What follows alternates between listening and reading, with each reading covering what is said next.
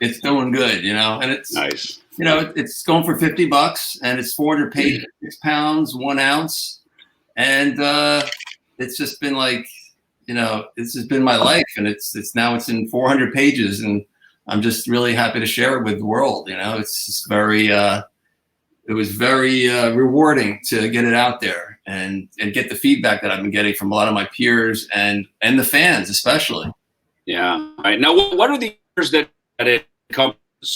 Is there a definite time span? Because I forgot. I mean, man, there's stuff in there. I'm like, dude, you took that. It is the decade that rocks a genre. I think it's pretty much the 80s. I know, and a little bit of the 70s, and but when is it only the 80s, or is it? I thought there was some stuff that started even in the late 70s. I mean, you've been taking pictures like I've been playing the bass for we're about the same age, I think. So for many years, Well, we grew up in the 70s, and I got my first camera when I was 13 years old, 12 years old, and I got it from mowing lawns for $5 a cut, and I took that camera and I started taking pictures of my family and my dog, and then I got bored, I put it down, and then concerts started coming around, and I brought my camera to concert and snuck it in, and I just got the bug, and I just so it started in like 74. Okay. When I shot Elton John at Madison Square Garden, and that's my first concert. So it starts out like not a big photo, just a small photo, and then it goes to 75 with an Eric Clapton photo, which is a huge, big right. Photo. Yeah, I remember that one. Yeah. And then all the concerts at the Garden, and like Aerosmith played in '76, and Peter Frampton, Led Zeppelin, Kiss, and so the first chapter is called The Early Years, and I talk about how I got to where I am in that chapter. So it's about 10 to 15 pages of that with Zeppelin and, Aerosmith, Ted Nugent, bands that, I shot a lot of different kinds of bands, and I kind of left them out. I shot like, the Grateful Dead and bands like that, because I wanted to shoot anything that I got access to. Right. And I just loved shooting, and it just took me to 1980, where I felt when I saw Van Halen in '79, this is the music. Right. And then I just took that and I just ran with it. Then Judas Priest, the Scorpions, AC/DC, and then I started working with Circus Magazine, and it just snowballed. In fact, your opening photo, I think, as soon as you open it, is of a Judas Priest concert, right? Isn't that the front and the back? Isn't it like a cool Priest? Yeah, pre-show. Yeah. It's a fan photo. I love the fans, So I'm always pretty gracious to photographers, because I know it's a tough business back in the day. Rolling Stone or Circus Magazine or Hit Parader would hire you to come out, shoot film, like at Megadeth shows, for instance, and you were there basically on assignment. Today, very different world. People come trying to just get into the business. I see sometimes that they'll take photos and they'll just put them all up on Facebook. Like the next day, I'm like, how are you ever going to make any money as a photographer? It's such a very different business. So, people ask me, how do you get into, playing professionally? So how do you get into the photography, like the concert photography business now? Like how do you do it now? Yeah, like now. Yeah. Obviously, you back in the day was very different. I would give them the same advice that someone never gave me, that I figured out on my own. Right. You just go to what you love, the music that you love.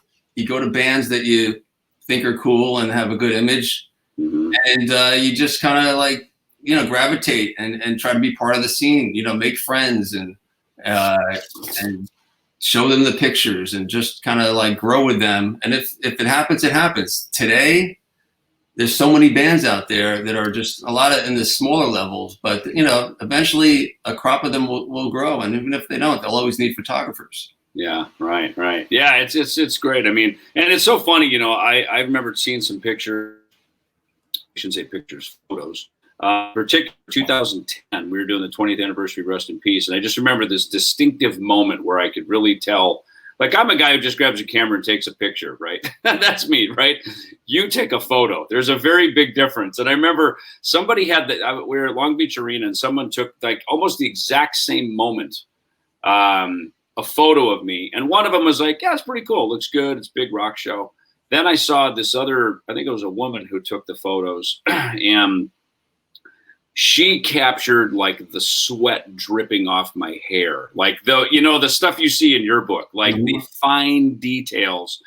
And that's the difference between being someone who is just a guitar player versus a real musician. There's that thing, and man, it's, my kudos to you, because you're such a big part of our business. You tell the story. I always say, even young bands that Tom and I work with at our record label, I said, photography and your imaging and all that stuff is so important, because there's the concert we play every night, which is to whatever, could be 100 people, 100,000 people. But that photo on the wall lives forever, and that's what your book is. That book took me back down memory lane, man. Like this, looking through that when I was flipping through it before I got on the plane and flew here to Nashville. It was a heavy book, so I couldn't bring it with me. Sorry. So I'll have to look at yours in the back. And Tom's popping some photos up here of the book. So it's just super, super great, man. I mean, it took me down memory lane. Some of those Guns N' Roses photos. I mean, even a couple of Megadeth photos you got in there. It's just like, I remember that. And I actually do kind of remember when and where that was. So I mean, you mean back then I was shooting so much. I was on the Rat Tour, the Motley, the Ozzy, I was just bouncing around all over the place. Yeah. And I didn't have a chance to stop and breathe. And I got the pictures in the magazines. I never really even ripped them out. I just stacked them. I never really had a portfolio because I was so busy, and I love seeing my photos in the magazines and showing it to the bands, but I never had like a organized, like what it is now, so it's, I know I did all these photographs and people know my work, but to see it in one place, they're kind of putting it all together. Like, oh, that's the guy that did that and that and that, it's like one person. So you could actually see how the decade, I feel like it's like a visual history of that decade. And you can see how it evolves, like the image, the look. Yeah. Bands kind of like, they changed too when, synthesizers came in or a little piano. So everything changed. Music changed, as you you experiment with things, I kind of I took I was known for gels and smoke and colors because I always like to, make it colorful. I just, I love the, T-Rex and Bowie, all the glam back in the 70s. I just and the bands that I shot love that music too. I mean, that's why we got along so well. Right. I just wanted to take that with my photography and just go a little more with it, just like everyone else. It was like one more, And it's interesting how just stylized it was too. And by the way, if you're just tuning in, Mark Wise Guy Weiss, this Osake New Stream is in his honor promoting his new book, The Decade That Rocked. It's coming out. The pre-order is up now. Tom will be putting a link up, I think, of where you can do the pre-order. Officially, it'll be in the bookstores or available for sure. I think on the 2nd. It comes out June 2nd. June 2nd. Pre-order. I mean, I don't know if bookstores are open now, but I know. Amazon, get it delivered. Right? You can pre-order it now on Amazon. Mark actually gave us some copies that are autographed up in our eBay store that I'll post the link to. And there's also a ton. Mark was kind enough to donate a ton of these beautiful archival prints of some of his photos in various sizes that you can buy on our eBay store that I'll post the link to in a second here. And they're just beautiful. A lot of the photos I just showed you are available as, beautiful archival frameable prints in our eBay store and honestly, usually they sell for what, Mark? Like anywhere from $300 to $1,200. I mean, it's and they're signed, they're archival museum prints, it's all going to your foundation, David. So it is, yeah. So thank you for that. By the way, everybody. So anybody that bids on anything on the eBay auction, that money goes to the David Olson Youth Music Foundation to continue our Schools Out program, where we're giving free music lessons to students 18 years and under all around the world. And again, the Grammy Music Education Coalition is we're partnered with them on that, and our friends at Cisco have done just a wonderful partnership with us as well. So yeah, man of the hour, Mark Weiss here. He's going to be hanging with us for the next 4. It started as 3 hours, now it became 4 hours, right? Because we're going to 11. We're going to 11. One more. And what's funny? I was thinking about it. I saw someone commented it over here in the chats too. Is that it's funny that a lot of the photos back in the 80s, the decade rock, like, actually really good. Rock stars look really good, which is amazing for some of our good show look in our photos. But it's a different day, when it was people. It was, you dressed to impress, man. It was a show. It was big rock. It was arena rock. It was a very different day. So it would be fun to kind of trip down through memory lane as Tom's put some of the photos up from your book. And the guests are coming on the show, man. A full on guest, just great tonight. So let's get some guests in here. Let's get the show on the road, man. Let's talk to Jacob Bunton. Yay, Jacob. Hey, Jacob, what's happening, buddy? What's going on, man? What's happening, man? Not a thing. Just another day at the office here in LA. So, Nice. Hey, Tom said you were on the Mega Cruise. I was. I've been a huge Megadeth fan my whole life. So nice. Thank you. Thank you. For sure. What were you doing on the cruise to fill everybody in, just so that everybody else knows? I literally just went to watch the bands, watch Nice. you guys, and ended up seeing the show with Tom singing. Yeah, which was really cool. Yeah. Always been a huge Overkill fan, Testament fan, so it was just awesome. And hung out with Mark a bunch. Nice. And Jacob, if everybody doesn't know, sings for Mick Mars and in his new solo band, and sang for Steven Adler and in his band. And so Jacob's been around the block, man. That's cool. Yeah, for sure. I've known Mark for a while. I've known Mark for probably 15 years or so. I played in a band called Lionum and met him in New Jersey. And I think the whole reason that I'm even on here is because I'm the guy that kind of twisted his arm to do this book in the first place. Thank you. Years ago. We hail you. Thank you for that. When I say it's this is like 7 years. Like I've known Jacob every year. I'd see him. And he's like, and I'd be doubtful at some point. I don't think I can do it. It's just too much stuff. I couldn't do it. And every year on the cruise, he would say, "Mark, you got to do it." He was my cheerleader every year, and it did help, Jacob. Really. Hey, I've always said everybody in this business needs a cheerleader, even some of the old dogs like us, Mark. Tom's my cheerleader. So come on, let's go. Let's get up and go. Let's go. So well, that's super cool. And so Mark's in New Jersey, by the way, Jersey boy. Yeah, the Jersey boy. Which put you in a cool location to shoot a lot of stuff. Obviously, John Bon Jovi, the cover of Slippery When Wet. He's kind of your neighbor right there in your little hood. When me and Tom, we did the tour for Sleeping Giants last year, our Ellison solo band. We actually went over to Mark's house, hung out right there, did a little photo shoot in your living room, and your office there is so cool, man. You were busting out, and you also own, if I can say this, you own Rock Scene magazine, right? The brand, the trademark. I think, right? And I've relaunched it. Yeah. Yeah, I mean, I wanted a place to put my photographs because there weren't any magazines, and I wanted to have control over a layout. I wanted to shoot a show, but I wanted to have a purpose for it. And really is, it's really hard to sell photographs of your favorite band or my favorite bands that are still, whether they're playing clubs, even arenas. There's no really outlet for it. So I just wanted an outlet.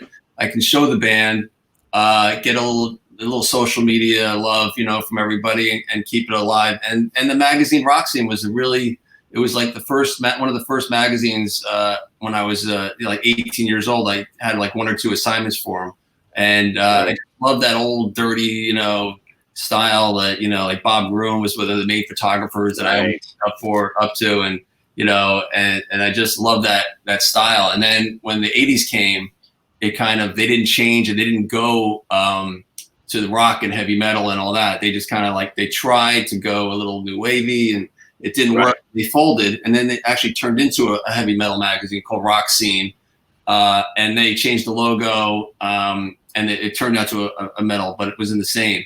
So really, I kind of pay homage to that era of the magazine, and just post things. And I also have there's an archive of all the issues that are on there as well. So it's just it doesn't cost anything. You just go there, and if you want to look at the magazines, you can do that, post it. What is the link for that, Tom? Do you have a link that you could post on that maybe at some point? Yeah, Rock Scene. So as a kid, it's rockscenemagazine.com, isn't it? Yeah, that's all it is. Yeah, cool. There's actually a cool interview of me and David up there too from last year when we were at Mark's house. And dude, you took it. So it's so funny. So growing up in the Midwest, right? I mean, the only way I had especially on a farm. I mean, I wasn't even in Minneapolis, like where there were cool radio stations and that. So the magazines were usually Hit Parader. I remember the first Hit Parader I got had Roger Daltrey on the cover. when Keith Moon was still alive, and then also Rock Scene. And Rock Scene, I know, was very much a New York, like always everything had a lot of Ramones, Blondie, Patti Smith, a lot of the kind of punk rock stuff that was going on at that time, the Dead Boys. I discovered them through Rock Scene magazine. And you're right. They always with CBGB's, Max's Kansas City. It was always that sort of flavor. Yeah, it was very like Ramones, Sex Pistols, Debbie Harry, Blondie, Talking Heads. They had some eclectic bands too. Right. Just a cool underground magazine. The Stones loved them. Queen was in it. Just a good, all around magazine. The Talking Heads, Iggy Pop, exactly, all that stuff. That was my beginnings too. And then when like I said, when I loved Aerosmith, and then when Van Halen came out and Judas Priest, and I kind of just gravitated to that as opposed to, I guess that kind of died out too a little bit. The only other one was Cream, and they used to just talk shit about everybody, and then it's one of those magazines like, as a kid growing up, and then, your band kind of starts taking off like Megadeth did. And then you get in those magazines like, oh shit, are they gonna like throw us under the bus now too? Because that's what they would always do, especially Cream, right? Wasn't that the magazine that did that? Yeah, they did the Boy Howdy. Yeah. Yes, the Boy Howdy. Yeah, satire, Yeah. So, but yeah, it was great. I mean, then again, Circus Magazine. I mean, that was the premier one, And I remember when our photos got into probably your photos, quite honestly, into Circus Magazine. I mean, it was just, that was the day you've arrived, that's like the call home to mom moment. It's like, hey mom, go to the grocery store in little tiny Jackson, Minnesota, and Megan, we're in that. We're in there this month. So yeah, how you were saying earlier, Dave, that some people take pictures and Mark actually takes photographs. It's like, it's such a huge thing. Right. I'll remember the band Lynam that I played in. We were on the first Motley Cruise, and Mark was on the Motley Cruise. And there was this huge announcement, that when you get off in Cozumel, make sure that you stay with cruise approved tours. Don't go off, don't go off the beaten path. It's really, really dangerous. And Mark said, hey man, when we get to Cozumel, we're going to go take some photos. And we're like, all right. So we get off the ship, and the first thing that he does is he just goes up to some random person in a random black van, and it's like, hey, can you take us to the Mayan ruins or the ruins or whatever? And we're all like going, Mark, is maybe we shouldn't do this, man. They were, nah, man, it'll be fine.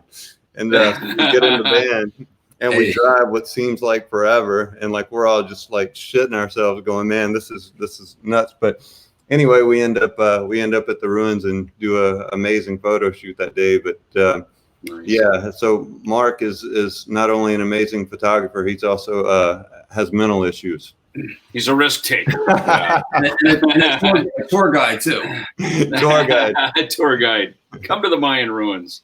Yeah, that's awesome. In all the best ways, man. But we just feel like whenever I meet someone, and I usually meet them because I to photograph them, and I just become friends. So it's like, I always look forward to like meeting, shooting new bands. Cause it's like, damn, I'm going to have 4 or 5 new friends now, and it's awesome. And I love like showing the pictures, and then they call me, and I call them back. I send them pictures. It's like, it's really fun. I love doing it. Yeah. Cool. And everybody keeps asking me what the status of the Mick Mars record is. Just so you know, it's all Mark's fault. He's been so busy promoting this book, he hasn't shown up to do our photos yet. So we're just waiting on him. Awesome. Well, hey, we're gonna get our buddy Mark Slaughter in here. Hey, look at that. What's up? How are you? What's happening, dude? Hey, man. Good day to be chatting. It is, man. You look good. You're like all freaking. You need a haircut. This quarantine, man. Like, come on. This is quarantine. This is what we do, Nice, man. That's nice. You guys doing all right? I'm down the street from you. Yeah, I've actually been here for about a week. We've been working on some Megadeth stuff this week. So well, cool. Great. Yeah. Get on your mask and come on down. Yes, I have my Megadeth mask here somewhere. Actually, I should probably bring it. I wore it on the airplane because they make you wear it on the airplane. There you go. That's awesome. I'm good. Yeah. That's awesome. So what have you been up to, buddy? We chatted. I guess it's been a month or 6 weeks ago since we chatted on a stream here. So what's been going on in your world, quarantine or otherwise, since we last talked? Just been writing, just playing here in the studio, get some stuff done at the farm that was needed, you know. Yeah. Seems like, you know, everybody's like, well, I always need to do this, so now's the time. So, you know, we cleaned up a lot of acreage here, bush hogged it, and did all that farming stuff. So it's all good. Nice. You know, it's so funny. I grew up on a farm, right? So we did all this stuff, and I was like, I can't get the farm, move to the city, go be a rock star, right? Like do the stuff we all do, right? And it's so funny because a lot of people who grew up in the city, they can't wait to get out and live on a farm. I'm like, if you only knew how much work it really is, right? It's a lot of work. Yeah. It's a lot of work. Yeah, it's a lot of work. I'm all about, I think I'm going to retire in a condo and let someone else do all the work. Yeah, well, nothing. You get somebody else to mow it. That's the key point, you know? Yeah, right. But it is nice down here. Tell you what, it's freaking hot out, man. Jeez, it's like, I mean, it's warm in Arizona where I'm from. It's like 115 degrees or something. You know, it's nice. It's nice to go outside and, you know, the big open spaces and open air. I mean, I the appeal to people. It's like people, rockers of our generation, either moved to Vegas, or they moved to. If you want to party, you go to Vegas. If you're a family guy, you move to Nashville. That's right. That's kind of how it is. Yeah. If you're a glutton for punishment, you move to Wisconsin. Yeah. I think there's like a total of, I think, one of you, right? Live in Wisconsin, right? Do you have, like, who else is up there by you, Tom? Hey, you know what? Let's see. Geez. Fill us in. I don't know. Dave McLean is buying a house up here, funny enough. So he's going to come. Yeah, some people are starting to. Well, look, Charlie's in Chicago, you know, and people are motivating this way, like the Midwest, man. Dude, you're a trendsetter. The Midwest Metal Mafia, baby. We're alive and well. Yeah. Trendsetter. Well, the crazy thing is they actually canceled the Wisconsin State Fair for the first time. I know. Unreal. Just crazy. Yeah. But look who just showed up, man. John Gallagher from Ravens here. Hey, there you go. Hi to him. What's up, gentlemen? How are you, buddy? What's going on, man? Good to be here. Good to be here, man. Hey, it was good. And lost in the wilds of Newcastle in England, the United Kingdom. Is that where you are right now? That's where I am. Nice. Awesome. How is it over there? It's lovely, man. It's 70-odd degrees, sunny. Can you believe it? Can you go outside? Can you do anything? Or is it you like locked down, or is life carrying on? They unstrap me and let me out of the doors every now and again. It's all right. Nice. Hey, you said some great photos. I get my gruel. In March, my gruel and I get my medication. We're allowed out with gatherings of up to 6 people now. Wonderful. Wow! Almost ready for a concert. Jeez. A couple more people, you can have a show. So yard work and then recording videos and sticking them up on Facebook. I've learned more bass in the last 2 months than I have in the last 2 years. Yeah.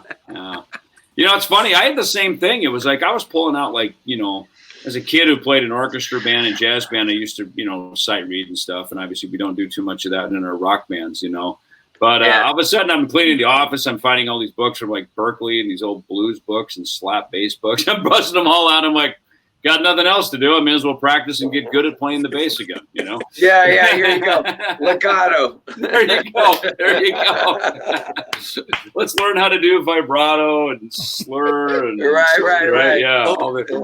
If you're wondering what Mark Slaughter is doing during the quarantine, he's mastering his legato. That's it. Nice. Yeah, mastering it. That's it. Nice. So Mark, Mark, if you get caught doing legato, outside, you might get arrested. Hey, guess what I found, John? Guess what I found? I found video footage from the photo shoot from the album cover we did.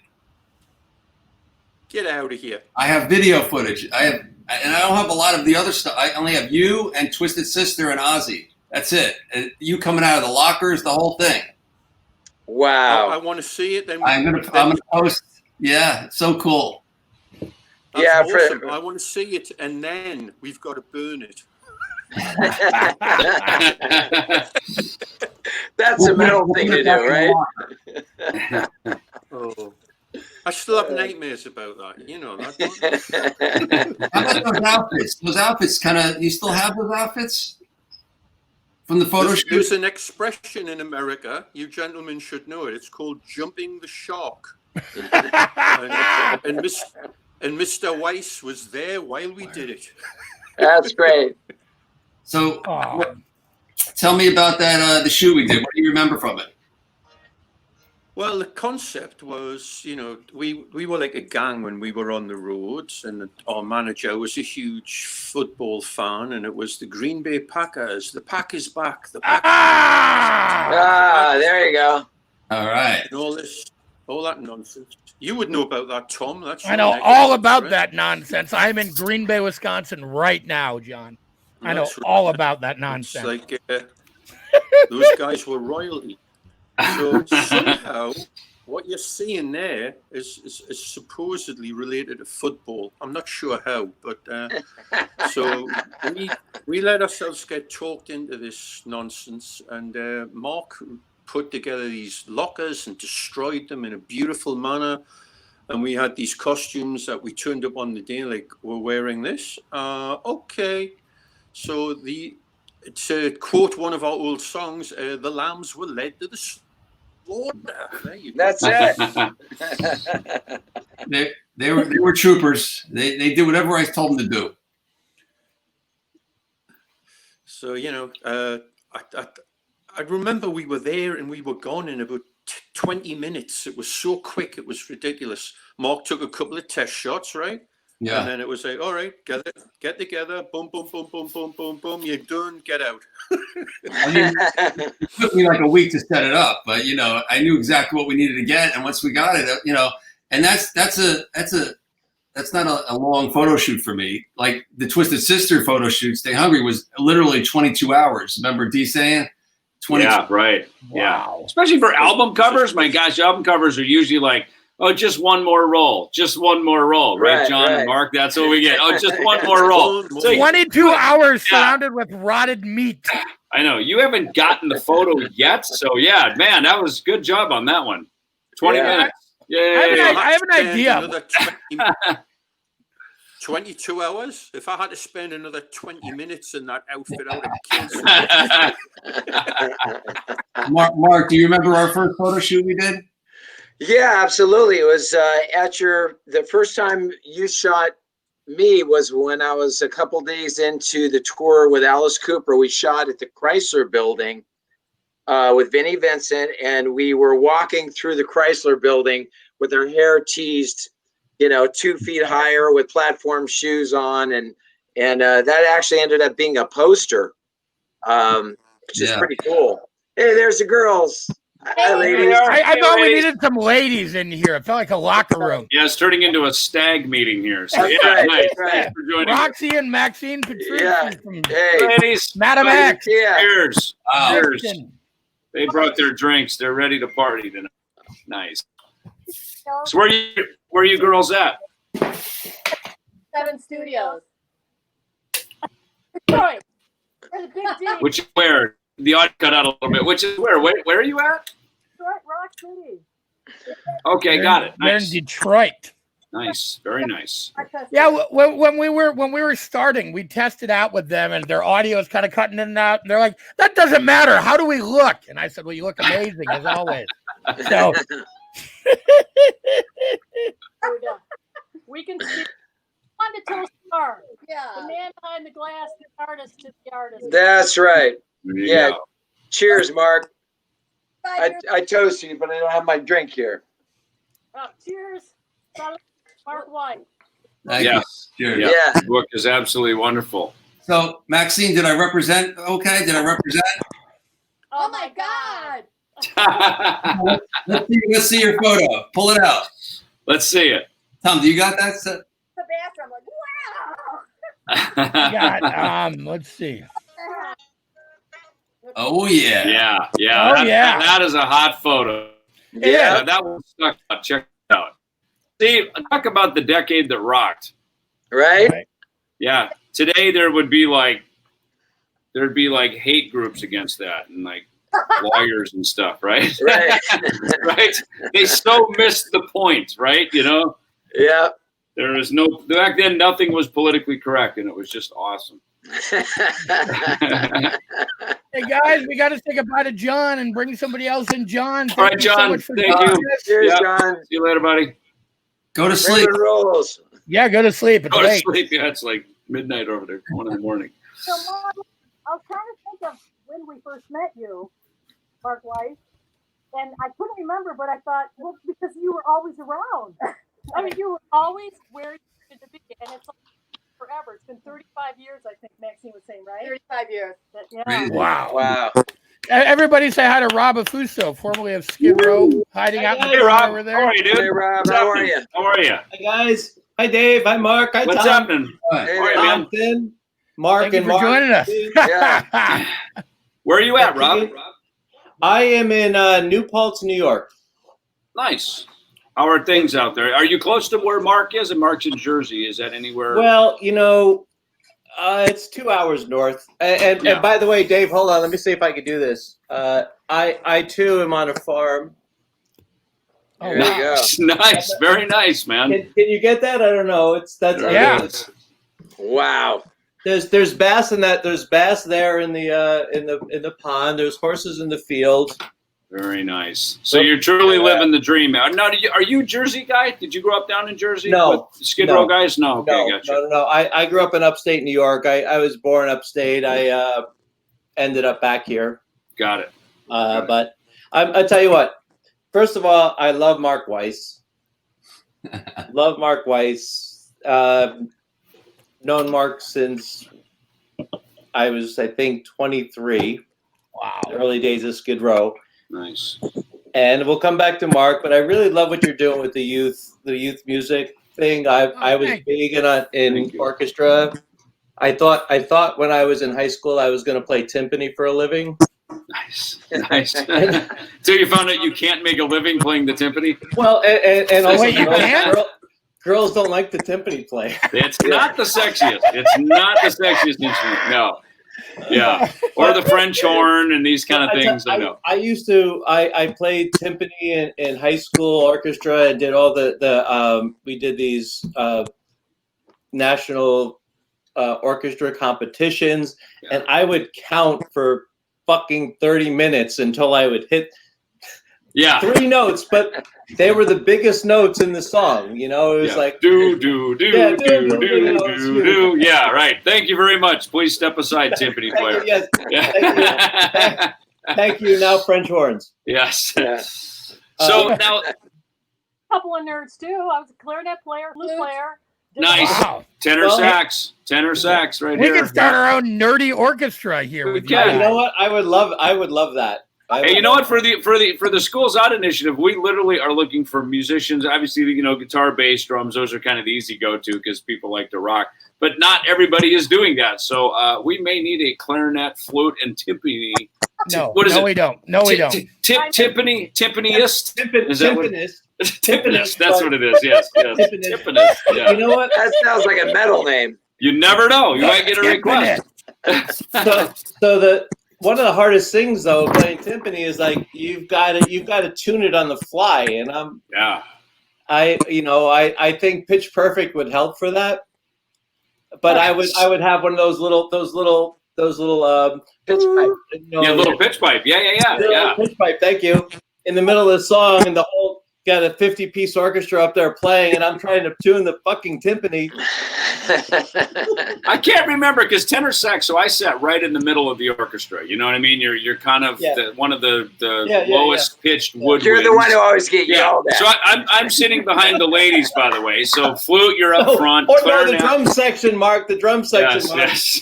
Yeah, And I can't tell if I could remember if I could tell if the timpani was out of tune. I guess that was the word of the point is like I know it did, you know, and I remember playing in jazz band and like the vibe, you know, the vibe players, like that was it was like a whole other scene, right? The vibe, and because that technically fell under percussion even though it had a pitch, right? Yes, of course, right. Well, because it as actually, you know, even a piano is percussion because Right. you hit Yeah. That's, people don't know that. That's actually a percussion instrument.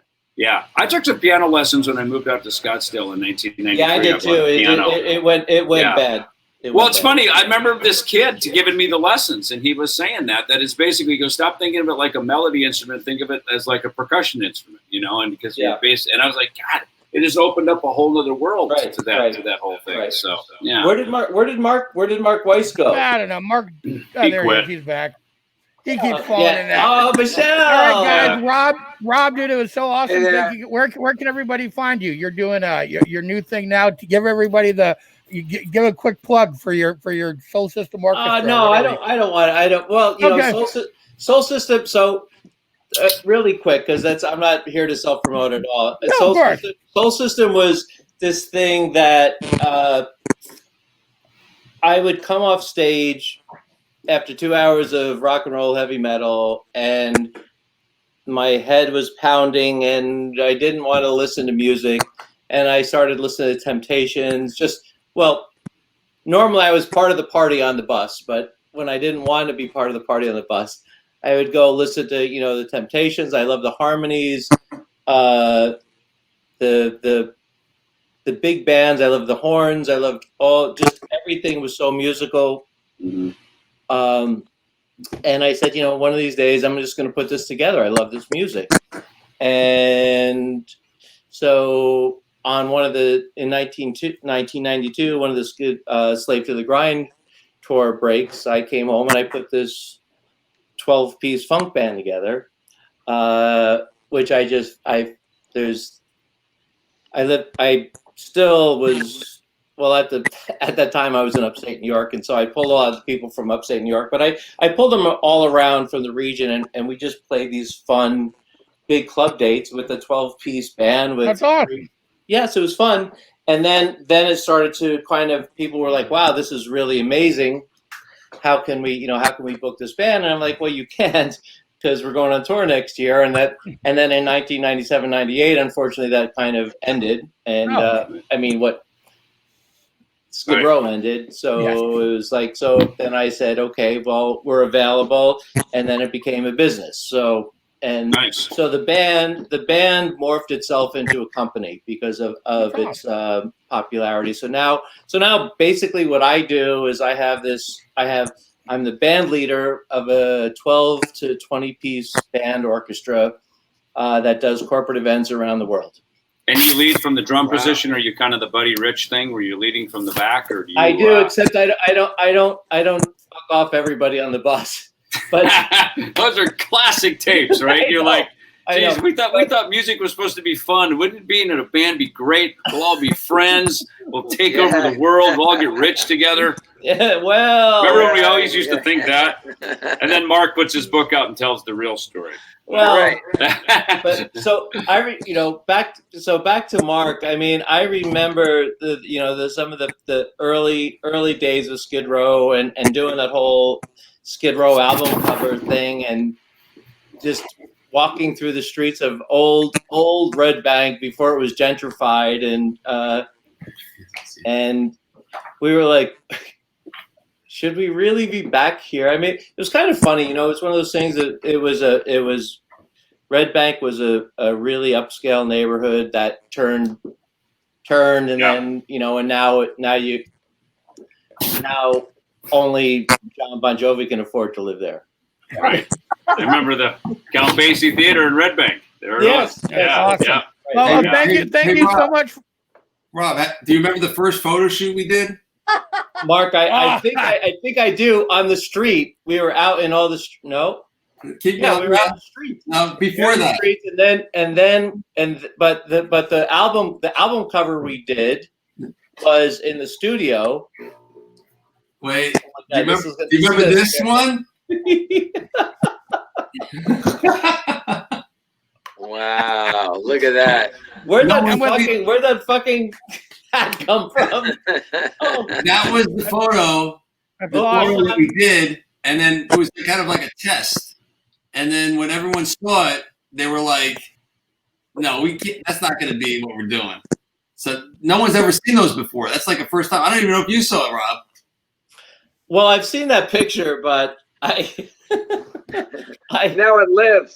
I'm not sure I wanted the rest of the world to see that, but never Now mind. they all Never have. mind in your book, dude. Big hair ruled. Remember that? That's right. Hair ruled.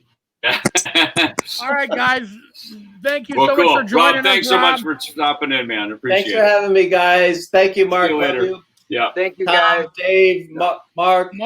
Mark Thank Slaughter. you. Yes, Take it- See you Awesome, later, Mark. buddy. Thanks for Thank you, joining us, Thank you for Mark. joining us. Love you guys. Cheers. We love you Thanks for too. coming in. Thank See you you later. so much. Be a part of my history.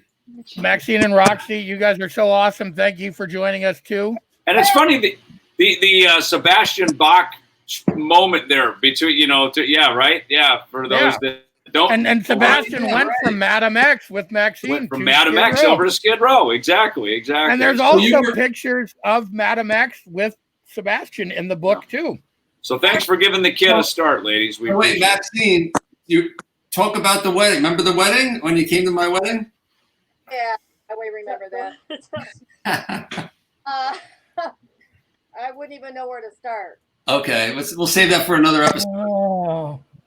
If you remembered the wedding, you weren't there, right? There she is. She's in there. Oh, yes. That is a great photo, man. That is a very cool photo in there. I'm glad you put that in there. Yeah, Zach. That's when Zach used to look like a girl. Well, really like biker dude. I remember him when he was like that. So we toured like 18. Well, Vixen did. We opened up, and Zach was playing guitar.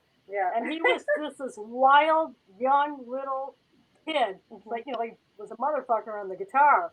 Mm-hmm. I saw him, 20 years later. I was like, what? Who's this?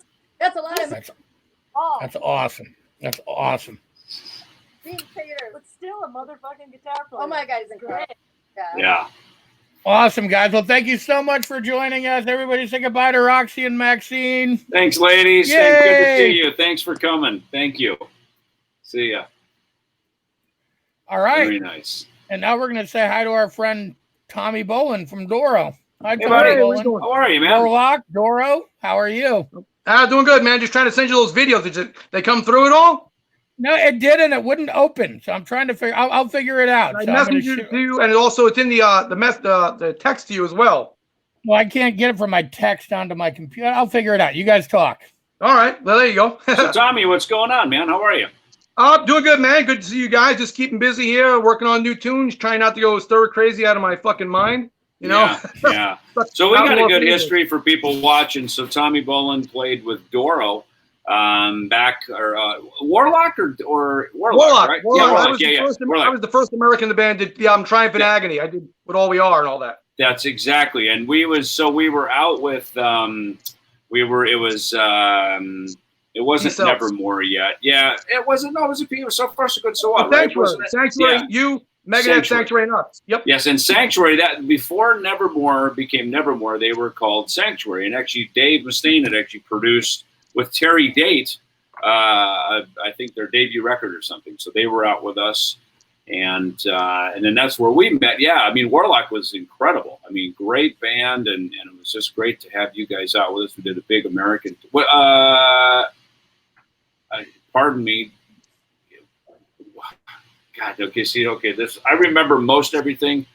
Now I just had a brain fart. Were we in, or did we tour in America? I don't know. Or Let's ask- did we let's tour in ask America? Doro, we need some help. Doro, come on in. Did we tour in Europe, or was it in the United States? It was America. It was Okay. a big America tour. So awesome. right. And, oh, God, I remember it well. And huge places. And It was great. Thank God somebody has a good memory around here. Hey, so we got to rock Doro on the Mega Cruise. It was awesome. You joined us on the Kiss Jam, and that was so cool. I got to sing "God Gave Rock and Roll" to you from Bill and Ted's Bogus Journey with Doro. Yeah. One of the greatest moments of my life. Everybody, and then I could sing my favorite song, the Megadeth song, "To the Moon," with this cover band. But it was actually pretty good. Yes. So good. You know, we did a show recently. I was actually doing a bass story, which is my solo kind of clinic clinic platform, sort of a spoken word thing, over in where were we? We were in Europe, and you guys were playing right next door, I think, right after my show or something. Was it in Germany? No, it was in Strasbourg. It was Strasbourg. Yes, you're right. Yep, your band came over. It was great to see everybody, and then that's right, you guys were playing. Yeah. Small world, man. Small world. Unbelievable. And yeah, I just want to say congratulations, Mark. And, wow, the book is awesome. And yeah, I'm so happy to be in it. And man, great memories, great times. That's a really cool book, man. It's very cool. Now, Yeah, Mark, did you shoot, was that the album cover for Doro that you shot? Was that what the photo that's in there? The album cover was an illustration. I thought so. Yes, I thought so. I did the photos for the promotion and the other Got it. posters and all that. Yep. Yeah. That's the Kiss of Death. That was the Kiss of Death. Right. Because Yeah, the integration of the graphics, which were, like you say, they were illustrations, not photos, that into the actual photos was like seamless, right? I mean, right? Totally. It's like And there's like Doro as like an animation, and here she is as a real person, and they're like the same. It was really well done, man. I still love that stuff. I still love all the magic stuff. And yeah, he was doing like a whole set, like trees and wood. And it was so cool. And the fans loved it. They loved that poster as well. But the same, like they loved the album cover. And yeah, and we did lots of great photo sessions. And Mark did one of my videos, Rare Diamonds. I don't know if you remember that, Mark. You were doing. I don't know, you had a partner, and we did a great video too. I mean, once I like, that's the first time I met Doro, and it's like, we worked hard. It was a long, she told me her vision, what she wanted, and then she walked into my studio, and I got a full moon for her. Yes. I think it was a surprise. She wanted a wolf, and she wanted, so I just created this environment in my studio in New York City, right across from the Empire State Building, as it just posed. And she walked in, and she just looked around like this. I'm like, well, we got to take photos now, and then we got to town, and she was great. She took direction, fantastic. And I got some great images. And then from then on, again, it's another friend I made. Awesome. And I think that photo made every cover in all over the world, in England, America, Germany, all over Europe, South America. So yeah, that was one of the best ones. And my book, I mean, I took thousands, tens of thousands, hundreds of thousands of photographs in the 80s. And to make a book that was only supposed to be 298 pages, to pick the photos from that, it's kind of hard. And now I actually designed a book that was 600 pages, and they said, no, you got to cut some down. And we cut it to 400 pages. So I got an extra 120 pages out of it.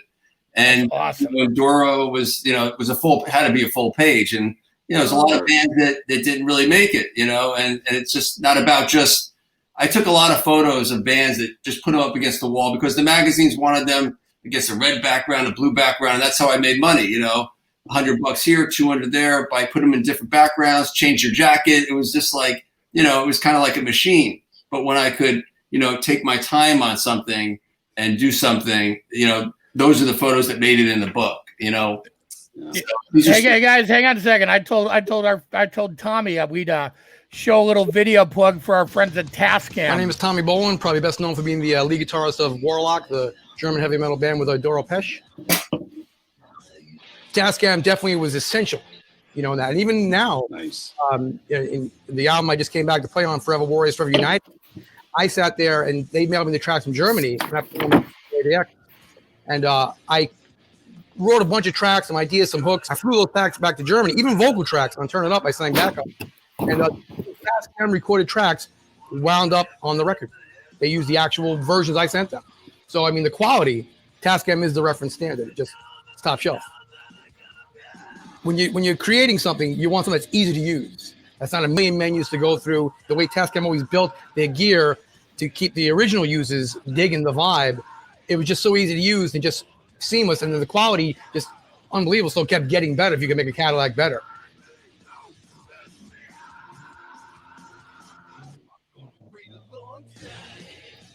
Anyway, we love Tascam. Tommy loves Tascam, so they've always been very good to us. That's actually me singing in the background. That's my voice screaming my ass off. Hey, Wilson, you know what's funny? Sounds great, Tommy. When we got our first advance from Peace Cells, I remember we bought like a little Tascam, like a little 4-track, and I was the only one who took the time to learn how to use it. Yeah. And I was just, I love that thing. I wrote riffs for So Far So Good. So That's one of how I that did thing with, was with great. Triumph and Agony. I had the Porter Studio. I'd take the cassettes home. I'd work on ideas and bring it back. And then next thing you know, just, I mean, I still have those cassettes. You know, it was a great piece of gear. Yeah. Hey, and another cool guy, Tommy Hendrickson, who was in the band back then, right? It now plays with Alice Cooper, with the Hollywood Vampires. And so it was great to see. I saw him in Europe a couple years ago. We got invited over to the birthday party for Johnny Depp over in Copenhagen. So it was nice just to sit and get caught up. And I was thinking, God, where do I know you from? And he brought, I mean, I knew him obviously from Alice's band, but I said, there's some from, and he brought it up. He goes, remember I used to play in Doro's band? And I go, oh my God, that's right. I mean, talk about a little trip down memory lane, you know? So it's great to reconnect with him again. Totally. And Tommy, you have something else. Oh, sorry. Hey, Tommy, you had another. Did you get the video for the Morley pedal? I was going to just say, when I was on the Monsters of Rock cruise this past February, and I saw Tommy up there, and I saw him hanging around backstage, and he's like, you know, can you get some pictures of me? You know, I'm going to be playing with Doro. And I honestly didn't know anything about him. You know, I just thought, all right, yeah, cool. You know, he told me his history. I'm like, all right, he's got to be good. And then when he went up on, and he's just this really low key guy in the background. And then when he went on stage, I was like, because like he just went crazy. I just couldn't believe it. He was just like such a showman. I couldn't stop taking pictures of him. I still got to get you those pictures. Did I send I them? appreciate that. Thank you, man. I appreciate that. Yeah, I just when I get up there, just the energy with Doro is magnetic, and I just work myself into a full lather and just lose my fucking mind. So it works out. I can't believe that, like, you didn't hit her. I mean, you came this close like so many times. You must have some kind of language or something. We do. There's that. I can feel the energy. I mean, she usually gets on my shoulders. So I care every night on the Triumph and Agony tour. She'd be on my shoulders every night, and just the chemistry. Yeah, there you go. Right? There it is. There's really quick, talk about the Morley pedal, and then we gotta get out of here. But this is the new. This will be in Doro's merch shop in about a month. Morley made a custom circuit. If I can get this, there you go. The Morley Wah-Wah with the Triumph and Agony logo on it. And that's a custom shop circuit for a limited time. This will be in about a month. It'll be in Doro's merch shop by Morley. Really kick-ass pedal. Morley's wearing the shirt. Shameless plug right there. It's a great pedal, and it promotes Triumph and Agony because it's the anniversary. There's a cool video for that. I'll post it on our socials or something later. Unfortunately, we don't have time to show it. But thank you guys so much for joining us. Thank you. Awesome. See you guys. Yeah. I'll talk to you, Mark, everybody. Cool. Bye. See you later. Take care. See you later. See you later. Hey, Tom. Thank you, Dora. Yes. Bye, Doro. If you would put up the. I love you guys. Love you too. Put up our eBay link if you would, and maybe our I foundation have. I've link. been posting it all. Have you? Good. Yep. So anyway, all right. Just tuning in, Mark Weiss. We're celebrating his book, The Decade That Rocked, his new photo book, available June 2nd. Pre-orders are up now. And he's we put this stream together to promote his book, and so many of the guests that are in the book are coming on the show here tonight. So super good stuff. Part of the David Ellison Youth Music Foundation. Tom's got the links, EllisonYouthMusicFoundation.org. And anyway, brought to you also by the Grammy Music Education Coalition and Cisco. Yeah. So let's bring in some more of our friends, man. JJ French from Twisted Sister. Hey, JJ, how are you, buddy? Whoa. Is this a no hair band thing? I don't understand. It's okay. What happened? What happened? Yeah. Well, no, you guys don't know. Me and Joe Satriani were separated at birth. You guys I like the look. You don't know that, do you?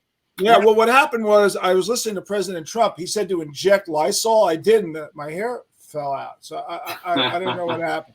But anyway, Mark, I just want to tell you, we go back a long, long time. We go back 35. I need ibuprofen even to come up with the amount of years ago that we but you and Ross Halfin defined the bands. you know, Ross in Europe, you here in the US, right? So Ross kind of started it off. If people who don't know, this isn't to promote a Ross Halfin book, but there's famous photographers. Yeah. And Ross is big over there and got us in the rock magazines there. And Mark kind of took the torch here and ran with it. And basically Mark's eyes defined the band's image, for better or worse. And I say for better or worse because it's controversial. You know, what happened with the band was enormous and yet kind of backfired in a way. And that was our own doing. But Mark's eye caught some iconic images that became permanently ensconced in people's heads. And what's really interesting is that when the band came back in 2001, because of the benefit that we did for the New York Steel, when the band decided to return in 2003, we had no idea that the world knew or cared about us, and the world did know in ways that we never understood. And Mark is partially responsible for that because of the image that the band had. So all of a sudden, we come back, and for 14 years, we headlined the largest festivals in the world, and largely because of the images that were defined by Mark. So it was a double-edged sword, but it turned out at the end to be great. And like Mark, I have a book coming out too. I mean, you know, it's interesting. We have years in this business, guys like you and me. We have years, and so I have a book, and it's about reinvention, and we all have to reinvent ourselves, especially at this time of crisis with COVID-19. When we all emerge from it, it's going to be a different world. And this year, the thing about this book that's so amazing is we don't have the luxury of seeing these bands this year, right? We don't have the luxury of seeing the bands that are in this book. But the fact is the 80s was destroyed by the critics as being a terrible music decade. But you want to know something?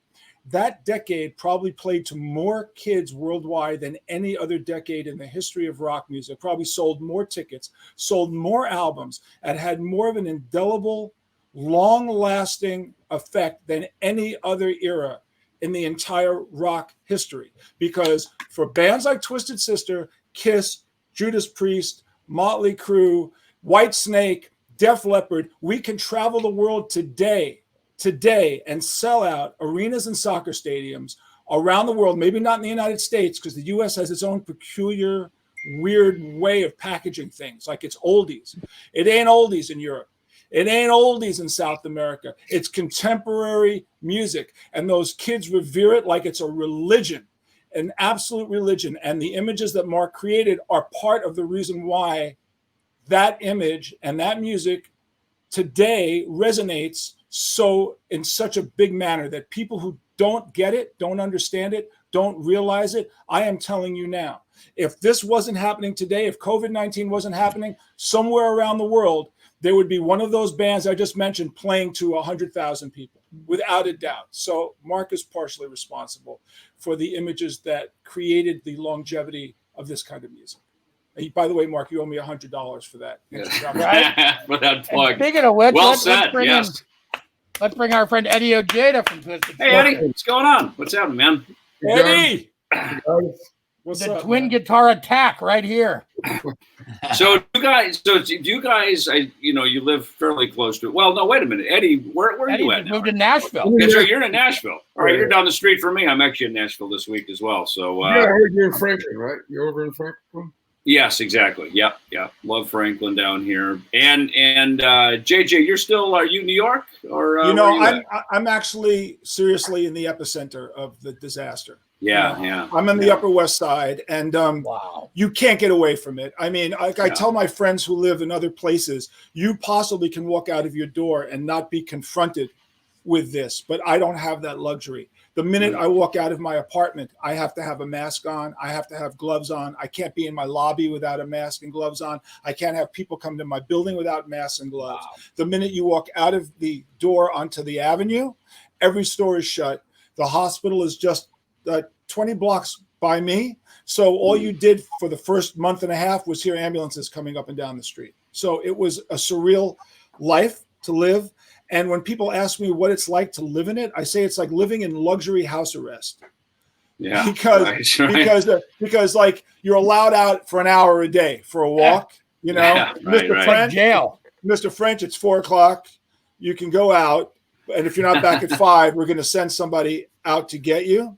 Yeah, so right. it's and Eddie's in Nashville. Eddie and I have spoken about this. It's not quite the same where Eddie is. It's not at all. It's not at all. Yeah. In fact, I flew here on Saturday. I came over here a week ago, and wore my mask, my little Megadeth mask, which I don't know if it did any good, but I wore it. And the plane was about 40% full, which wasn't bad. I live in Phoenix, Scottsdale, and it's kind of the same as it is here. And living out in the suburbs where you're out, there's not a lot of people. Kind of like it is here, Eddie. There's not a lot of people around. You're spread out. You're socially distanced anyway. And unless you're downtown, downtown is where it's but we're in the burbs. Yeah, on the burbs. Yeah, exactly. You can go out riding a bike, and I know largely unaffected by it. Unlike where you are, JJ. So it's a very.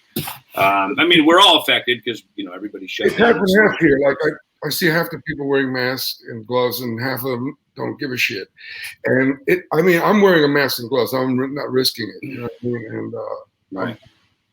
You Yeah. So you're in. It's interesting. So obviously in the thrash genre of the Big Four, Slayer retired. You guys did your big trip around the world a couple years ago, and interesting the timing of that for you guys. To have done that big run. In the history of Twisted, it's interesting. First of all, let me just acknowledge, for those who don't know, Eddie Ojeda and I, 50 years ago this month, were in George Washington High School. That's where we met. Nice. In George Washington High School 50 years ago. Great with the dates. So 50 years ago, and Eddie was about to graduate I dropped out. I graduated. You didn't. Yeah, I dropped out in May of 1970. Eddie stayed and graduated. But Eddie and I were high school buddies, and we had a band, and we did one performance. It was called Powder.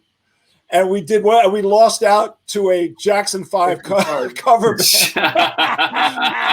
It was a high school.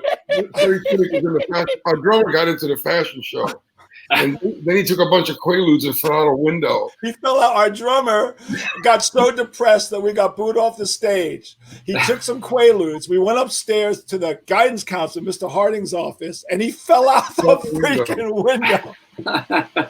I mean, folks, and nobody got hurt. Okay, he didn't get hurt, but he did fall. So from that to arenas, stadiums, and festivals around the world, you two have been mighty blessed. I must say. You know what? We have been blessed. When the band broke up in '75, and I was debating whether to put it back together again, and I called Eddie and I said, "You want to give it a shot?" Because Eddie came in a couple of years after the band started, and he said, "Sure, we'll give it a shot." And I found some photos from that show that we did at Popeye Spinach Factory in Brooklyn. Oh, God. And Eddie sang Some Kind of Wonderful, and I sang some Kink songs because I sing songs by bands with terrible lead singers. Nice. Because God Kinks are good. God created Bob Dylan so I could do cover material. But Eddie's got a great voice. So Eddie would sing like the Dave Mason, the more soulful stuff, and I sang whatever shit that Lou Reed wrote, because you can always tell somebody does a bad Lou Reed song when they sing on key. That's how you know they're a bad Lou Reed guy. So can we talk about the movie for a second, man? Let me tell you, I've watched the This Is Twisted fucking Sister movie like 100 times, man. I bought it on Vudu. I've literally watched it 100 times. It's incredible, man. I mean, really, I didn't know the history of the band and how deep it went. And you guys talking about this kind of brought that up. Twisted Sister started like in the 70s, man. You guys were a band for a long time, killing it before Stay Hungry or You Can't, before any of the success. It's really kind of crazy. Yeah, we were a 70s band that made it in the 80s. That's how I looked at it. Because Eddie, you and I spoke about this. We were a 70s bar band that learned how to be great in the bars, It was, it was good. It was a lot of great experience. I mean, all those live shows really get you ready for anything. And we had done before the band was signed. Because I go back 2 years earlier. Don't forget, hey Eddie, we did 6 shows a night. We did 5 shows a night, 6 nights a week for years. So we did thousands of shows, thousands. But now that Eddie Trunk is here, I can now say this, okay? Because this is you asked about the festivals and about the timing that Twisted had about stopping performing.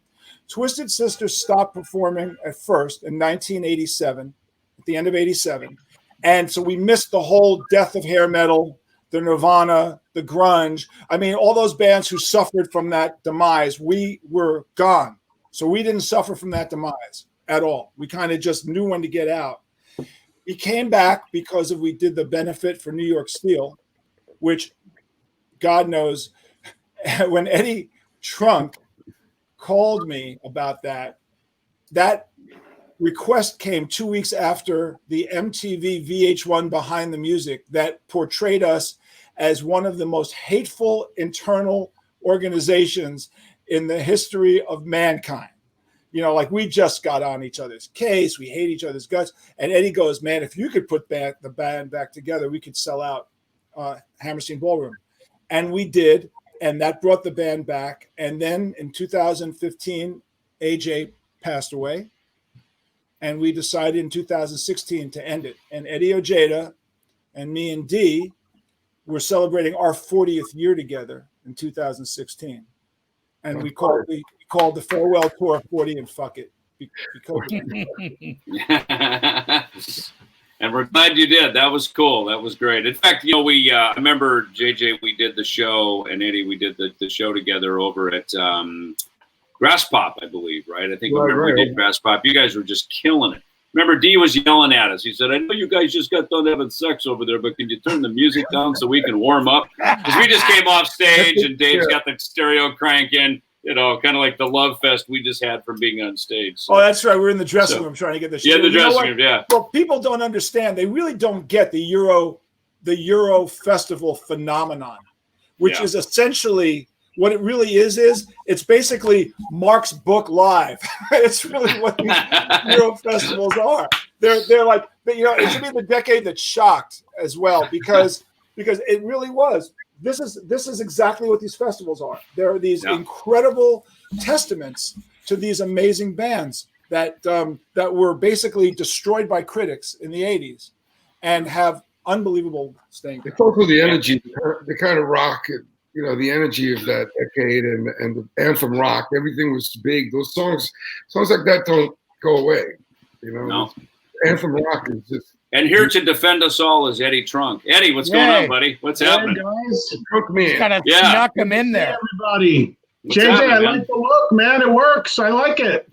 Thank you. Well, I may be pulling that off soon myself if things keep going the way they're going for me. I don't have to worry about that. Well, you see, people say to me, you know, why'd you change your look? And I said, well, you know, in 64, I had a Beatle cut. And in 69, I looked like the Grateful Dead. And in 72, I looked like David Bowie, and I guess I've been listening to Pitbull lately, and it's been having a really terrible effect on me. Yeah. Let me say this real quick about Twisted Sister. With all our history, which you touched on a little bit a second ago, JJ, the thing that I'll say though is that I said this on my radio show a bunch recently.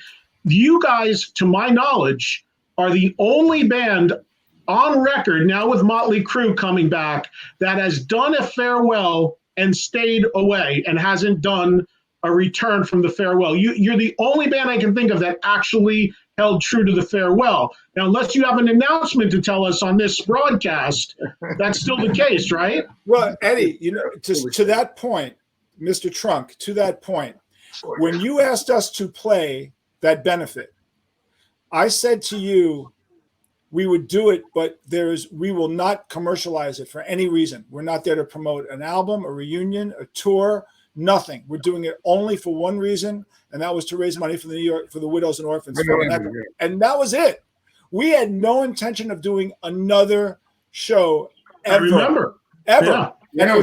And it was 2 years. It took 2 years for the promoters to go banging on doors. Now, we have gone on record in the past, and I have gone on record when the band stopped in 87. I'll never do it again. We'll never play again. People say to me, it's bullshit. Everybody reunites. I remember one day walking across Grand Central Station, and this is back around 1995, and some guy comes up to me and goes, hey, fucking JJ, hey, man, when you guys getting back together again? I said, no, we're not getting back together. Oh, bullshit, man.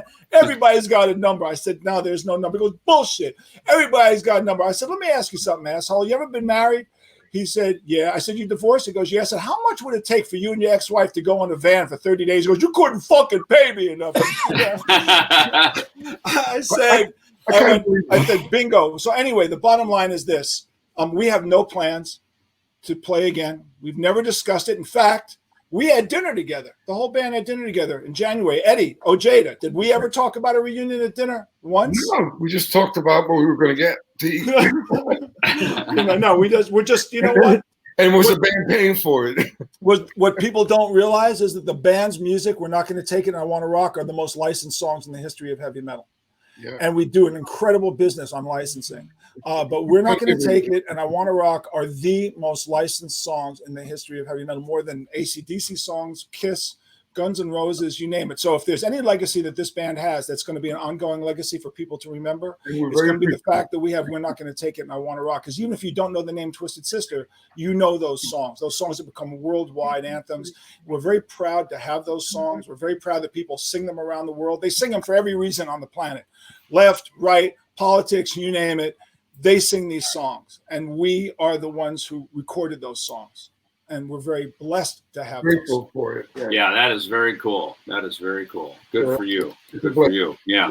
Well, Mark, I want to say on the record, congratulations. The book is amazing. I know how long you worked on this. I know how long this took to get together. And I'll tell you what. I have a friend of mine. I tested him to make sure he was COVID free before I let him in the house. But I'm at the Jersey Shore right now. And I just showed him the book, and he was blown away by it, and also couldn't believe the price the book is. Me either. How much you get, which is incredible. You may know this guy. I let him in my house. Oh, you let that guy in? Come on. Come on. 2/3 of the act is back. Talk about putting the band back together. And I called Florentine, but he's actually doing stand-up comedy at a drive-in movie theater right now in Atlantic City. Wow. Did you check Jameson for any other communicable infections? Well, I can't vouch for that. That's a whole other kettle of fish. What I find on my bed sheets is what I'm really worried about. Exactly. He's staying I over. want to show Jersey strength for Mark, and again, congrats. And Eddie, I'm going to sit on your lap later, and you'll read this to me. Yeah, we're going to tell bedtime stories. Can we live stream that, please? Can I ask Mark Weiss? I want to ask Mark Weiss a question, okay? Because Mark hasn't had a chance. You're just sitting here soaking in all the love. But Mark, when you first met Twisted, what was your tell us the story of how you first met Twisted? Well, you want to really know the story? It's actually on page I think like 72 in 1980. There's a photo of White Tiger in there. It's one of the first heavy metal bands that I shot. They were big on the circuit. You guys and Twisted and White Tiger. And Neil, the singer, said he was trying to I just started working with Circus Magazine, and he kind of wanted to show me off a little bit. So he's like, Twisted's playing the Fountain Casino, and he wants to, do you want to come down and meet the guys and maybe shoot him or something? I'm like, all right, whatever, So I go there. He brings me backstage. You guys are almost getting ready to go on stage. And I know from later on, when I started working with you, you don't go near the band when they're just getting ready to go on stage. So here's Neil, this cool looking dude, with spandex, the whole deal. And he brings me backstage and he introduces me to everyone. Now, I don't think any of these guys even remember me because they were zoning into their thing like they always do before the show. But because it was a club, I could go anywhere. And Neil brought me there. So Neil played the club too. So the security guard just let him in, without passes. So they were looking at me this is Mark Weiss. He works for Circus Magazine. I don't give a crap. He goes, well, and I'm like, I felt like this little kid, all right, let's go, Neil. And then we left. And then I kind of hung out in the back and watched the show. And then during, I think it was the Stones song. It's Only Rock and Roll, but I like it. Yeah. It's Only Rock and Roll. And during that song, the spotlight comes out, and all of a sudden, me and Neil are hanging out and not trying to be cool, just having a good time, But I'm not the kind of guy that goes like this, I like to observe. I'm an observer, and that's why I like to have my camera because I feel like I can do something and not have to do that, So it's my tool to be who I am. And D still picked on you. D picked me out of the crowd, and he's like, "What's with this guy?" He's like, and I felt like 2 feet tall. Did he call you an asshole though? Did he say that? Did he say those words?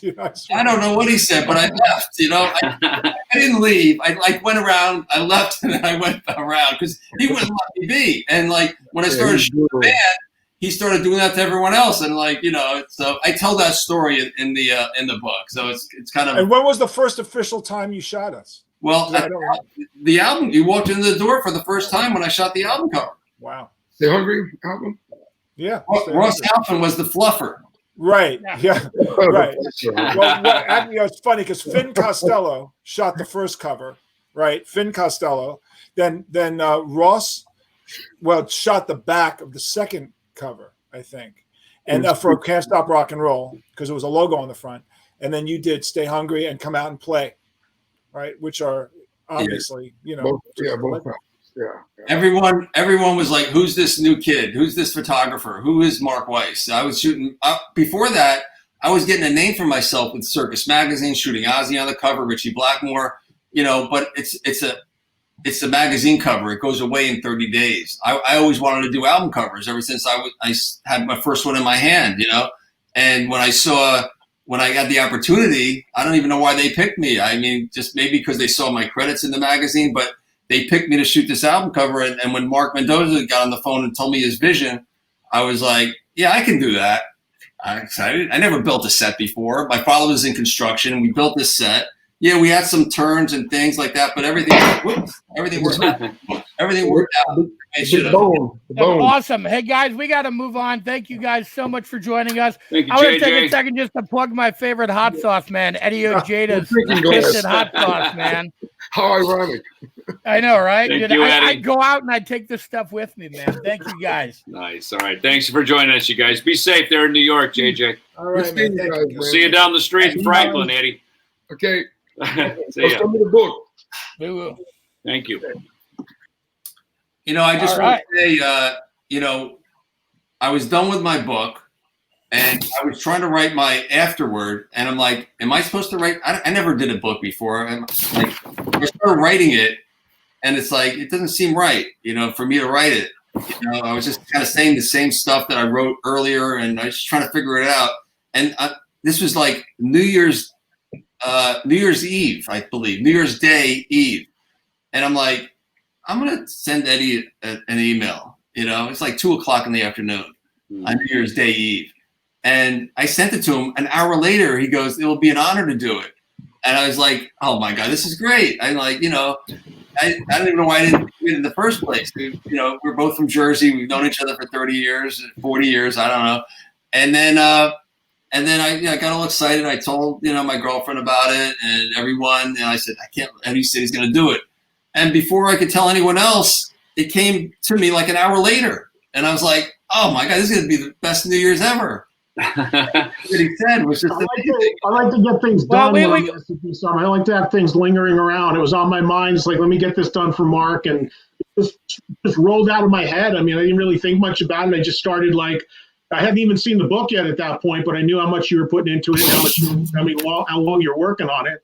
And I was just like, well, let me just talk about my history with Mark because both of us being from New Jersey, I mean, I literally think it's probably close to 40 years, certainly when I first met you. And then, of course, maybe like 35 years that I really got to know you. And then when I was at Megaforce, with Anthrax and Overkill, and we would shoot and then but as I talked about in the book, what I wrote in the afterwards of the book is very true because I was, I'm a little younger than Mark and I would go to, because we're from the same area, I would go to all the same shows, all the rock shows, Meadowlands Arena, Garden, wherever we were. And it was always, to me, I'd always see this guy, because Mark always looked cool and he looked like he could have been in a band. And I would always see him walking through the orchestra pit, going to the photo pit. And that almost became a sign to me as a kid that the headliner was about to go on because you knew it. At that point, I knew he was a photographer. I would see him shooting shows. And I figure, okay, he's probably shot the band backstage. Now they're about to go on, so he's walking to the pit. Because, you never know if you're getting a beer or you're in the bathroom when the headliner's actually going to hit and the lights are going to go. So, seeing Mark's head walking up to the photo pit or towards the stage was always a signal to me. The house lights are going to go any second. Hey, guys, say hi to Eric Bloom from Blue Oyster Cult. Hey there, Eric. How are you, my friend? How are you, buddy? Hey, can you hear me? Yeah. Can you hear me okay? Yeah, we can hear you good. Where are you at?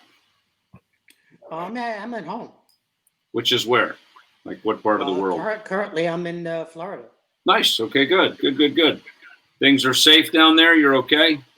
Yes, everything's fine. Everything's good. Good. Mostly the East Coast contingent here on this Osage News stream. You know, most of the year I live in Long Island. Yeah. Nice. So what's Blue Oyster Cult up to right now? Well, I'm sorry I missed the Twisted guys because we're all buddies. Yeah, it was good having those guys on. Yeah, we had D on about a month ago when we did one of these, and it was great to. There you are. Look at that. I love that photo. That is a killer photo. When was that photo taken in Mark's book? I think about 1980 or 81. No, 1980. 80. Yeah. Black and Blue tour. Black and Blue. We were. Let me take this out so I can hear myself talk. We were playing Madison Square Garden, I think, and Mark said, "Why don't you get on the bike and go?" It was one of the ramps leading up to the stage, I think. And Mark took that picture on my bike, which I used to ride on stage. So that was fun.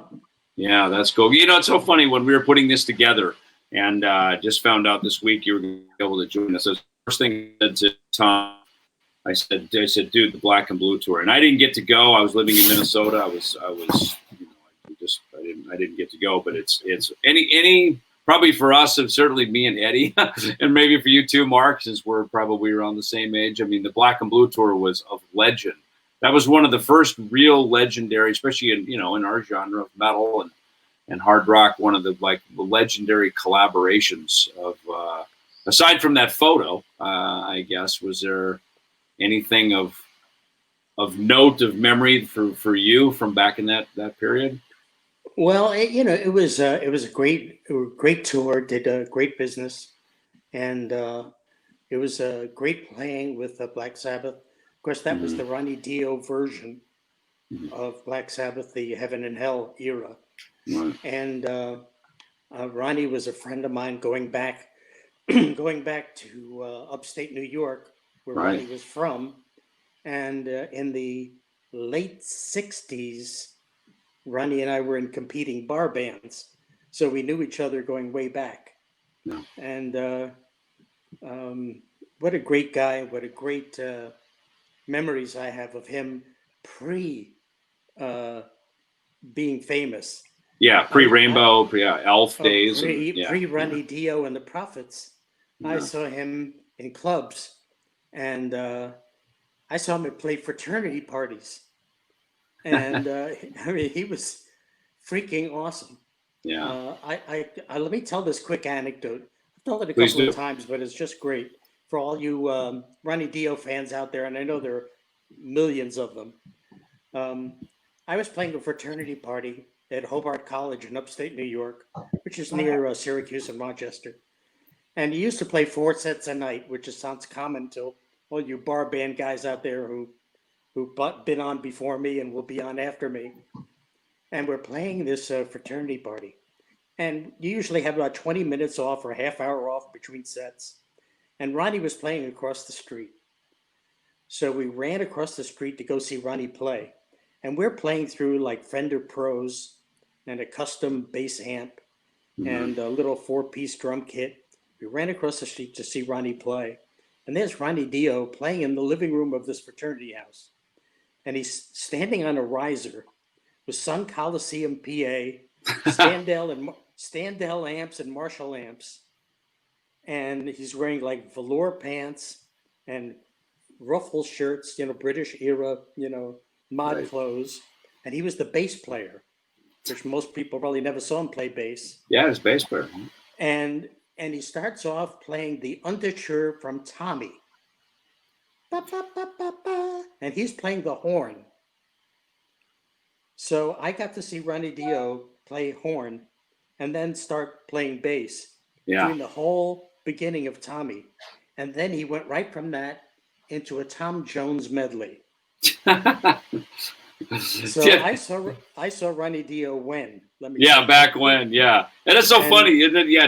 Ronnie always about the presentation, right? You know, it's funny. Somebody just mentioned Soft White Underbelly, so that was or is maybe still the sort of pseudonym that Blue Oyster Cult. You would do it, I guess, for warm-up shows. Is that why? Well, I mean, I joined the band in 1969. Okay. So that was the name when I joined.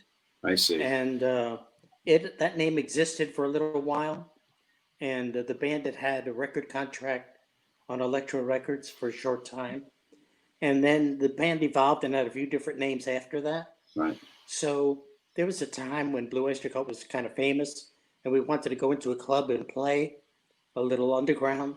So Right. we used that name to go play a few shows. Well, we took a nod from that in Megadeth, and we borrowed that, and you are of legend in our camp. So we have a mascot named Vic Rattlehead, and so we go under the pseudonym of Vic and the Rattleheads. Played St. Vitus.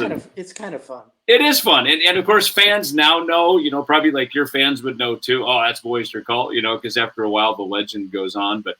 Especially, I remember back in the early '90s, we would do stuff like that. We'd play, clubs, and we played a club in, I guess, the Cat House, and did a little MTV show and stuff like that. And it is fun. So just thank you for that. That was that's like a legendary showbiz trick now that we have borrowed from you. So thank you. We owe it all to Blue Oyster Cult. Thank you, Eric, so much for joining us. We got to say goodbye to Eric And thank you to Mark for going back and being my friend for about 40 years, and for this book, which looks great, and for taking some great pictures of all of us and documenting all our history, and for being my buddy all these years too.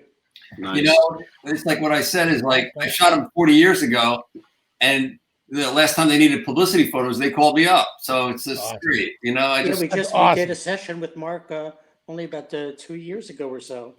So the other bands are talking about taking a break and then being asked to start again.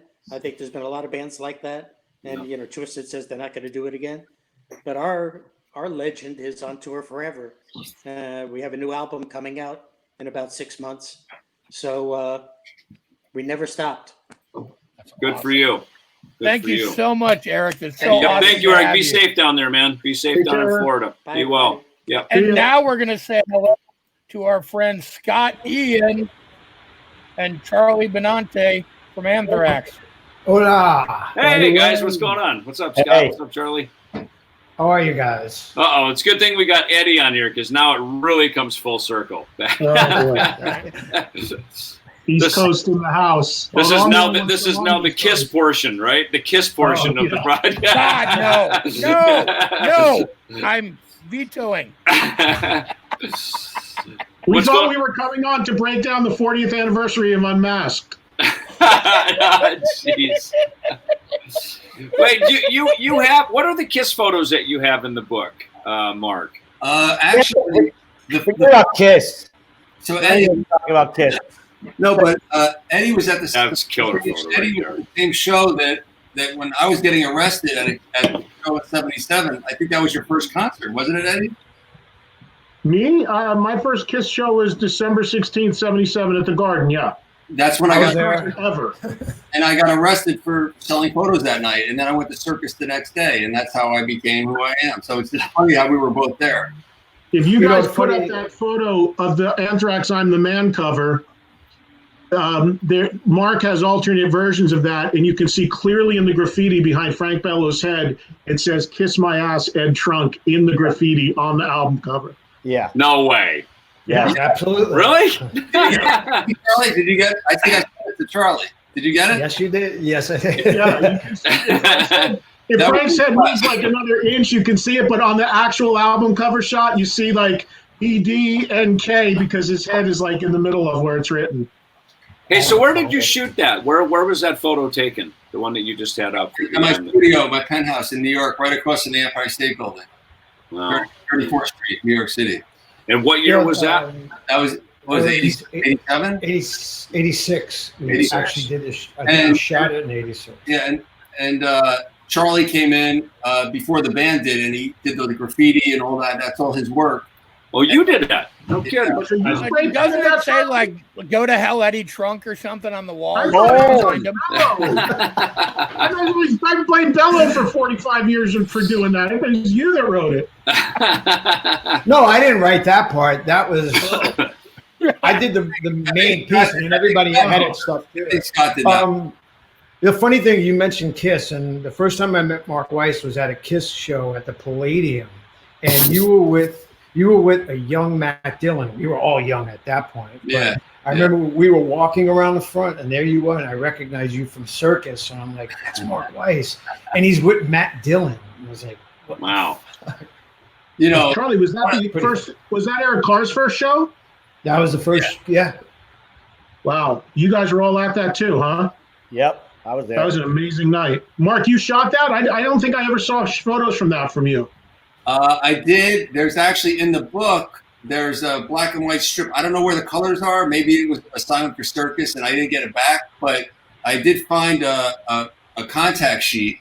And in the book, I believe there's a strip in the chapter. In every beginning of the chapter, I have little photos in there, so I put it in there. So there's a photo of Eric actually standing up, but I don't have like full set. I mean, I shot it, but I don't have them. You know, unfortunately.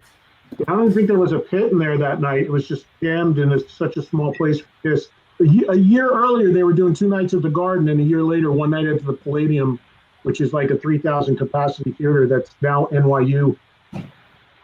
Yeah, man.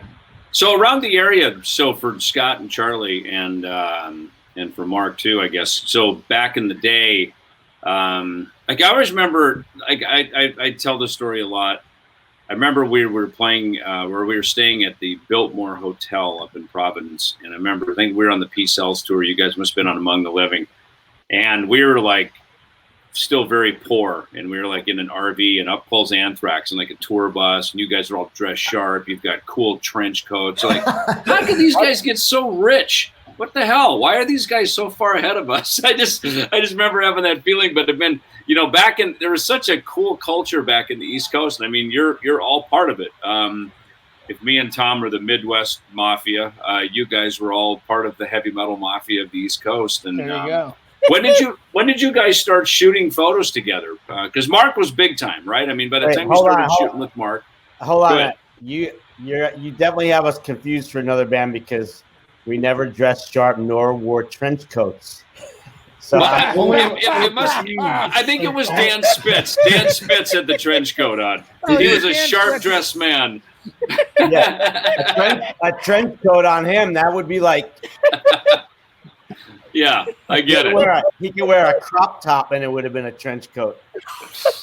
I just remember he had a tour bus and trench coats. I'm like, these guys are rich. Like, God, these guys are really just killing it right now, you know? So, no, you guys, I mean, what was the first? What was these money, Dave? Yeah, exactly.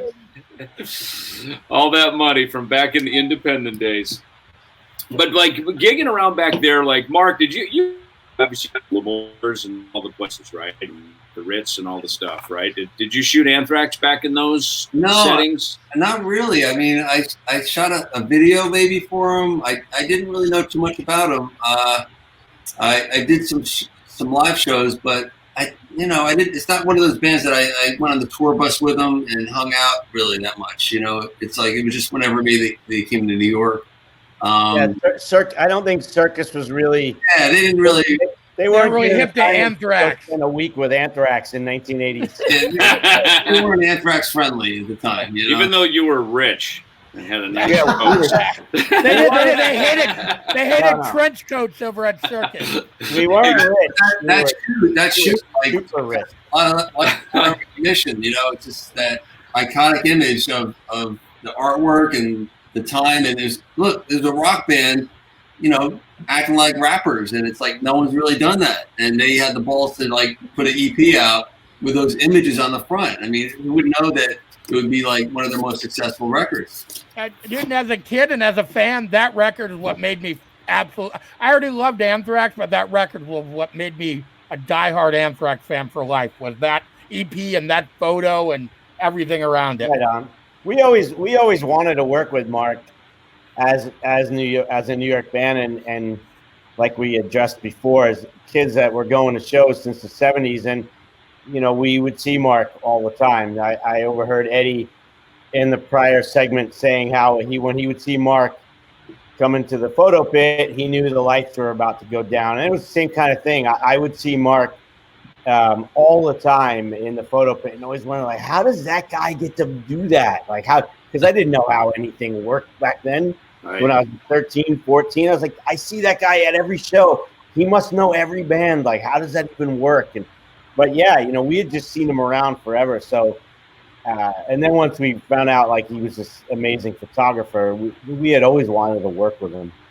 I remember getting the call about doing the I'm the Man cover, and the idea we had was exactly how you see it.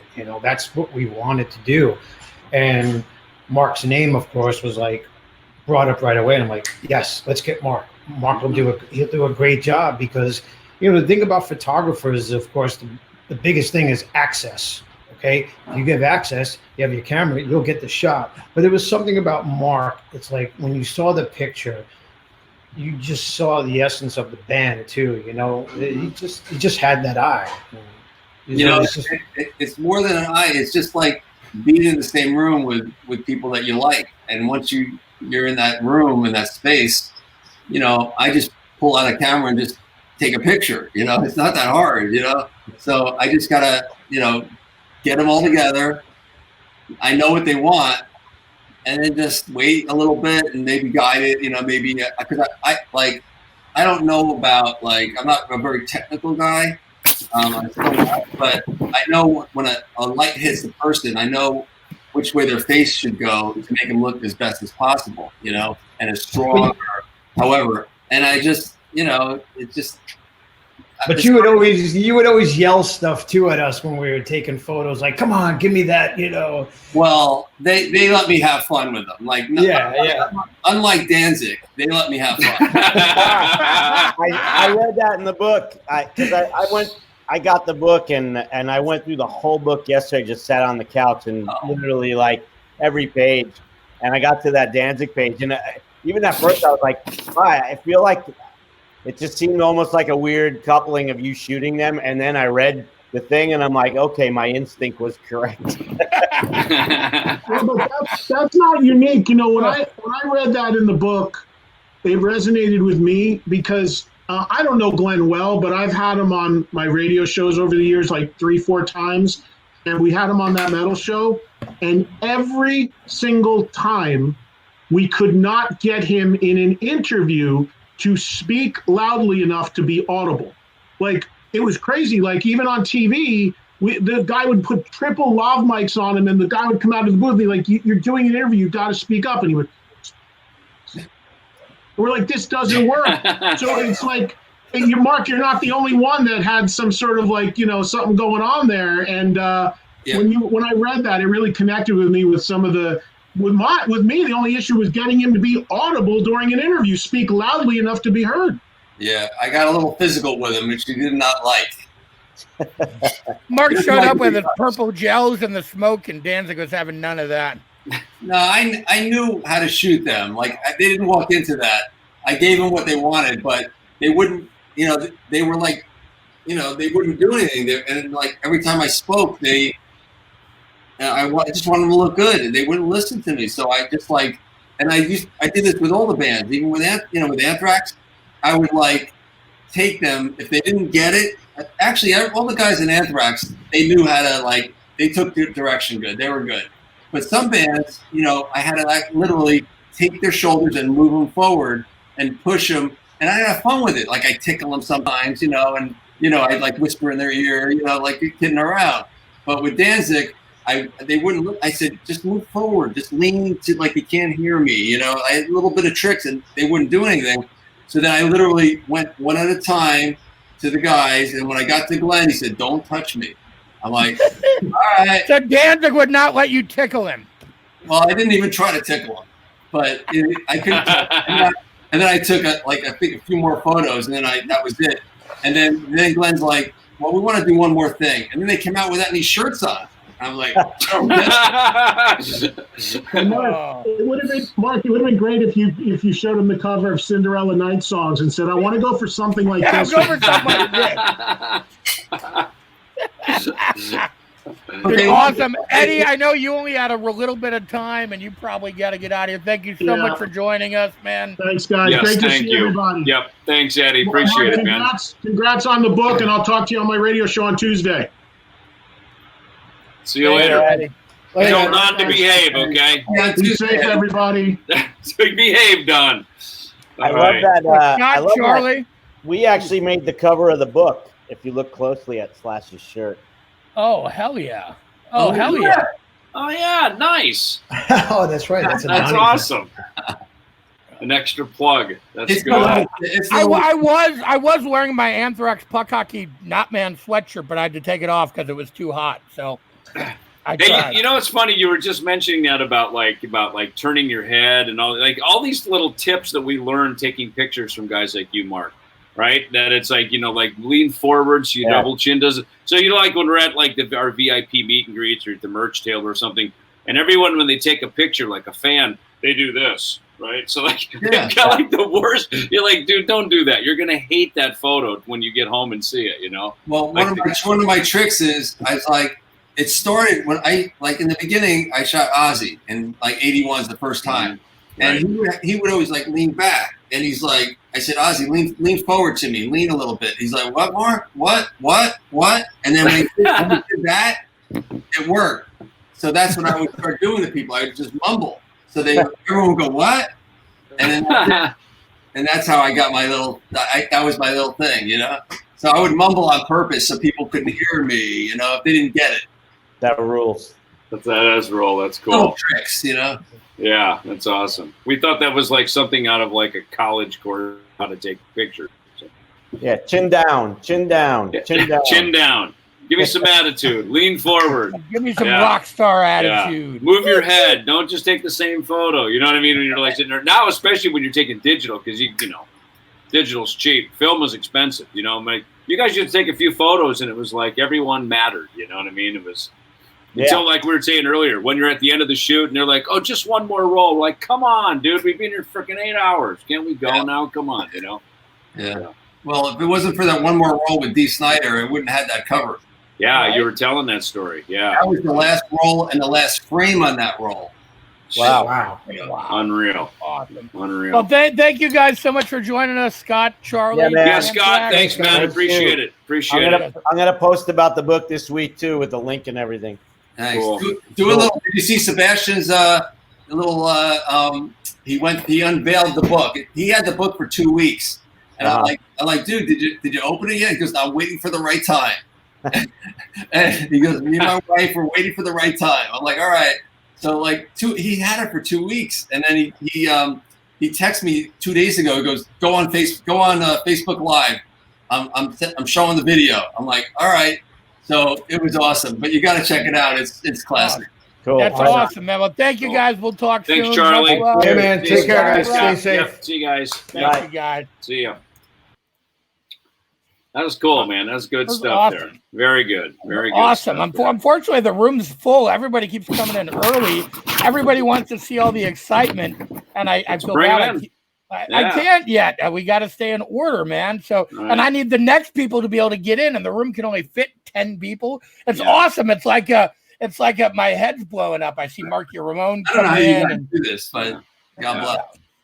Fortunately, Yeah, you're a well-liked man, and you've done well by everybody. So this is Right? a good. This is like having a roast, only no one's talking shit about you. It's like I know, everyone's right? all good. Well, we got Stick Zaninya here from Steel Panther. Hey, buddy, what's going on? How And are I'm you sure guys? Michael How are Starr is you? probably trying to get in, and he can't because He's trying, dude. He's been texting me. He's like, dude, I just cracked open my mom's computer. I don't know how to work it. So he's trying to get in.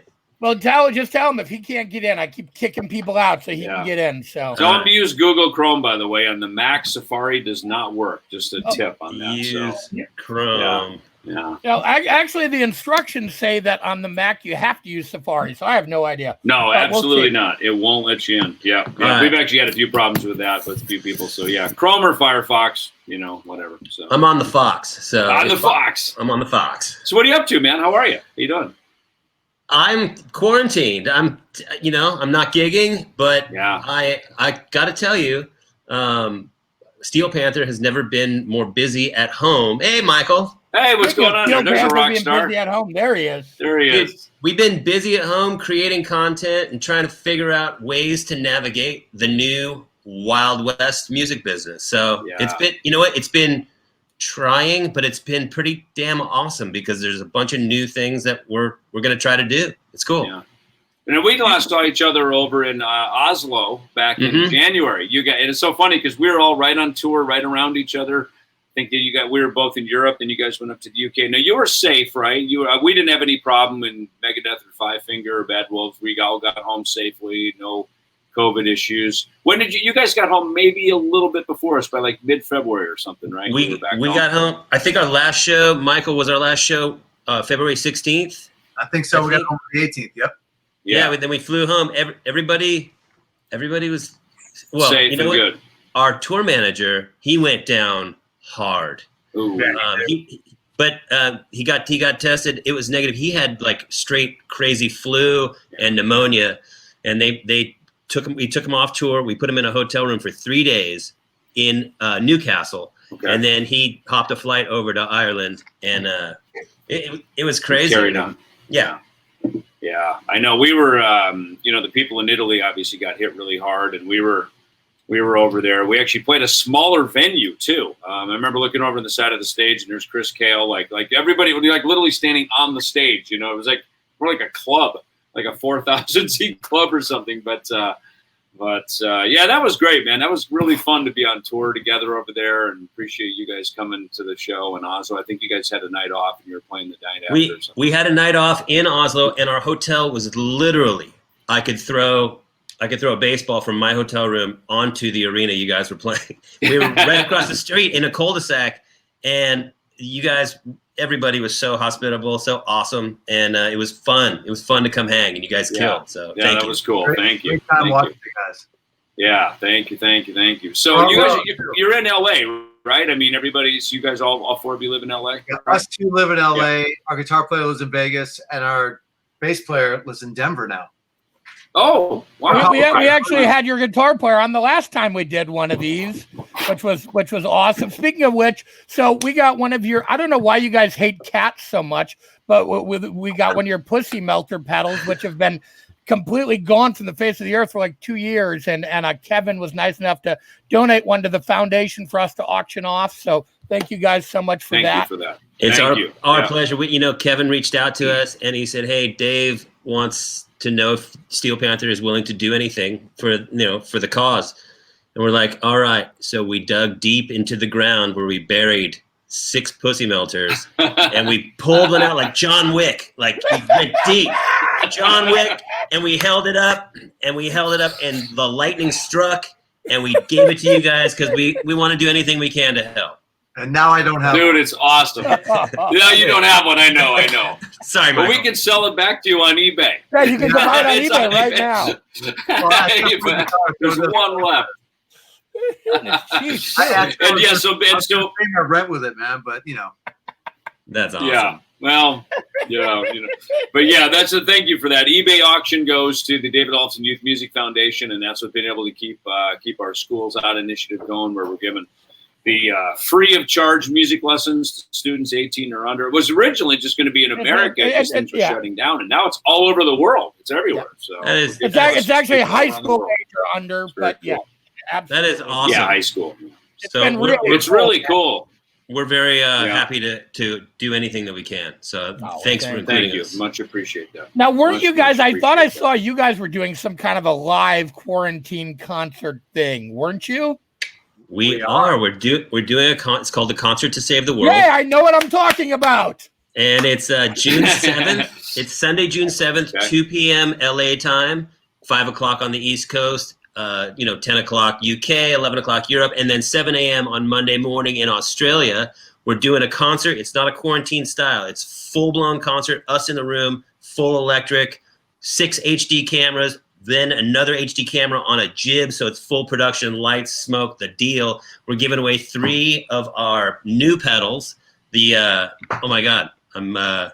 Butthole burner. The butthole burner, and we're gonna give away a ton of shit. There's like a chat thing. People can put up their pictures of what they're wearing while they're or what they're not wearing during our show, and we're gonna try to make it as inclusive for the people watching. So it's not just you in your living room watching your TV or your computer. You're gonna be able to interact with everybody during the show and the band. So hopefully, if it goes off right, I think it could be a new way to do live streams until we can get back out on the road.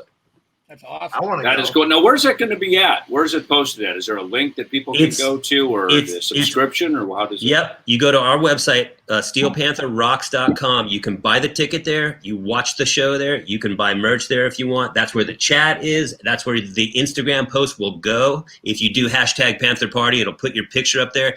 And so that's the cool thing about this is the technology we built makes it an all under one roof solution. So you don't have to click this and that and this and that. You just go to one site, steelpantherrocks.com. You can do it all right there. And that's going to be, if it goes off, like technologically speaking, it's going to be awesome. Yeah. And it's only 15 Dude, bucks. you guys, I think you guys, only 15 bucks, is cheaper than a show. Like third of the price of a show. I think you guys are probably the first band to have figured that out. We are. Because obviously I think all of us, you for sure are. I mean, it's funny, you get these Live Nation emails and obviously you think, wow, there's all these big Metallica, da-da-da, and then they're sort of like these sort of, kind of web check-ins and, and I think obviously the big boys like Live Nation, they're trying to figure out how to do it. And you guys, I think, nailed it. I mean, that is really, really incredible, man. Good job for that. Thank you. It was interesting because we got a call from our booking agent, and they called us, and they go, how the fuck are you guys doing this? Like, their tech people over there they couldn't understand how we built it. And what we have done essentially is we pulled together some different technologies and kind of created this all-in-one solution. And it really will be a test that when it goes, then there's some larger conversations to have about giving bands access to do this from their sites and have it be much easier for fans. Instead of giving it away and having these third-party companies take all this money to host your stuff, it's gonna keep it the power in the band's hands, and that's important for us. Well, can we just pay you to do all of them for all of us? Then you guys can make all the money. Fine with that. You're good. Nice. I'm fine with that. The entrepreneurial new way of the music business. You have to be. You do.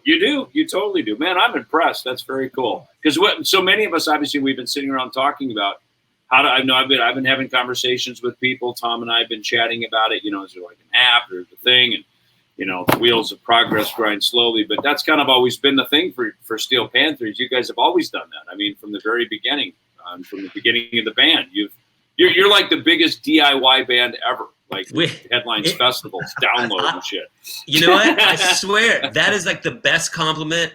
I feel like we truly are the most, like, we are so DIY. We are the record company. We're the merch company. We're, we do it all. Obviously we have a booking agent because that's a whole world I don't understand. Right. But we do it ourselves, and that's the exciting thing is we can make a decision and we can pivot and just we can execute fast instead of being tied to a big company where there might be definite benefits, but all that stuff runs slow. So if you have a big merch deal with Bravado or Live Nation and a pandemic hits, they're so big, it's hard for them to make decisions and execute different game plans. And so there's pluses and minuses to being DIY, but certainly in this scenario we're all in, it's beneficial for us. Super cool, man. Congratulations. Good for you. That is super cool. That's awesome, man. Well, look, if you guys want to hang out for a minute, we got man, people keep disappearing on me. I had Bobby Blitz in here waiting, and I guess he doesn't want to talk to us now. He disappeared.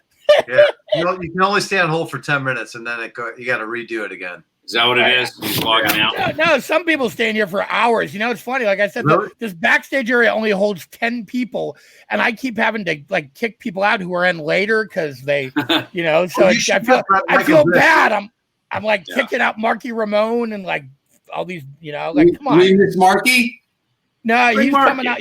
He's not here yet. He was here and then he left. And I'm gonna try to get. Let's see. Who do you want? We got Don Dokken. We got Rudy Sarza. We got Jason McMaster. Bring him in. Come All on right. in. Yes. All right. We got Don Dokken. There's Don Dokken. How are you, buddy? Woo. What's going on? How are you, man? I'm doing good. You know, I mean, got a lot of thunder and lightning right now at the house. It's getting ready to pour down rain. I'm like, okay, I'm in the house for the night. You know, Nice. it's thunder and lightning up here in New Mexico. You're in New Mexico. Nice, nice. Yeah, I'm at the New Mexico house. It's far, far, far away from anybody, way up on top of a mountain on 13 acres. And wow, I'm kind of become kind of a recluse. So, you know, and I was just looking at Mark's book, and haven't we all? when he said he did a book, I mean, I thought it was just like a book. I didn't know it was just like 15-pound, you know, tabletop thing. And I can't believe you're only selling it for $29.95. That's a great deal for this book. Don, it's $50. Is it really? $50 free to you.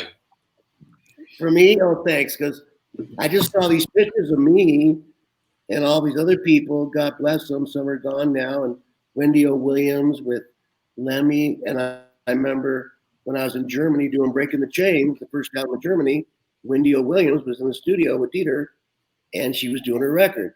And we were all just kind of ogling at her because she just had this, you know, sex appeal, and it was sad to see her go.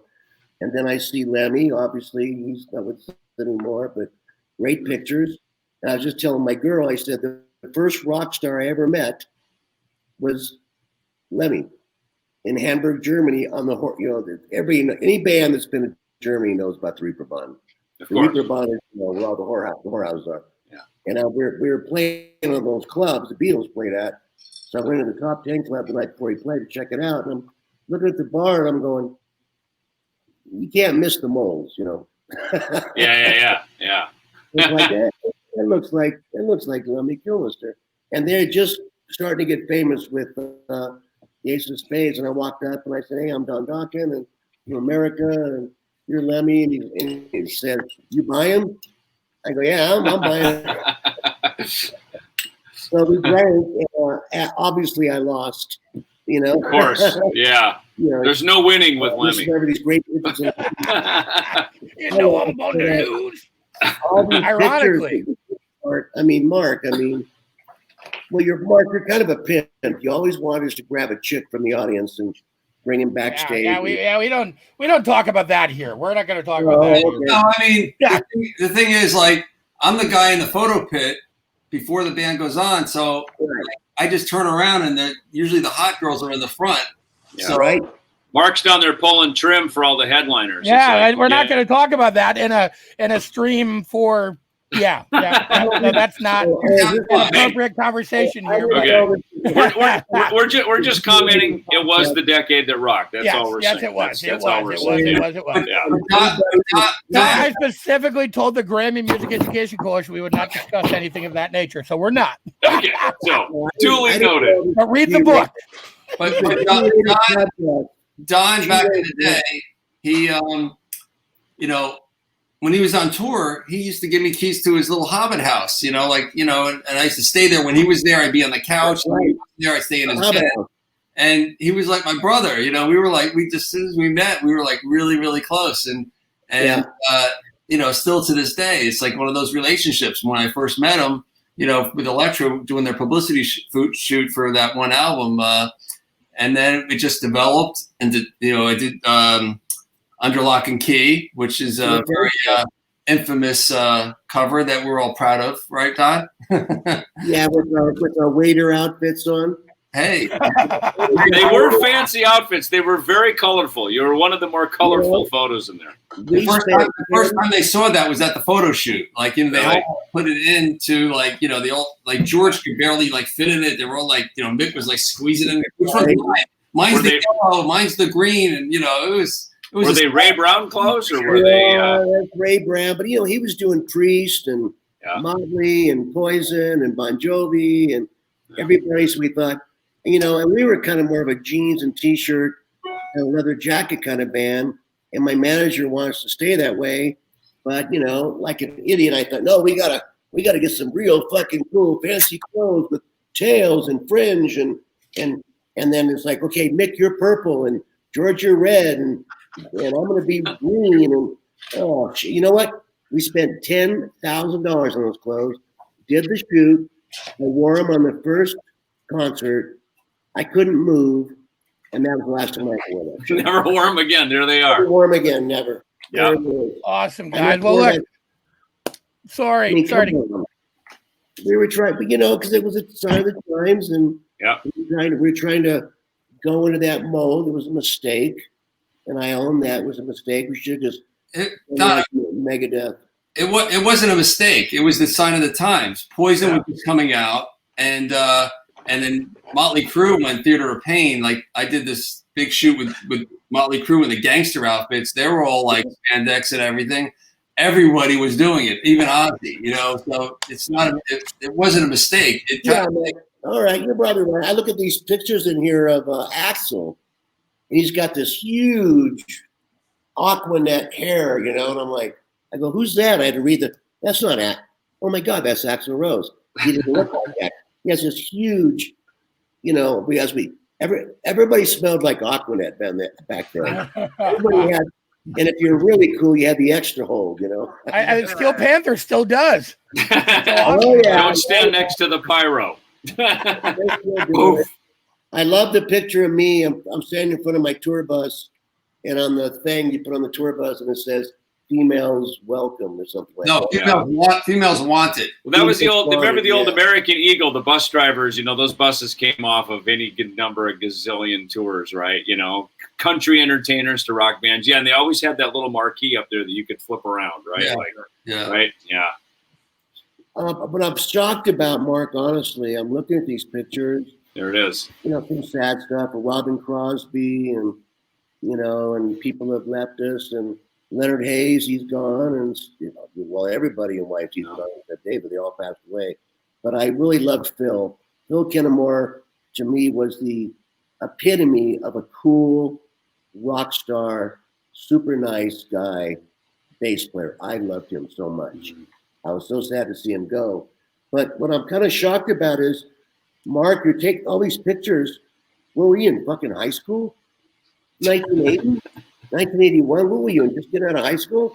Hey guys, we got to say goodbye to Styx and Michael. So give it up. All right, guys. Thank you for joining us. And hey, check out their show. What is the date on it again? Sunday, June 7th at 2 p.m. LA time. Got it. Go to the Steel Panther website. They are reinventing how the touring business is working. So thank you guys for that. Thank you guys. Yeah, good to see you guys. I want my talking royalties.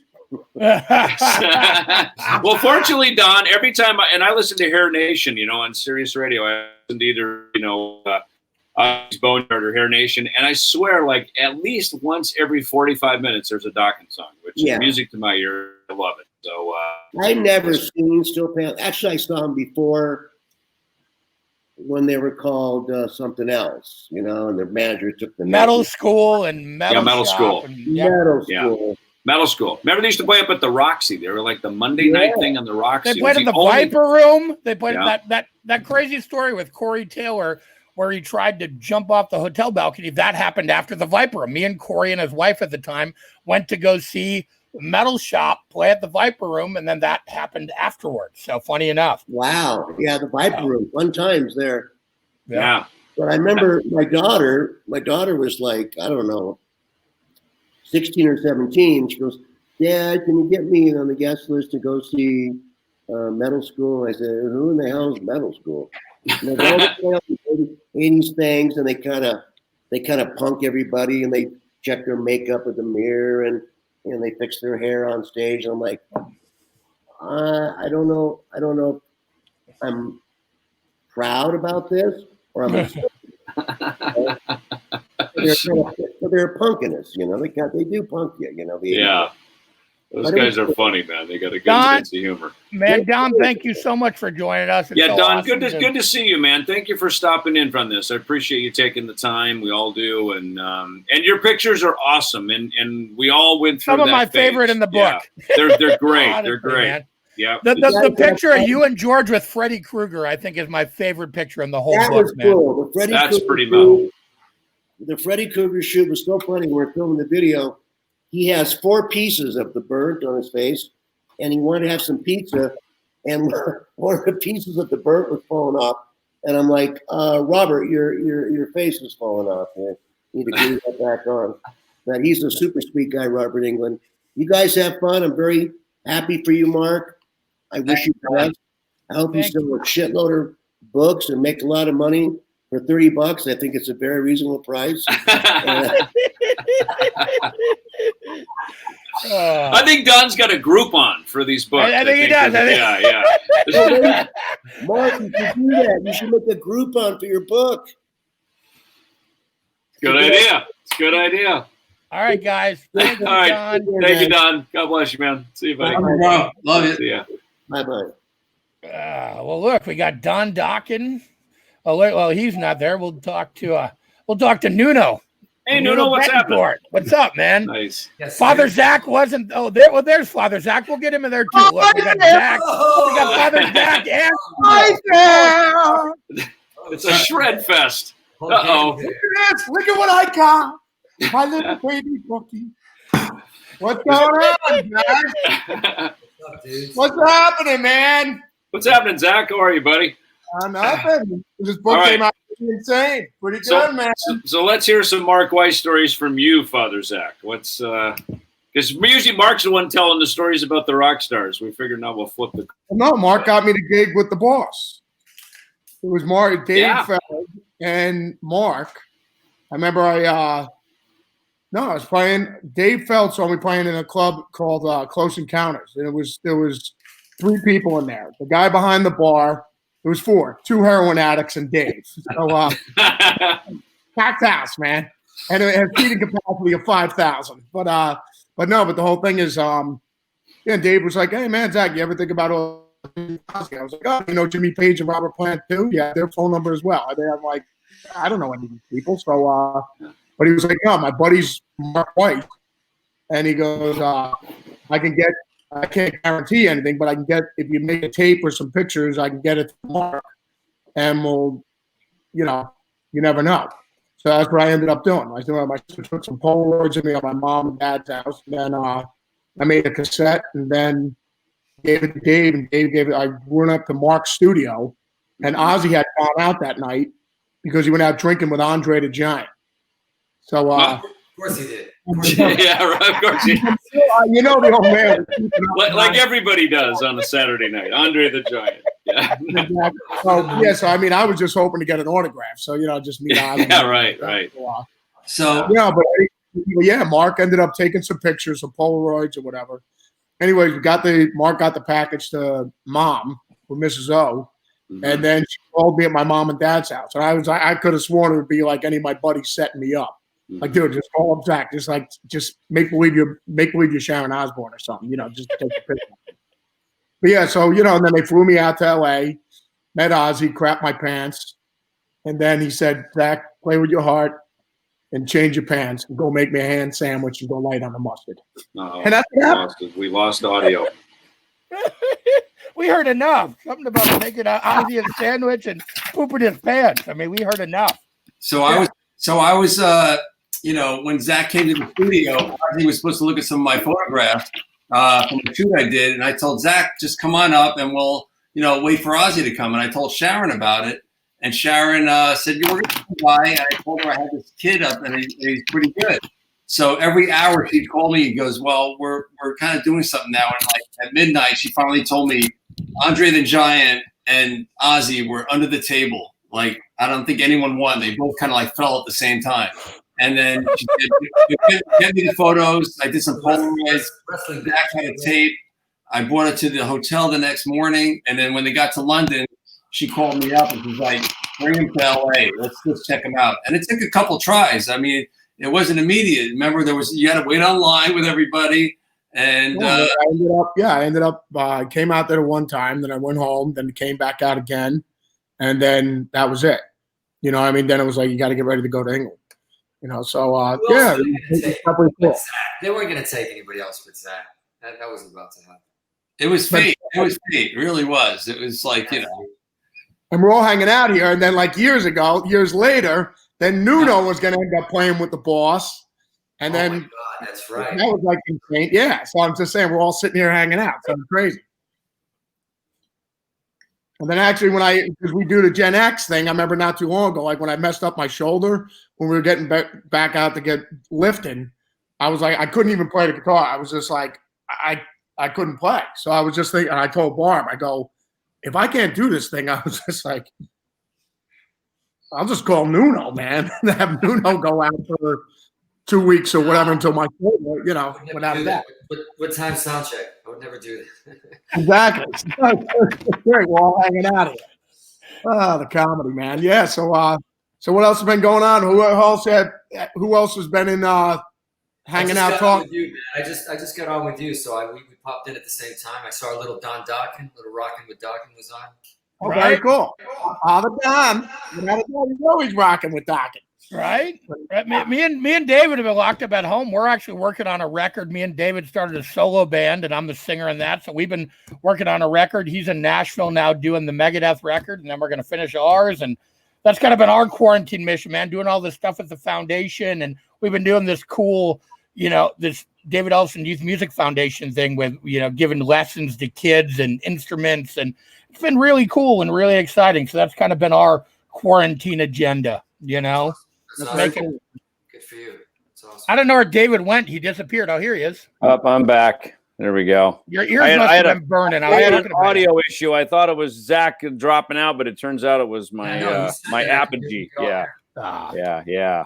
So and Nuno, I just wanted to. By the way, cool Aerosmith shirt. By the way. Thanks, man. I think I paid like $300. Because you're in Boston, right? So they're like social media feed, right? Yeah, what's going on? What are you up to these days? What's Extreme doing? And sorry if I missed all this. I'm just repeating the conversation. Oh, is that nice? That's me when I was 17. I used to scare people at the Haunted Mansion in Long Branch. And look at the Aerosmith shirt. There it is. There you go. It's one of the greatest logos of all time. Come on. I love it. It totally is. Yep. So what somewhere in here, I still got my copy of Father Zach's book he signed for me like 10 years ago. There you go, brother. Comedy, without a doubt, man. No, Nuno, I was just saying, like, what are you up to these days? What's happening? Well, my right hand's getting pretty strong these days. A lot of guitar. Yeah, a lot of that kicking in that. Guitar, what?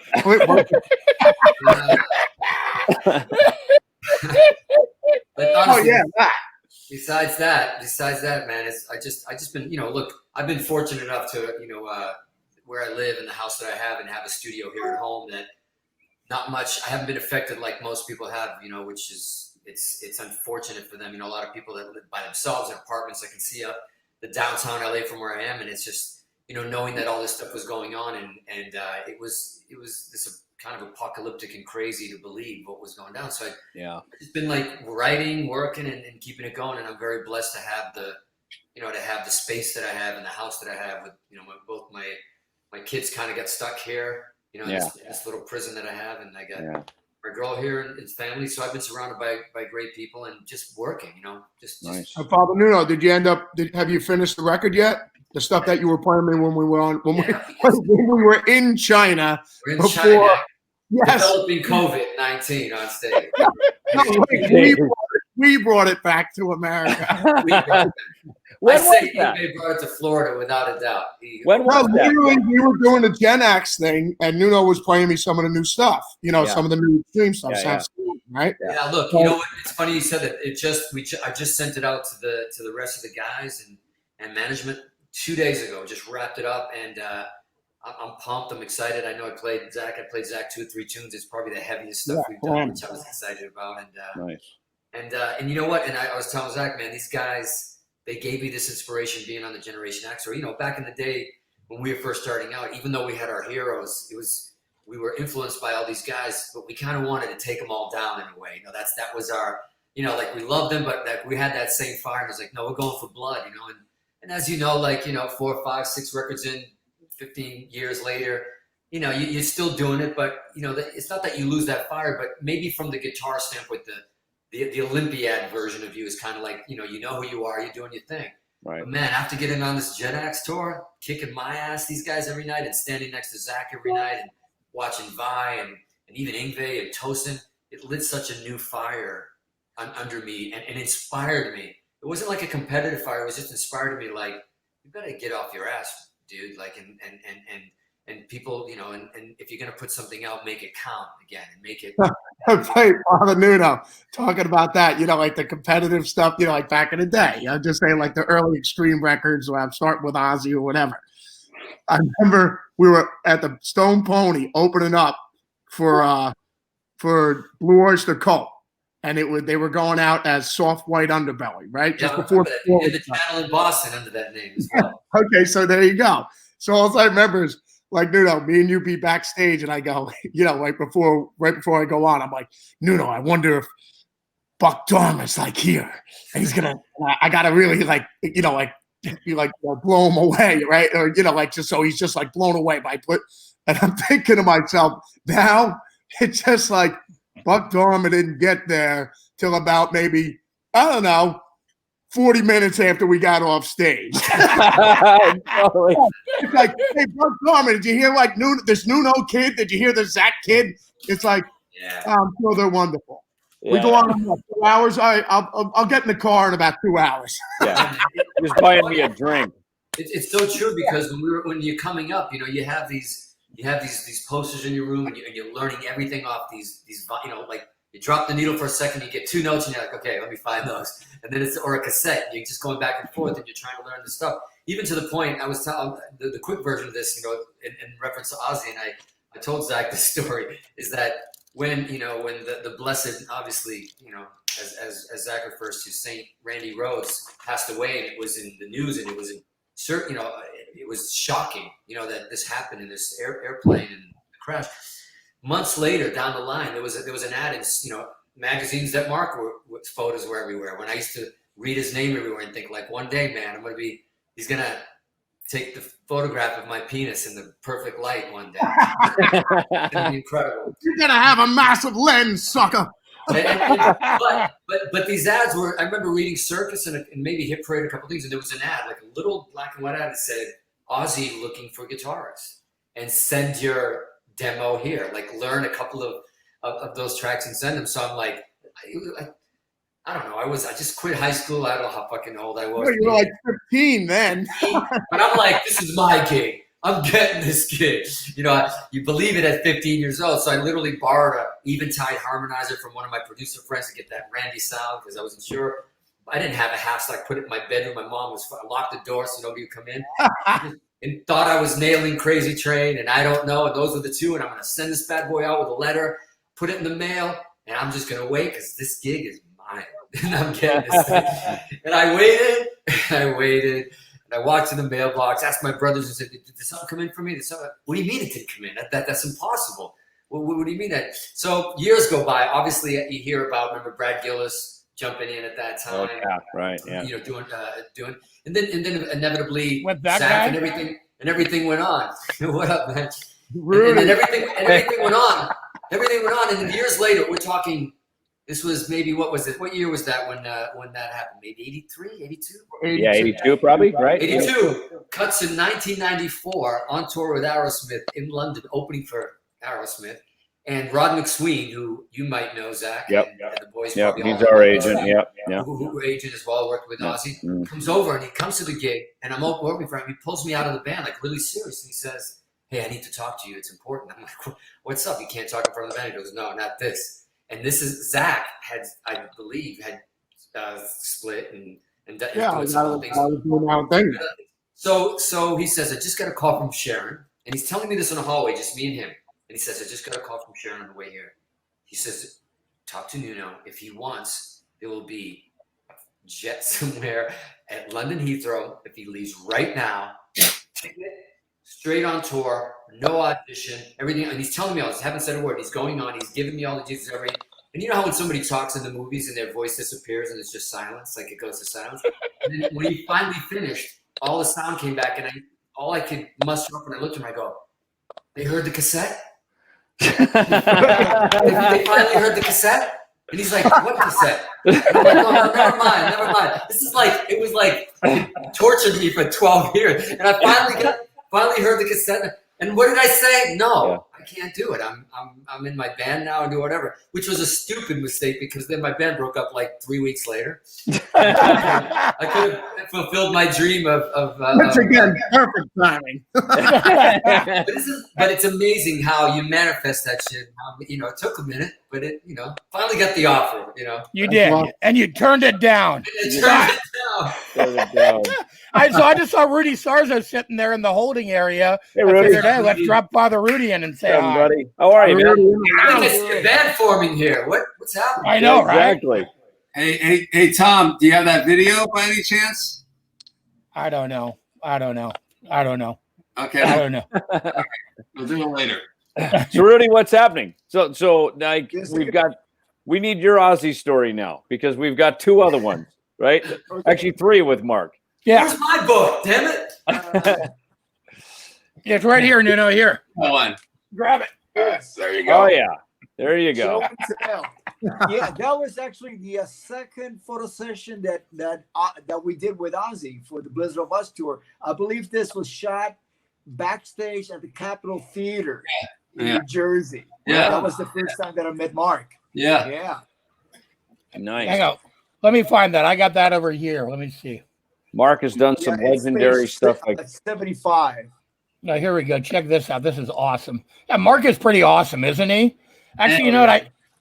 Let's see. I don't even know if I can share my screen because there's so many of us. We'll try. Yeah, remember that story back in the day when you got Zach the gig with Look at that. Look at that. Beautiful. A lot of skinny dudes, man. Tommy looks like he's in Devo though.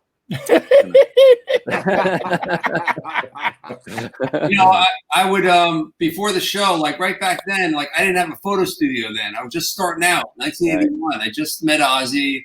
They liked me. They let me have the access, and I'm like, I always wanted to have a studio. I wanted everybody to think I had a big studio in New York. So I'd bring that was like my bedroom sheet. I just would hang it up, put it really tight, and this is in the Capitol Theater. And there was a small little dressing room, and I would just put it up, and it was like wrinkled, and I had to iron it. It was like, I was like a one-man show, it was hysterical. I was only like 21, 22, and they and they just kind of like right before the show, they just went up there and I grabbed the shot, and actually the photo the solo shot I did of Randy, I wanted him with his guitar. Of course, you want a guitar player with his guitar. But it was already on stage and they couldn't get it and all that. So I'm like, well, let me just get you by yourself, Randy. And he's like, okay. And you rarely see pictures of Randy without his guitar. And that photo that's in the magazine or in my book is the shot they used in the Rolling Stone for his obituary. So it was an honor, to have it represented in that. And it's just like, it's just a moment, just the connection that me and Randy had, and like I have with all my artists, everybody. Yeah. So that sheet so is that your sheet too, Mark? You still have the sheet. That's the question. What is the sheet exactly? What? The sheet that they wrapped the Quiet Riot wrap. Quiet Riot bed sheet. Yes. Did you do the graffiti? Or was He's that like, I got it right here. Frankie did that graffiti. Frankie did. I met Quiet Riot at the Us Festival. I don't even think I met him there. I was there with Ozzy, and I shot Owl Access, so I shot all the bands. And the first time I met him was there. I didn't even meet him, but I shot him. I'm like, these guys they're good. And then when they came to New York City, they played the Garden. I forget if they opened up for Black Sabbath. I'm not sure, but Maiden. Maiden. Okay. Yeah. And then I arranged a photo shoot because I really liked them, and I arranged a photo shoot with them. And then Frankie had the idea to do this thing with the graffiti and all that. And I got the cloth and he painted it up and I did it. And it ended up being like the bang your head, you know, for the, was it Bang Your Head? It's right here. Actually, it was the Come and Feel the Noise single. That's it. Yeah. Yeah. And then Bang Your Head. Came in handy, man. Yeah. Awesome. But yeah. Like certain things, like in my office, is like everything around my office is like things that really mean something to me. And I have this. This is mine when I was like 12. You know. Nice. And this is my bong when I was like, 14. And that's when you were 8. This is my film canister with seeds in it for 45 years, believe it or not. And wow. Yeah. I remember what we used to put in film canisters, right? Is that the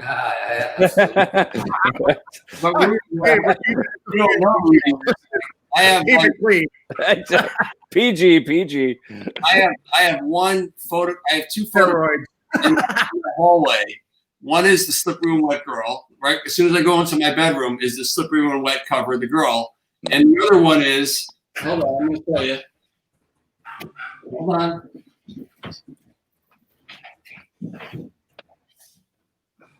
So like the Brady Bunch. Hold on. The best thing about this is the conversation that I'm seeing on the right, the little chat.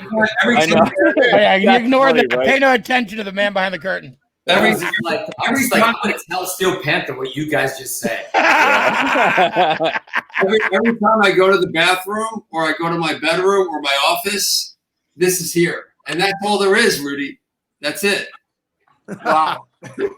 You're in this bathroom. Are you telling us that that's what you masturbate to? I believe that's what he's saying. I was going to say, you know what that bed sheet's for. Hey, so who is the Slippery When Wet girl, and where is she? She a Jersey girl? Her name's Angela. We did the photo shoot. We did the back cover in Bradley Beach, and they all brought their girlfriends and friends, and we were finding girls, but none of them had really big, boobs. Yeah, right. And we did the boobs, for the Slippery When Wet boobs. Breath, please. So my friend Danny Sanchez, and who was assisting me, and Tico went to the beach across the street and came back with Angela. And we put her in the center. I'm like, that's her.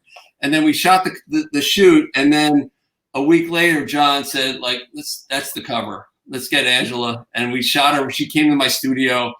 She came in. We cut up the shirt. We dyed all the shirts. We dyed the shirt yellow. Had a little ice. Did a little what I had to do. I shot like 20 rolls. I only had to shoot a roll, but And then 9 months later, Mark got the phone call.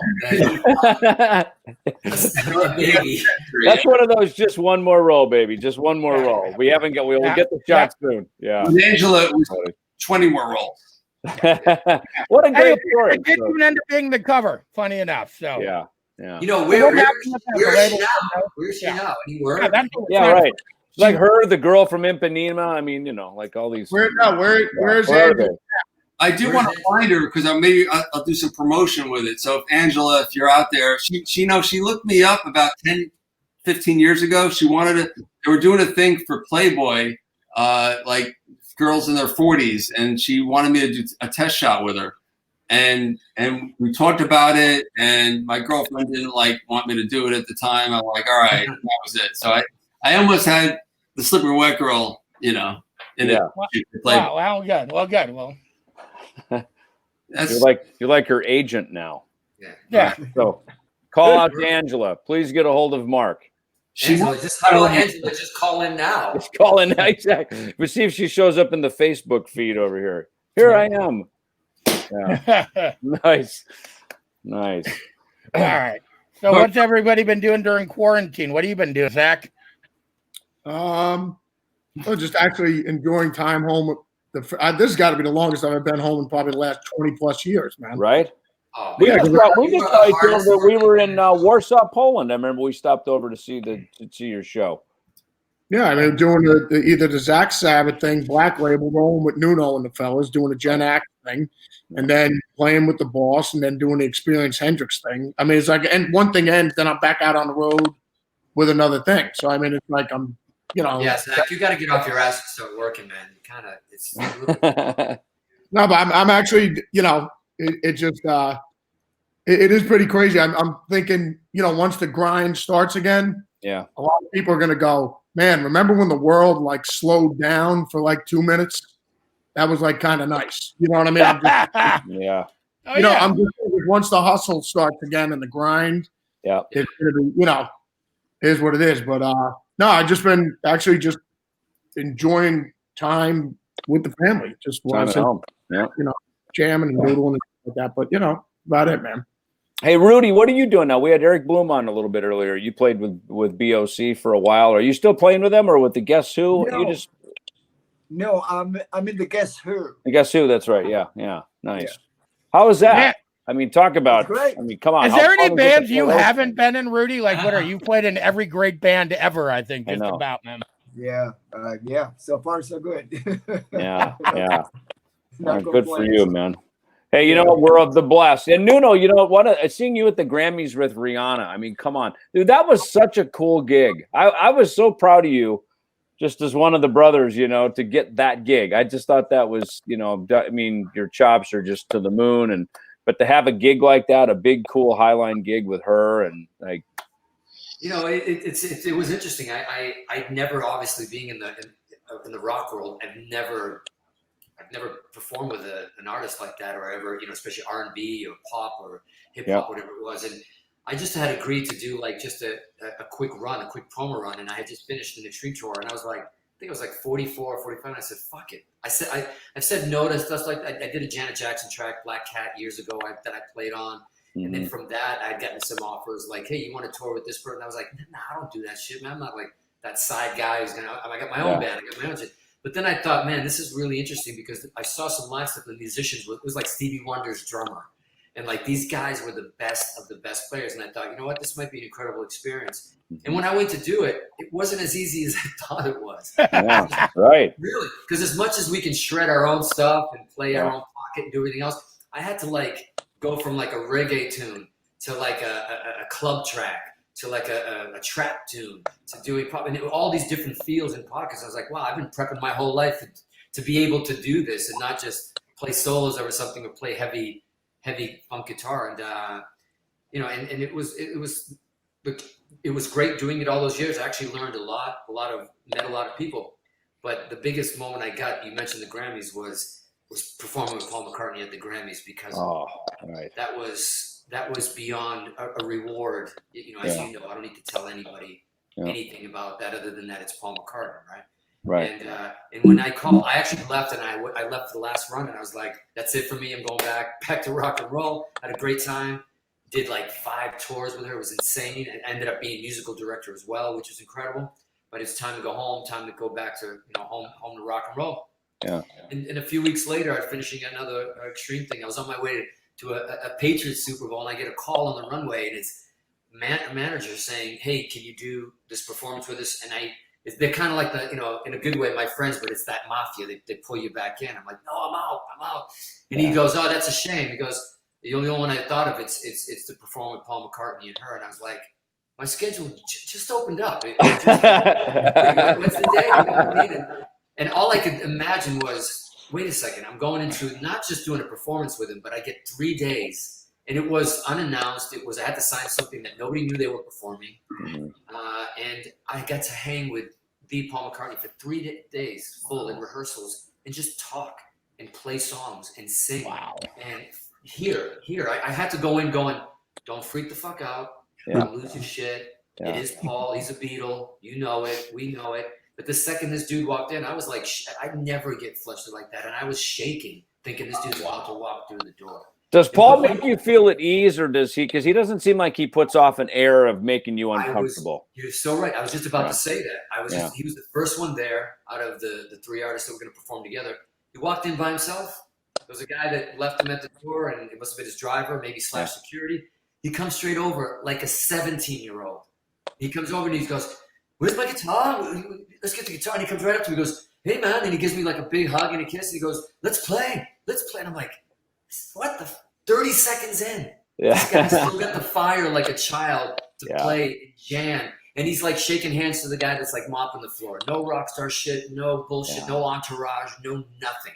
How And cool. this guy is like coming over and he's like, let's play, man. And he's asking me about the chords of this song because he wrote it with him and they flipped it and they took a sample and whatever. So I had to learn the thing. Now I'm teaching Paul McCartney how to play. And I'm actually doing lefty like an Yeah, right. I'm teaching Paul McCartney how to play these chords. And he's right here. He's going, oh, yeah, so that section. Yeah, great.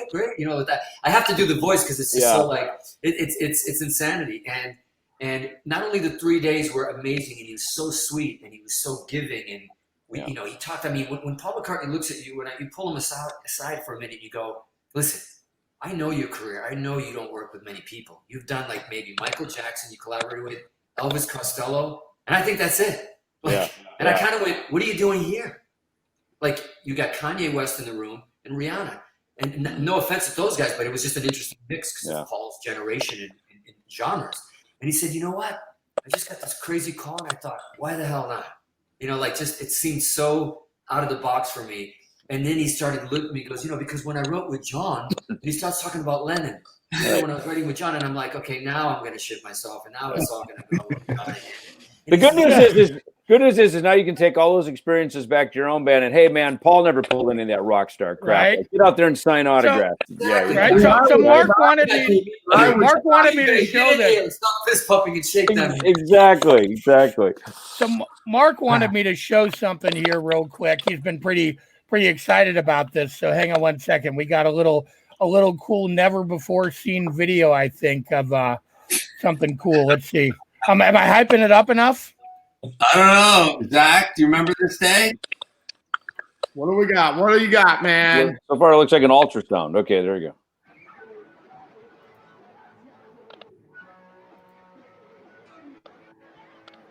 Oh, yes. Yes. This is the wedding of doom right here. Little background vocals by Mark Weiss.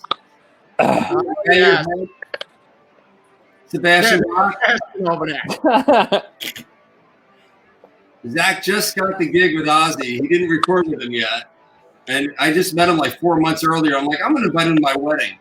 And then Kevin Dubrow was there and the Madam X guys, you know, came in and there we are, the trio, my best man, Dave and Danny Sanchez doing the.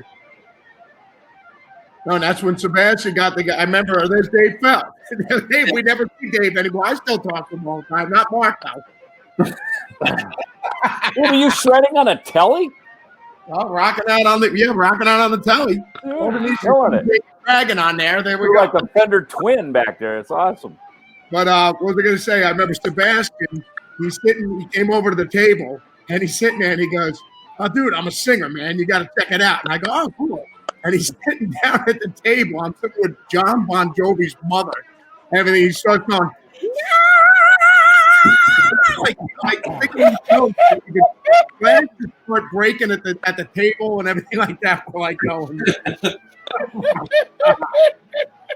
Oh man! What a wedding, dude. That's rad. Yeah. Sebastian, you and Sebastian. That's Great. Sebastian's hair.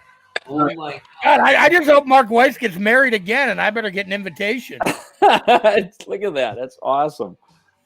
That's fucking hair. That's hair for days right there. That's some Hanoi rock shit right there. That's great. One more thing I wanted to mention that, you know, I'm a younger guy, you know, I'm not as cool as all of you guys, but one of the first things for me that really, you know, Extreme and Megadeth, you know, so the new Bill and Ted movie's coming out, and you guys, Extreme obviously was a big part of the first Bill and Ted movie. Megadeth wrote what was supposed to be the theme song for the second Bill and Ted movie. What was that like? You guys got any stories or anything, you know, pertaining to, you know, how you ended up on the soundtracks for Bill and Ted Bill and Ted's Bogus Journey and Bill and Ted's Excellent Adventure, etc.? I mean, yeah, there was a song we had on our first album, Play With Me, that had like this, you know, my best attempt to somewhere between Randy Meat and Malmsteen, and I probably failed miserably.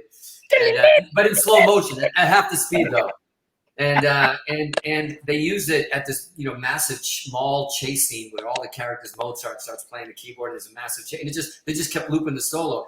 But what happened was the star, Alex Winter and Keanu Reeves, obviously, Alex Winter, he directed our Decadence Dance video. Oh, wow. Yeah, he directed that video. And so that's how that connection happened, and how we ended up. I can't remember because I have a few brain cells burned and stuff. But I can't remember which one came first. Or if we met him at I think we might have met him at the premiere. They just submitted our song, our label, and then we became friends. Yeah, and they reached out to me recently about being part of the new one, and I was like, great. And then I sent them a couple of things, and I never heard back. Go figure.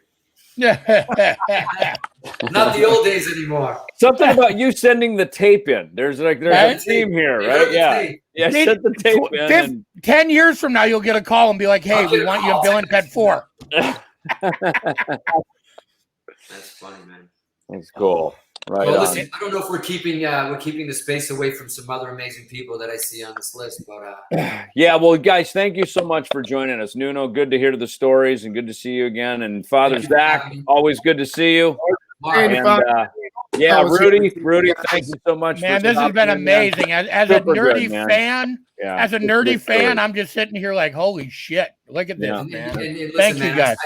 I know. I speak on the book, Father Mark. Yeah, I was just gonna say, I know I speak on behalf of all of us, Mark. Man, ever since I was back in the day, seeing that name on there, and I joke about it with you, but it was always one of those things that we knew. We always thought the photographers were the rock stars because they had all the access. They were back there with all the bands, all the chicks, all the booze, and they they saw things that we probably couldn't even imagine and someday hope to be a part of. And you were always the rock star to me, and I appreciate even being here, and I know everybody does. Thank you. You're supporting me.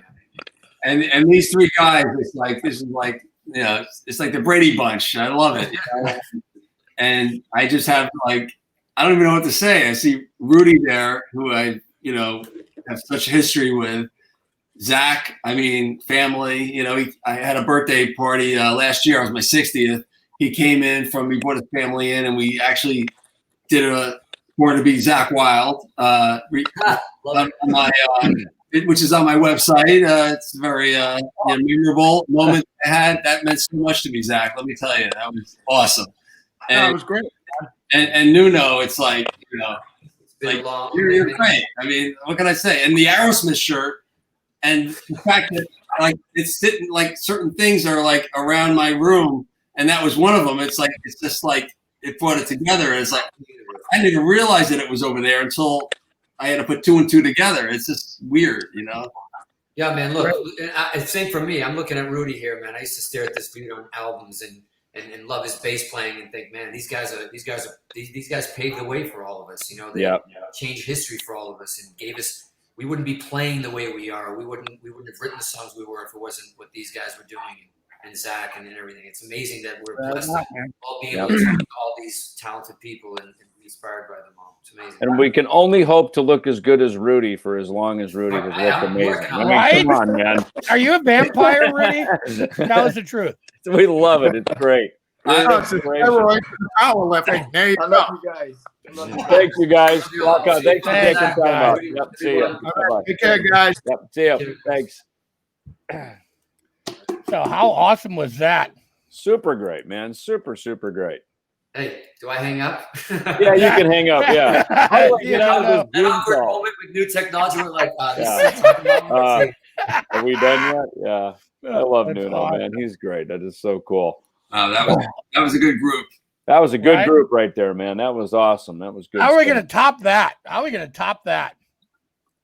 Well, we've still got more people coming, man. And that was totally not planned. That's one of those fun little on-the-fly things.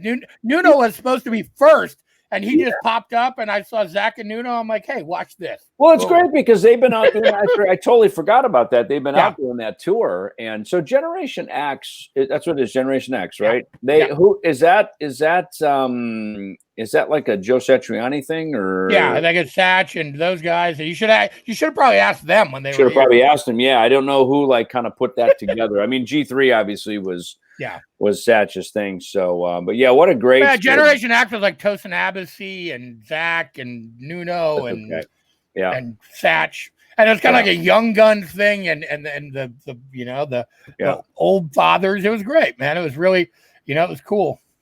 Yeah. Well, check from overseas. Phil, how are you in the UK? Yeah, we've still got about an hour 15 left, something like that. I don't know. Who knows with this shit? Who knows? Who knows? We'll be here all night. We schedule it and then it just goes. And then it's a fucking free for all, man. So yeah. So look, Mark, yeah, and it's so funny. Like people keep coming in and out. Like we had Marky Ramone earlier, and then he disappeared. And so we're gonna move on, and we're gonna bring on our friends Bob Chiappardi and Steve Lacy. Hey, how's it going? What's going on, you guys? What's How up? are you guys doing? Oh, yeah. New York City in the house, man. The Kings in New York, right here. Yeah, that's right. That's a tough group to follow up from. I don't know how we go from there, but That was fun. Yeah, it's all good. All good. Where, Bob? Are you in the city or are you up north? I am just outside the city. I'm You're in outside the city. Okay, gotcha. Lovely Long Island City. When you come over the 59th Street Bridge, you can go left or right, or go right into my apartment building. So, Hey, are the beaches open? I thought I saw something maybe online, or like some of the Long Island beaches open Long again. Island, yeah, Long Island's opened up. Everything's open up except for Manhattan, and there's Got it. talking June 8th now.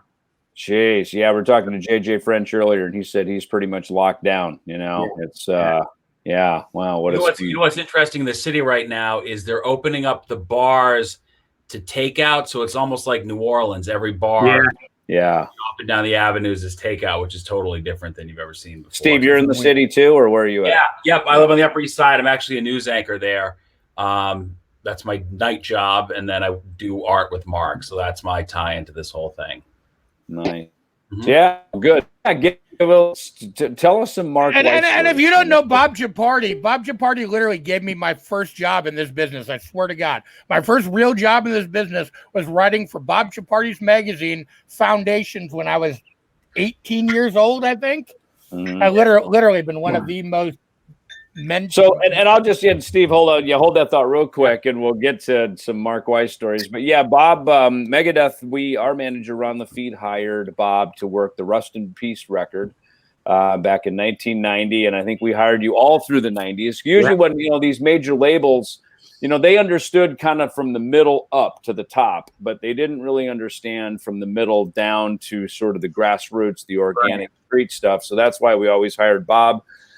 His company Concrete Marketing, to make sure that as we were making these steps up into the stratospheres of the major label success, that we didn't forget about or overlook the street marketing. And in fact, there's a great video, I've seen it online, when you had us play at the Foundations Forum, which was like your annual thing.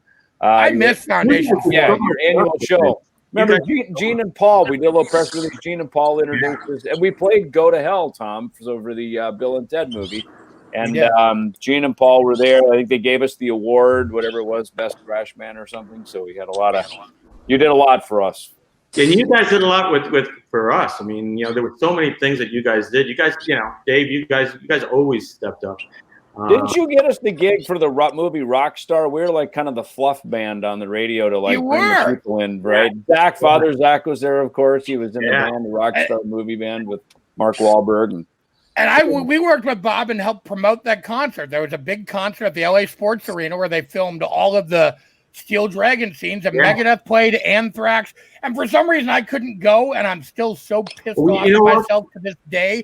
We had 4 bands, so we had Megadeth, we had Wasp, we had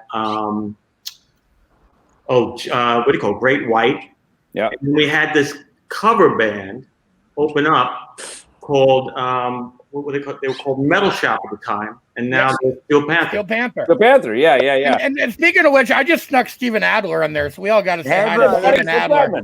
Hey, speaking of which, come on, Steven's on the cover of the book. Hey, Mark, I did it.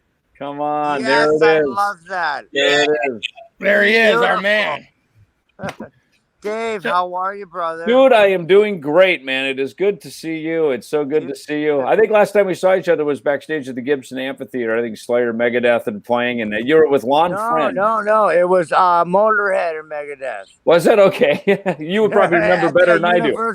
Before they froze tore up. We lost down him. the Universal Amphitheater. Oh, there he is. Yes. Yep. Well, good, man. And it's, I always tell the story. Fred Curry's coming on a little later. I always tell the story, of course, because, with, now that Nikki put out the Heroin Diaries and the story of him dying, that happened when we were I was going to ask you about if you remembered that. I do. I remember. Yeah, you and I were buddies, and I remember you. I went up to see you at the Franklin Plaza, and you and I were hanging out, having some beers, and a couple of other little fun, party favors. Yeah, and fun Fred Curry was filling in for you because you broke your arm. I think you guys. I fractured my finger. Freddie was there. You were coming up the stairs. Freddie was running down the stairs. Yeah. And you're all, what's going on? He said, dude, Nicky's dead.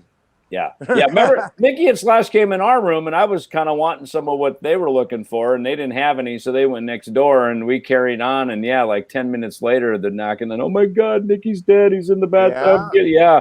That was it, dude. It was, and Fred was like, you got a car? He says to me, he goes, you got a car? Get me out of here. I don't need this BS. Like, I'm just filling in for these guys. It's like, well, you are in Guns N' Roses right now, so that's how they roll.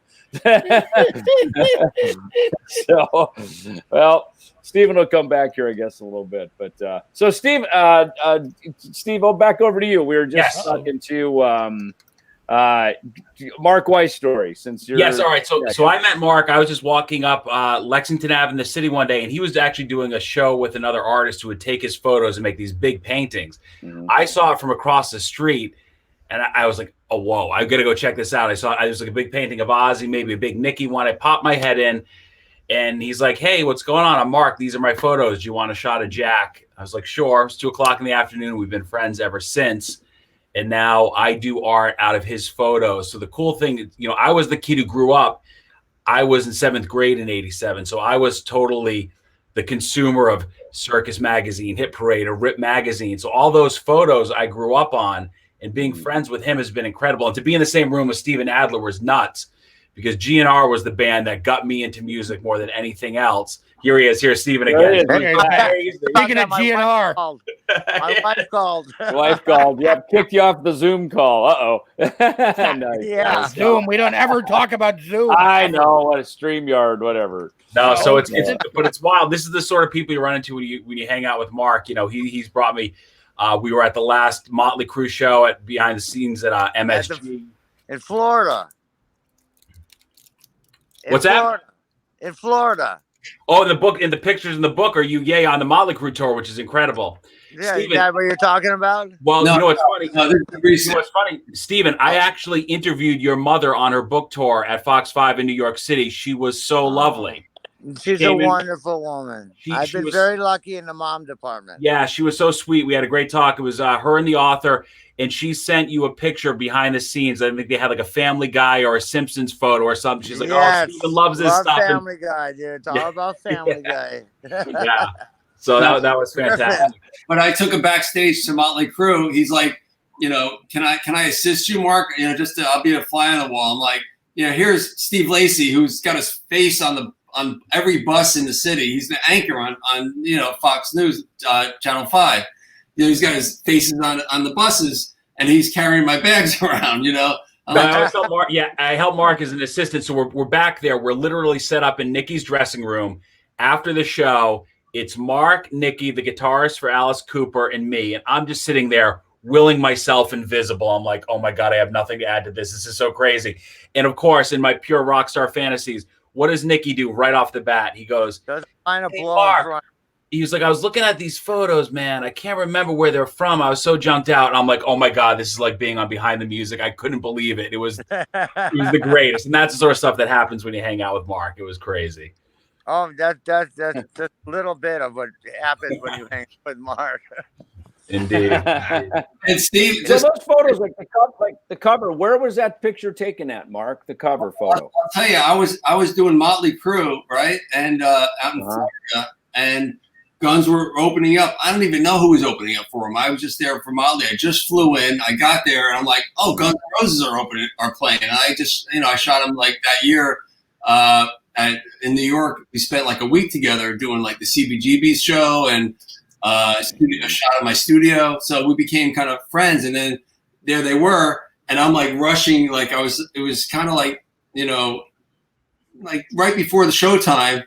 And I saw Steven goes, hey, Mark, how you doing, man? And I'm like, hey, bro, what's happening? and I go, hey, I got to shoot Motley, but can I, you think I can get a photo of the band before they go on, before they go on stage? And, he's like, let me see, let me check it out. So like after the show, I went back there and Steven kind of like, I guess, talked to the guys and said, hey, Mark's out there. Remember him from New York City? And next thing you know, he's like, Mark, come on back. We're going to do a photo shoot. And I come back and Axel's got a towel around him with the red boots. And I'm like, wow, this is cool. I definitely got something. So I set up some lights, did a little photo shoot. I did some individuals. And then afterwards we did some shots with his clothes on and stuff like that. They're both, documented in the book. But Axel wasn't going to do it, but I told him that you shot Led Zeppelin, you shot Queen. And once I said that, he was like, okay, I want to meet him. Yeah. And I want to meet him. I said, dude, he shot Kiss, he shot Queen, he shot Led Zeppelin. We want this. He's like, really? Queen? Zeppelin? Okay.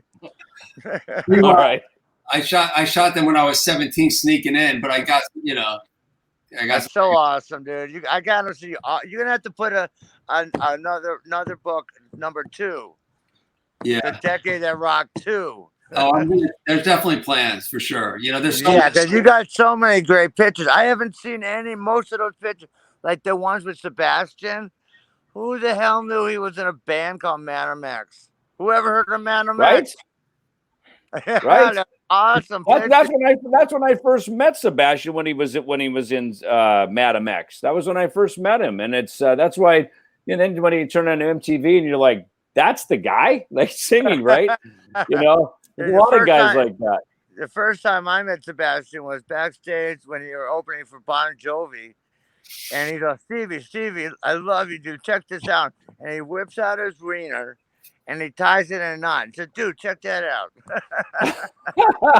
He could tie his wiener, he could tie his rig in a knot. So, that's impressive. That's a man of rock and roll right there. Yes, indeed. The first time I shot Sebastian was in Madam X right here. So how old was he? He was like 18. And then like a week later, I had their manager fly me to LA. And when I got to LA, I did a shoot like with the same background with Guns N' Roses, my first shoot. Holy smokes, that's right. That was a week later after I shot Sebastian. Same background, same lighting. That's great. That's a cool story right there. Hey, Mark, what year was Sebastian and Madam X? When was that? 85. Or no, 85.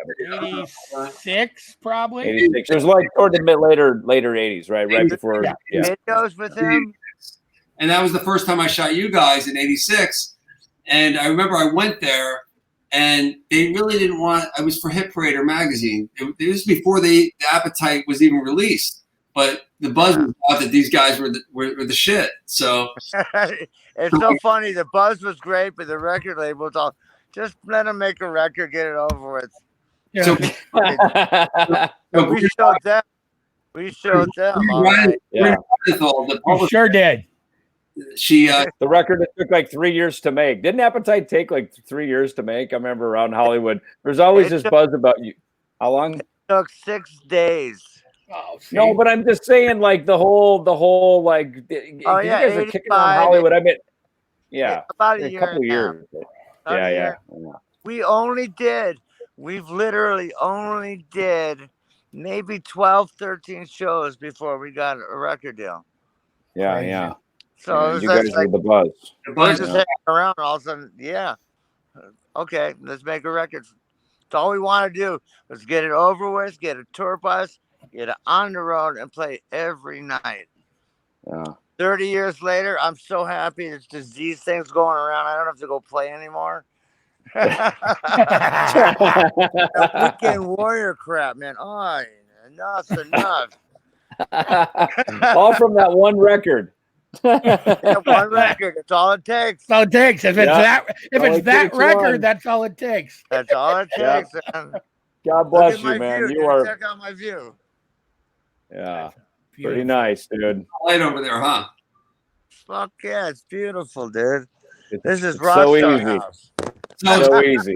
Steven, I want to say, like, Steven is like, he's the most amazing person, like, ever. Like, out of everyone I've known in my whole life, he is so amazing. You know? I got funny story to that. So here's a funny story. So Slash and Steven, you come over to my apartment, remember, on Cherokee, right? I was living with my girlfriend Charlie, right? You guys come over to my apartment, and I've got like a Pontiac Fiero downstairs. Like I'm like rock star tricked out. And these guys come over and they're like, "How do you get this place? You just drive around and you like go to the rental agent and you get an apartment." He goes, "And you have furniture?" I said, "Well, how did you get all this?" And I'm like, "Because you go to the furniture store." And you just like, and I was like, you know, Megadeth, we probably had a couple of gold records. So not big, certainly not live forever money, and not even rich money. Just like getting by, can have a car, an apartment, can afford your credit card bill money, right? Can't afford drug habits. So I've learned that because the drug habit took all that away. So then I had to get clean. But right, that was the lesson. So Steven going from my apartment going, "How did you get this furniture? Like, to that view?" All right. So this is good. Miracles do happen. Oh, and I was like, dude, you live so good. I know, you guys. That was so funny. Yeah, you guys. That being domesticated wasn't your thing back then. No. So yeah. Can't domesticate Guns N' Roses. All our dream was just we want a bus. We want to go on a tour. Yeah. That's all we wanted. And you did it. Well, that's awesome, man. The dream came true. I'm happy. I'm thankful. Yeah. And I love you guys. Well, it's good to see you again, dude. It's always so fucking old. Look at this beard I got. Looks good. You look like me. You look like me now, Steven. Except yours is blonde. Mine's gray. I don't know how that works, but it's not blonde. It's nice and white, dude. Oh, see, I can't see it. Well, it looks nice and blonde from here. I'm going for the Jeff Bridges look.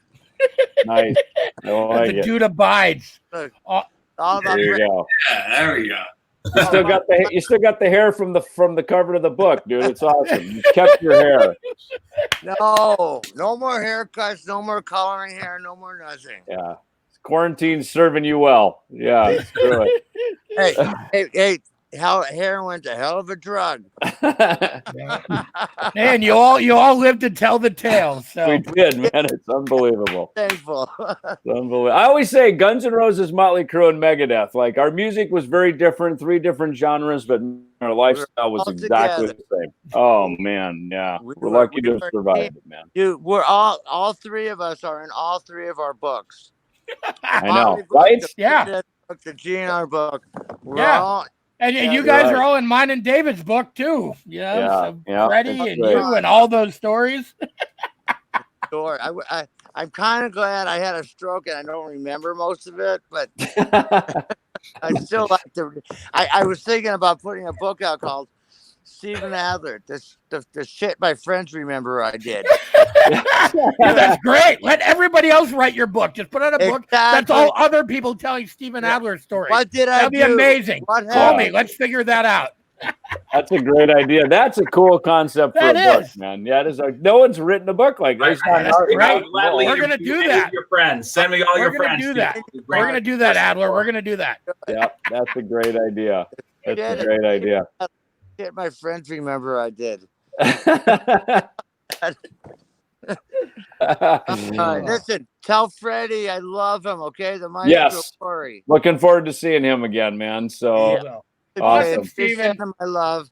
Yeah. And here's a little rub of the beard on all your cheeks because I love you. Love it. Thank you so much for joining us, buddy. I love you. Awesome. Thank you. Thank you. There, look at that! How great was that? I love these weird little moments. That's cool, man. So, he's still just as sweet, like Mark, you were saying. He's just as sweet and kind as he's always been, man. He's just, let me just tell you, like the last hour, because he doesn't have a computer. He just got a phone. No computer with Steven. Yeah. He's been texting me. That's why I've been looking down. Like, sorry, but I've been looking down. Steven's been saying, "I really want to come on. Like, how can I make And I'm like, all right, we made it happen. We made it happen. Yeah. That's so, oh man. So let's What talk a some more great about dude. Bob. Let's talk some more about Bob Chiappardi. We were talking about the rock star thing. This guy is a living legend, man. He has done so much for this business and everybody in it, and metal in general. I mean, I can't say enough things about Bob. And I think the greatest thing about Concrete and just my gig in general, again, Concrete's now over 35 years old. But I got to work with so many great artists like Dave and Guns N' Roses, all of them, and most of them we started with at the beginning. It was like just thinking back the stories. I mean, I was listening to Nuno, and I go way back, way back to the beginning with Nuno. Matter of fact, with Nuno, I was dating a girl who lived in Boston, and she gave me Extreme's demo tape before they had a wow. And we did a review of the demo tape in Foundations magazine, right? So we were the first guys to give those guys a review, and then when the label signed them, they flew me to New Hampshire to see a show, right?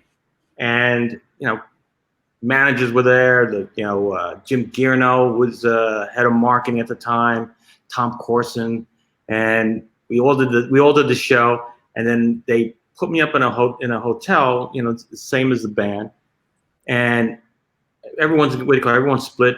I'm like now just about to crawl into bed. There's a knock on the door, and it's all the guys at Extreme, and they come up. Can we talk to you?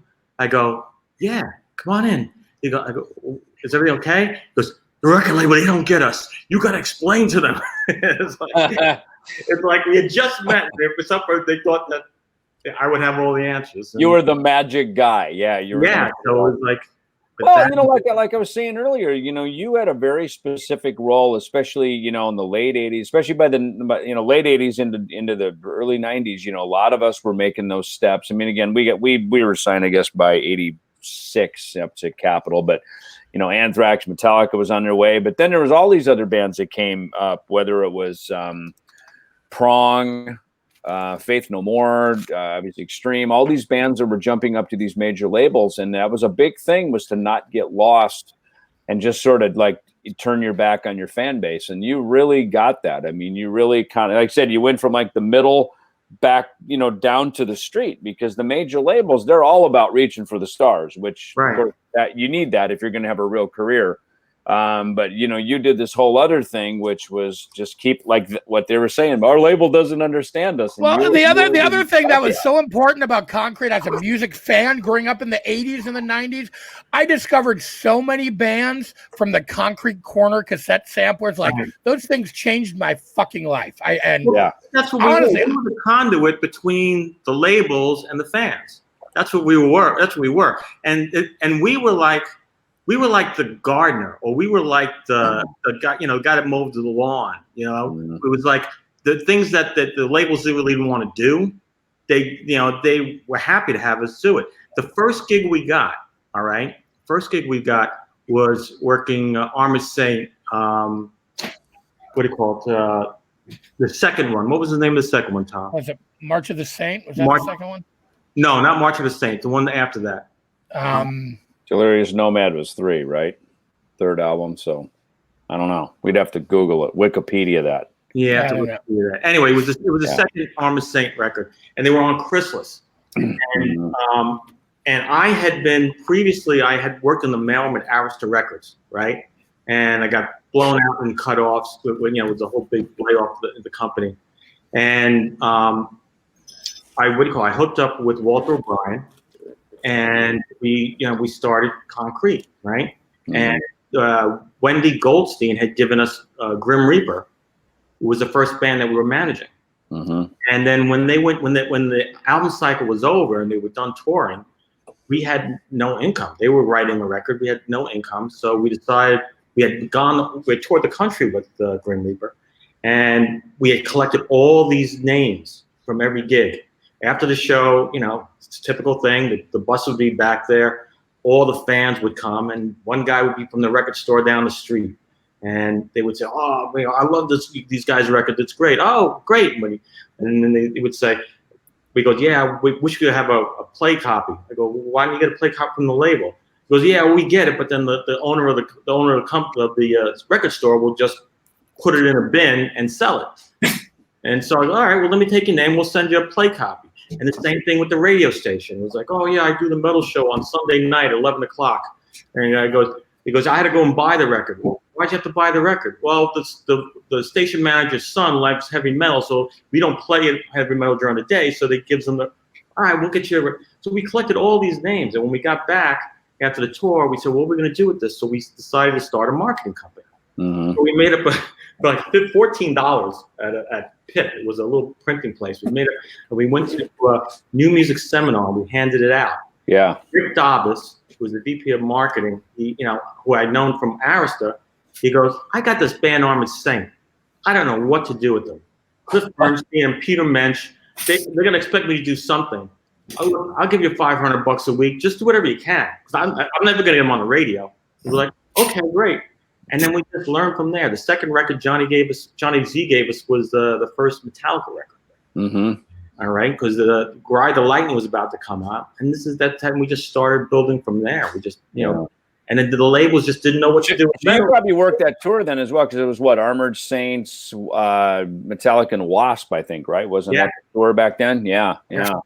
Well, I mean, that's perfect example. We have this band Armored Saint, we don't know what to do with them, and that is, and it's funny, we have, with I think your blessing, taken those Concrete Foundations Forum events that you used to have. You had, CMJ, New Music Seminar, those things. Me and Dave used to go to those. You probably got us to those things back in the day, quite honestly.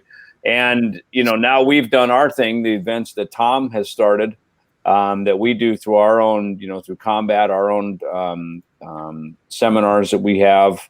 And the sampler thing, I remember when we were on Combat, and I totally stole the whole idea for PBX from Foundation Forum. We for did, the record. Absolutely, and I admit that loudly. That was just such a part of my life that I missed in this business. Right? It is because that whole world stopped. In fact, I remember when Tom was talking to me about PBX back in 2018. He said, "Man, we should, there's no more."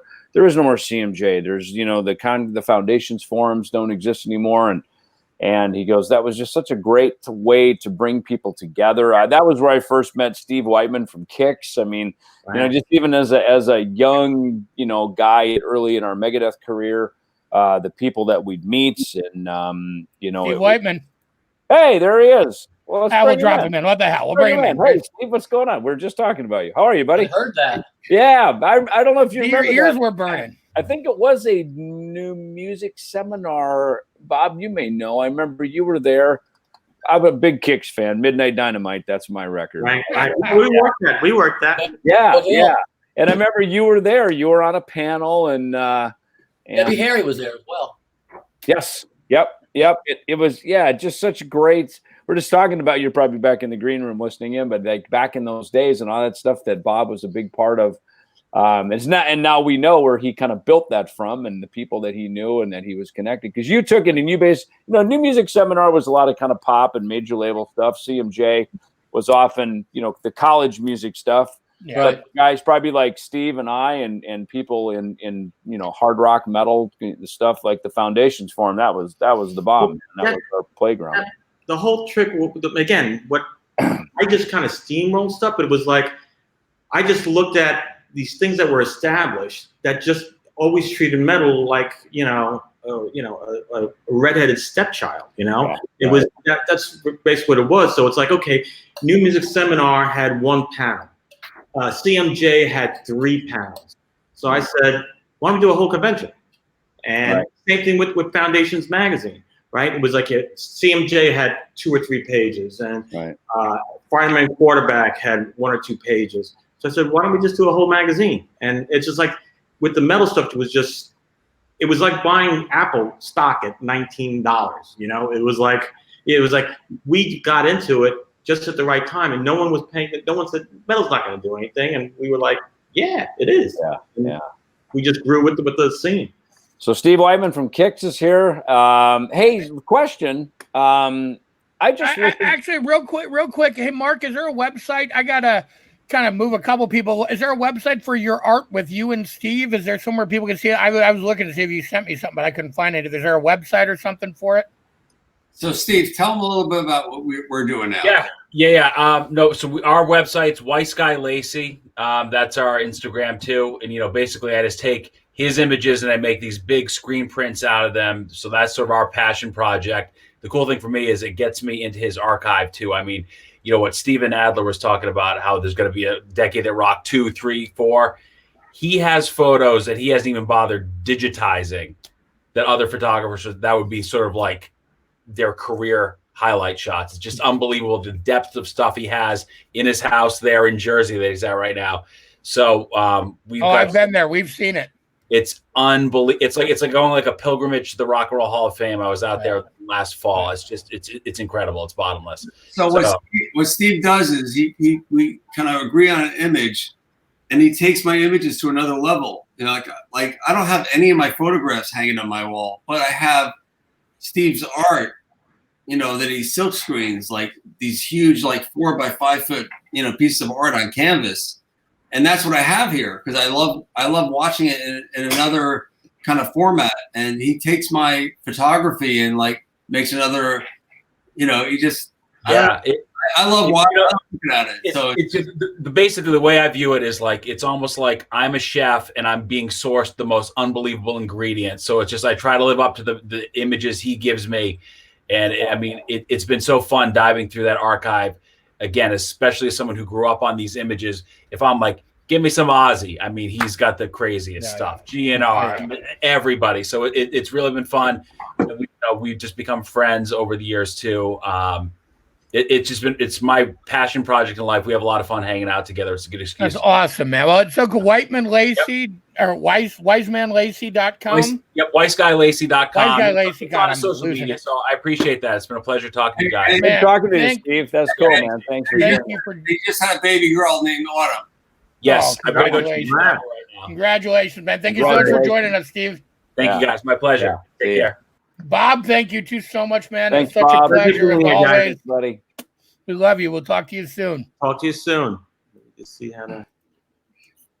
And all right, and now we got Steve Whiteman. There we are. Okay, so now we get the fanboy out on Kicks. And dude, it's so awesome to see you guys working as much as you are. So I was just listening to Sirius Radio the other day, like and talked about was it Halligan Jr. who did he write Midnight Dynamite or was maybe he produced the record or something like? No, I think Bo Hill produced, right? But did Bob produced? Yeah. Yeah, was Bob involved? For now. Yeah. Did most of the writing on that record. Of course, he was the bass player, right? Donnie, right? Yes. Yeah. Right. Is he still playing with you or not? No, I haven't talked to Donnie since 1995. Wow, one of those. Wow. Yeah.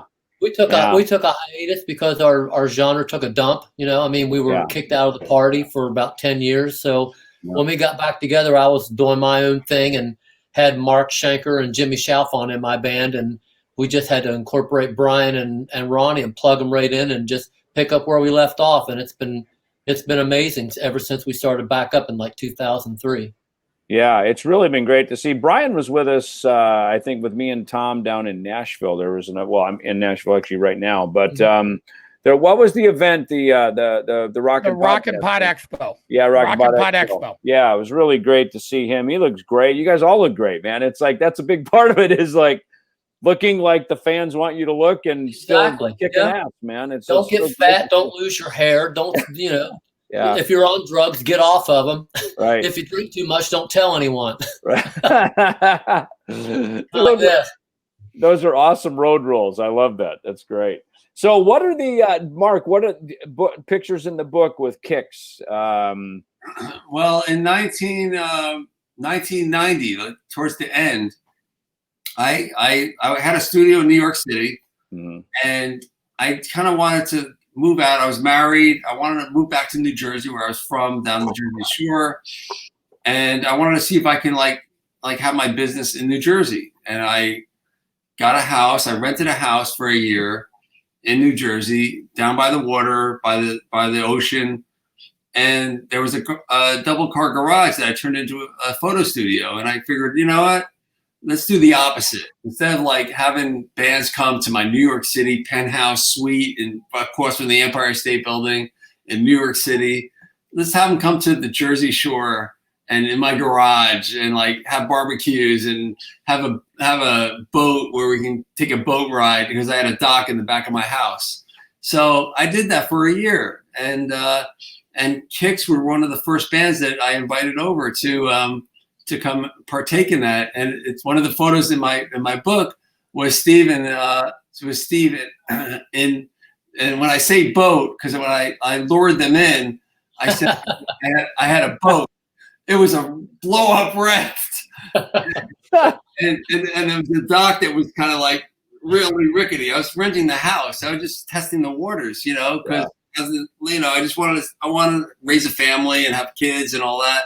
So Kicks were one of my first bands that I had come over to my house, and I had the boat, and we went on, and I said, Steve, how about that boat ride I promised you? And he went out on my blow up raft, and he gave me a peace sign, and I clicked the photo. It wasn't even planned, and that's the photo that meant a lot. So it's like in that chapter in the book, every chapter has a different title that means something to me. Mm-hmm. I did that towards the end. Like, I didn't know what the chapters were going to be called and how it was going to be put together, but it just comes together. And that chapter was Camp Weiss Guy, because I had Mr. Big came by, and Heaven's Edge came by. There's the boat in the back. See the raft?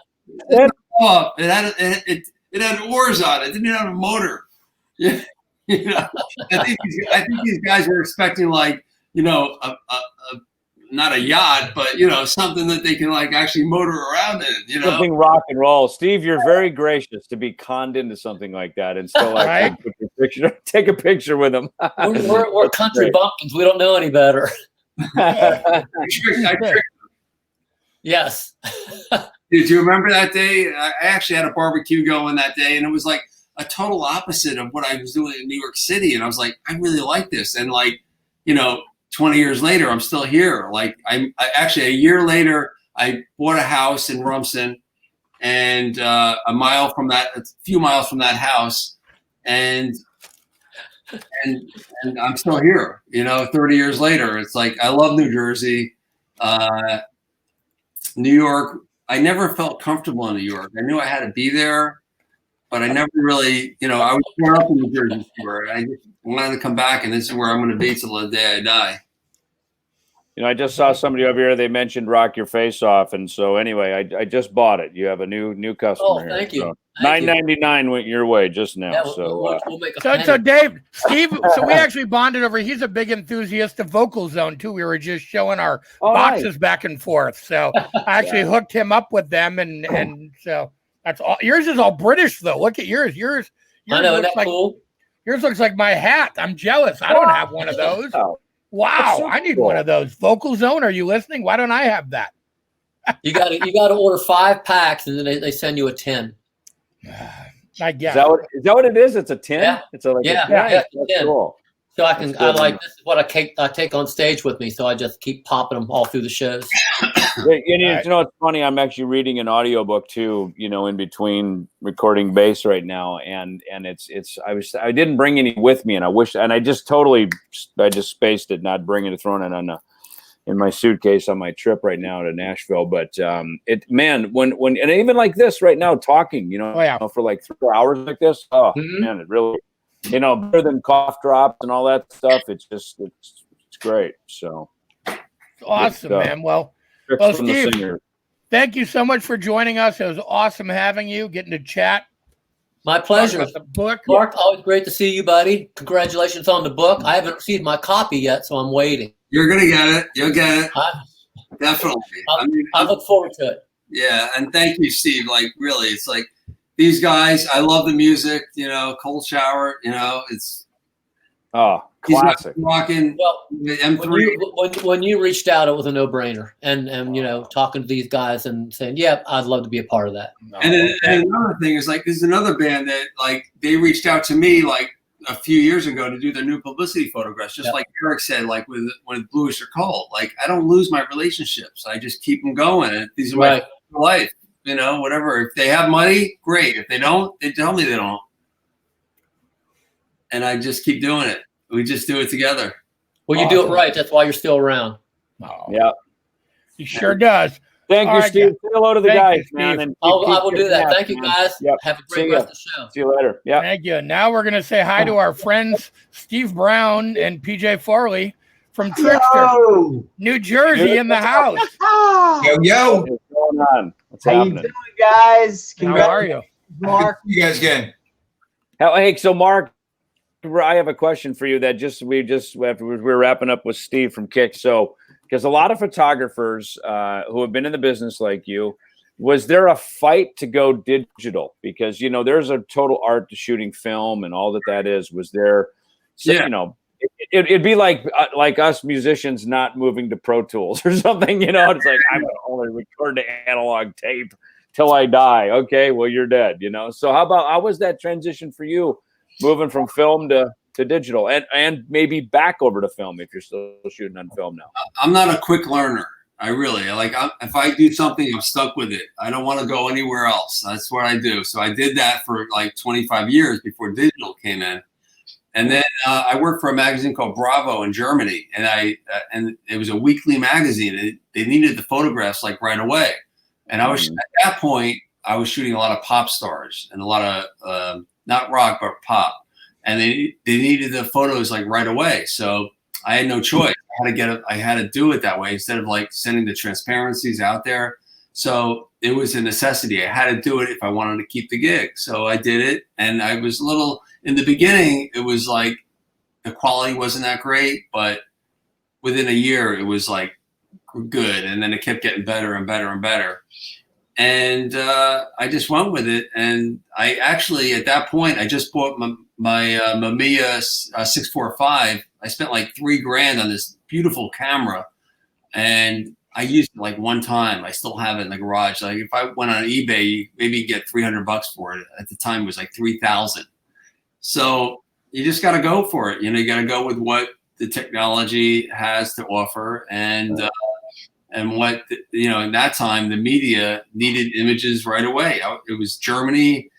I needed to get the images to them as soon as I could. It was a weekly magazine, so I really had no choice but to like cave into this new thing called digital photography. Right, that's cool. Well, hey, Trickster's in the house. So what are you guys up to? What's going on? What are you doing? Just enjoying watching the show. You know.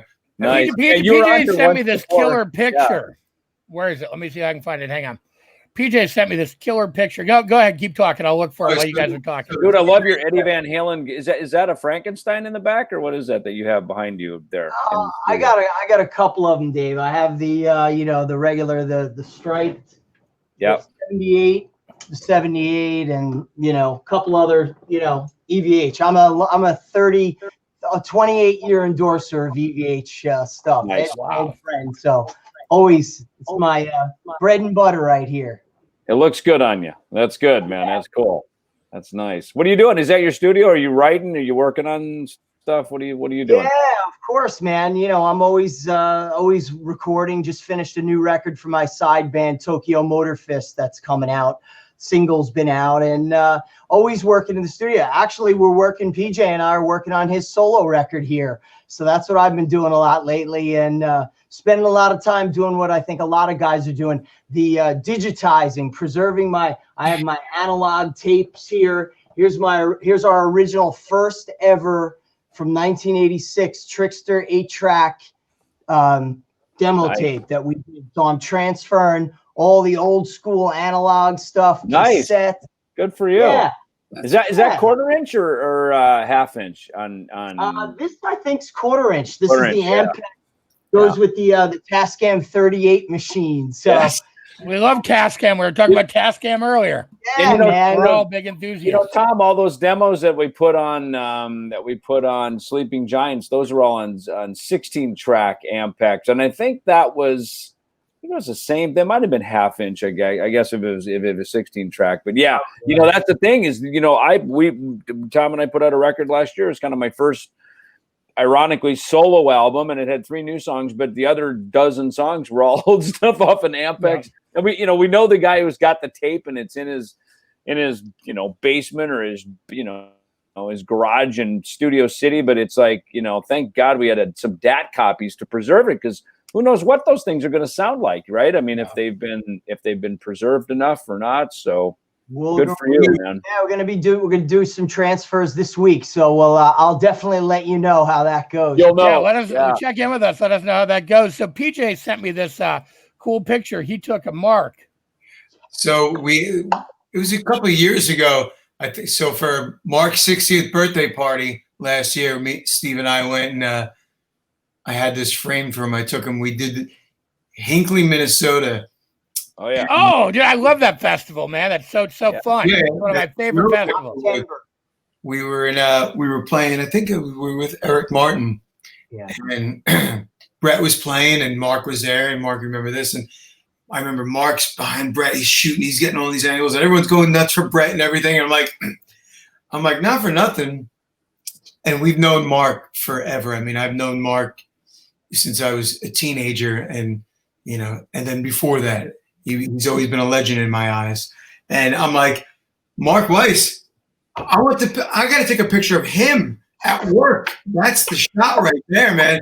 And then so we went to his 60th birthday party last year, and I'm like, oh, I don't know how many times other artists have taken pictures of him taking pictures. So I thought that would make a great gift. That's great. Yeah, thank you. That'd be like Mark writing a song. Right. So what's the history with Trixter? Where did you guys meet? How did you guys connect? You're all New Jersey. How did you meet the Trixter guys, Mark? Well, I did a photo shoot, and the reason why they're not in my book is because I shot them in '92. I mean, I did a really cool photo shoot with them, and they were kind of cocky. They were like, their manager was very like, I should be privileged to be shooting them. And I'm like, dude, I shot Bon Jovi, their album cover, and right here, man, I got it. And the manager was like, he's giving me these rules. And I'm like, dude, what were the rules? What were the rules to shoot? Make PJ's nose smaller. No, he was just treating me like I wasn't Mark Weiss, And I went with it. I always try to not I try to keep everything in, and I did. We did a good shoot, and that was it, really. Mark, wait, this is news to me. You have to enlighten us on this. Yeah, really? What happened? I don't really remember. You need to fire that manager. I'm sure you probably did 30 years ago. This is news to me. I never heard this. I don't really. He didn't make me feel the way everyone else did. You don't say. It'll be in Mark's second book, The Decade That Grunge Killed Rock. The decade that kind of rocked. Yeah. Now, did you tickle Trixter when you did the photo shoot, or was that one of the rules? No. I think I tickled Steve a little bit under the arm. All right, good. Totally. But I know Pete didn't go for that shit like Dan. Yeah. Certainly not. But, going back, man, I remember. So here's, I dug out my tour books. And so Mark has always been a legend to us. Way when we started Trixter back in the early days, I always said, man, when we get going, we're going to have Mark Weiss is going to take our photos, and, we're going to have Doc McGee's going to manage us, whatever name was in the whatever book. So as time went on and we became, we used to sneak backstage at the Meadowlands Arena to all the shows.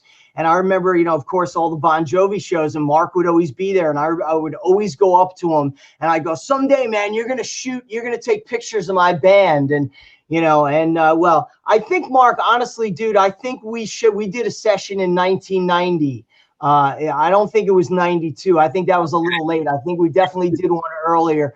But I remember, again, like I said, the classic Bon Jovi shots. And even cooler than that, what I have is when Mark shot the MTV Lost Weekend with Van Halen. So I have his pictures from backstage with Van Halen that are, part of my prized possessions that he took, you know, that in the night and on the 1984 tour. I don't know if you remember these, Mark, but I have all your. I got them from a friend at MTV. So, but, you know, as time went on, we became actually really good friends. As you know, in the dark days, and I remember hanging with Mark and his son back at a Blink 182 concert. Must have been like 2001.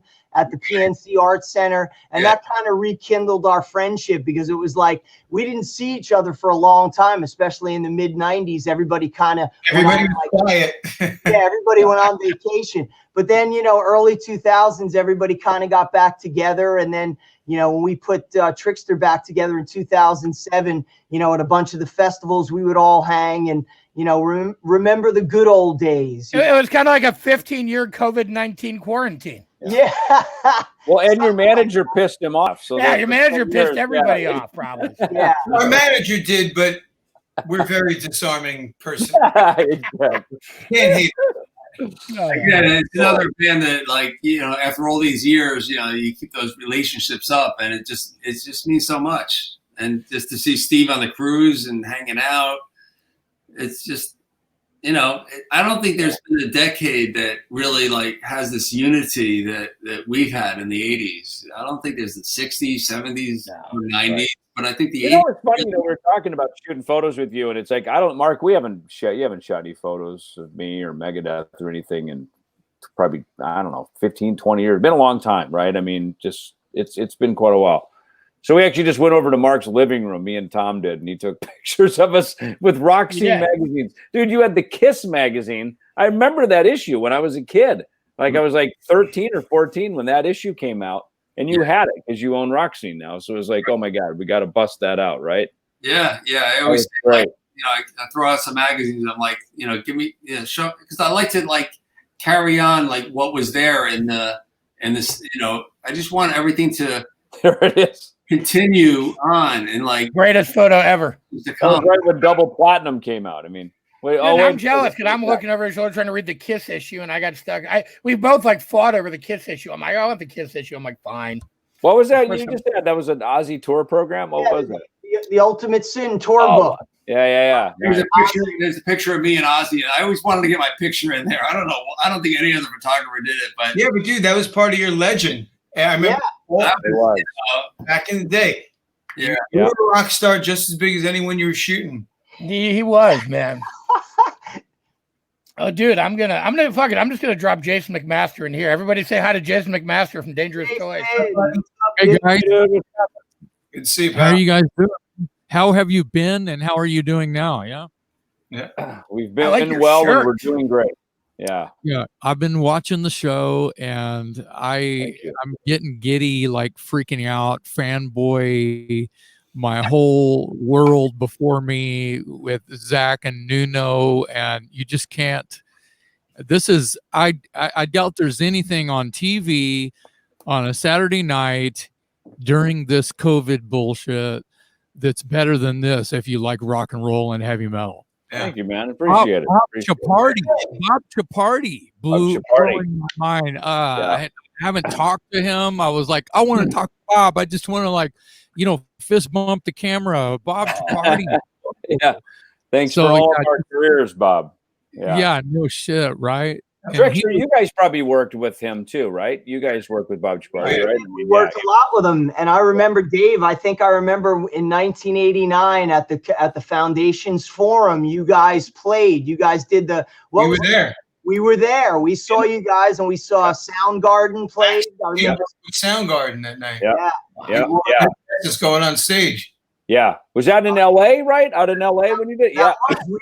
We came out to LA to start recording our first record, and that's when we went to Foundations, and it was you know, that was our first sort of foray into meeting everybody. And Jason, you were probably there. I guarantee Dangerous Toys was out at that in 1999. Yeah, there was a bunch of those Concrete Foundations things that we were always invited to. I'm just wondering what my manager told Mark when he was shooting us. I don't know. You know, that's just weird when you hear about it 30 years later. Right. Tell me about it. Yeah. these are always these things that it's like, hey, your dickhead singer said this, or hey, your manager snubbed me here, or that lame-o from your record company wouldn't let so and so come backstage, and it was always like the one thing that you needed, right? Or some like show offer came in. You go, why didn't we hear? How much money was that? How do we not hear about that, right? And then we hear about him years later on. No, it's like StreamYard chats like that. I think that was the only band that like the manager kind of like was having a power play on what I did. I don't know, but I don't even remember who your manager was, Jason. I just got the job from the record company, drew the back cover photos, and the guys were so nice, and they were so like they just listened to anything I did. Like if I told them to like kiss the ground or like, you know, kiss my foot, they probably would have done it, you know? You were a lot of fun to work with. You had Susie Owens with you. You came to Texas. We didn't have to go anywhere. You flew down. It was the same night as Skid Row, Bon Jovi at we called it the Drum, the Frank Irwin Center here in Austin, Texas. And you were like, what are you guys doing after this? And we were like, I don't know. Where are you taking us? Well, I'll take you to the Bon Jovi concert. Oh, I bet he's a friend of yours. Yeah, he's a friend of mine. Skid Row is opening. Tom just put up a photo from the Meadowlands of us in the shower room that I've never seen before. Really? Who are you on tour with? Who are you on tour with at the Meadowlands? That's Metal Operation Rock and Roll with Judas Priest, Alice Cooper, Motorhead, Metal Church. I remember that. Wow. Yeah, Great. Dude, Mark, remember the shower photos from the 80s and the 90s? I mean, they were just classic. Like all you guys loved the shower photos were classic, man. Everybody had one, right? Molly, Metallica. Sebastian was in there right after that. Next to the shower was the bathrobe photo, because I mean, when you were like a real arena, the towel photos, arena titans, you had robes. We still have ours, just because it just logos. They have full on Megadeth bathrobes with embroidered Megadeth logos. I've seen them. I literally walk off stage and make sure they see me getting into it, just like a professional boxer when I'm walking off stage. Just because right? Playing an arena for 30 minutes. Like we just went 9 rounds. Oh, yeah, right. Yeah. We've arrived. And right before the show, Mark Weiss took your photo in the shower with a robe on, looking all like you're, or right after, we're so exhausted. We left it all on the stage. We gave all for rock and roll. We did. Joe Elliott from Def Leppard, he still wears his Adrenalize tour robe. Still has it, and he still wears it. He comes off stage after the show. He puts on a robe that he's had. And he goes, "Do you want to give rock?" Yeah, that's what he does. I think you can afford it. I'm going to buy you a new robe for Christmas, man. Yeah. He loves it. Oh, I love this robe. It's great. Well, dude, you filled in. You filled in for Vivian. Went on some shows, didn't you, Steve? Yeah, Phil and Vivian. Yeah, but for the past 7 years, I'm always on the. I'm on the emergency call list for death. Good for you, man. That's awesome, man. Well, Steve and PJ, thank you guys so much for joining us. Thank you. Good to see you guys.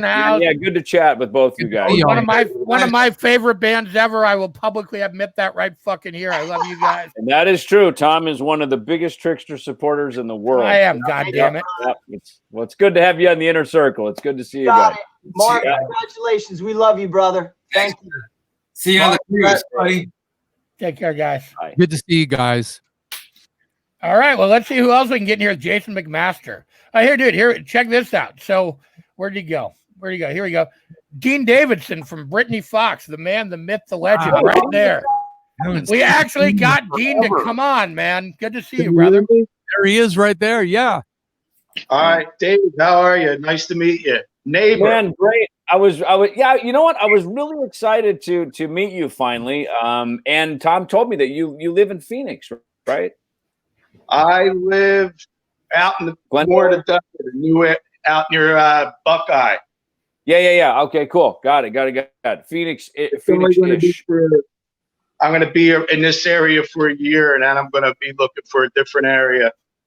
Nice. But I love it here, and the weather's great. I got tired of all the snow back east. Yeah. And this area fits better for my wife, actually, because she was born in South America, and she couldn't take Philadelphia. Yeah, like yeah, 50 that's was killing. That's a hard turn. That's a hard turn, man. Scottsdale. I'm over in Scottsdale. I've lived there since '93 when I moved out. I mean, it's when I moved out of LA, I should say, moved out to the valley there, and Yeah. probably people are always asking about the quarantine. And Phoenix was largely not that affected. Things were kind of shut down, but it was able to. I was out bike riding, and you can kind of do things in Arizona. We got off pretty light, I would say, with the recent lockdown, right? Yeah. So what do you do now, man? You obviously look a bit different than your photos from back now. A little bit. Yeah, I do tactical training, total like holistic nutrition. Nice. All the stuff that was like opposite back in the 80s. Sex, drugs, and rock and roll, the decade that rocked. Yeah, right. Yeah. I got into weightlifting, and then I started powerlifting and deadlifting like 500 pounds and weapon defense, all kinds of stuff, and I really took it to the hilt. But I've been working on a cartoon. I'm calling you. What's that? Yeah. I said if I need somebody taken care of, I'm calling in a favor to you. Yeah, I think right. Gene's like fucking Rambo now. I love it. Yeah, rock and roll Rambo. Day, I think you should call Doyle up, and we'll get me and him and Danzig, and we'll do like WWE. We'll do like a Dude, Tom, that could be the next That's PBX. great. We That's should have, it. like, That's we it. should have a wrestling. It's gonna be a fucking pay-per-view wrestling Yeah. entertainment with Dean. Yeah. I'm in. I'm in. So Dean, so look, all of us here, we've survived rock and roll, we've thrived, we've had our big years, our down years, we had everything in between. How was the transition, dare I say, out of rock and roll into what you're doing now? That is not an easy thing for most people to do. I mean, how did that happen? okay, like the way I live, like I'm living like a normal life, whatever that is. Yeah, right. All right. And not too long ago, I was called a weirdo from one of my members. Said I'm weird. Well, we're all weird at what we do, right? And really, what I do now, I was doing back in the late '70s. I was a bodybuilder. I'm actually a drummer. Wow. I played drums longer than I did being a frontman. I was in a band, World War III, for years. Oh, you were in that band? I didn't know that. Okay. Yeah, I'm actually maybe going back to drums, playing on people's record. I mean, I play drums like an avid drummer, and people don't know it. I wrote most of the drum stuff with Tony, the first drummer of Britney Fox. Like that's the way people know me, as a drummer.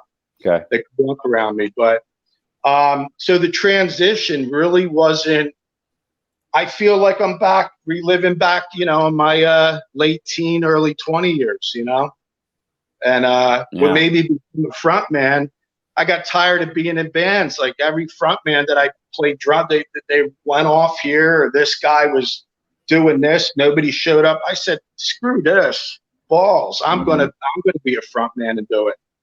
Yeah. And then when Cinderella split up, so-called, with Michael and Tony, the original drummer of Cinderella, Tony Duster, God bless him, he's not with us no longer. And I just hooked up with them. We all painted together. We used to paint for the Cost Painting, and it was all of us and our manager Brian. Next thing I know, I got a deal with Columbia. But our first drummer, he got killed on the night of our showcase for RCM. It was the saddest thing. He went home to tell his wife, get the sign, and he hit a pole, and it was awful. So, yeah, a lot of people don't know these things, but really the transition, Dave, was smooth. I love the way my life is now, and I'm working on an animated cartoon.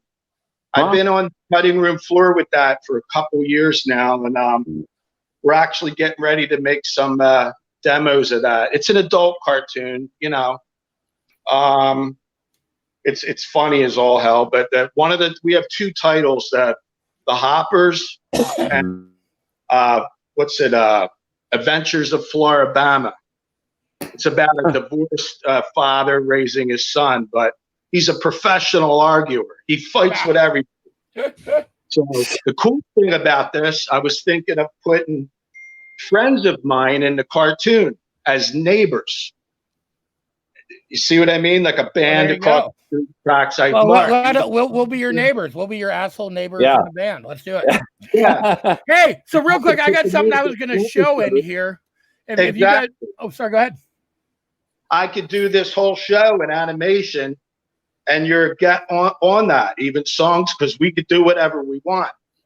And it's cool. So it was the hardest thing, though, was finding an animator to work with us to be a team.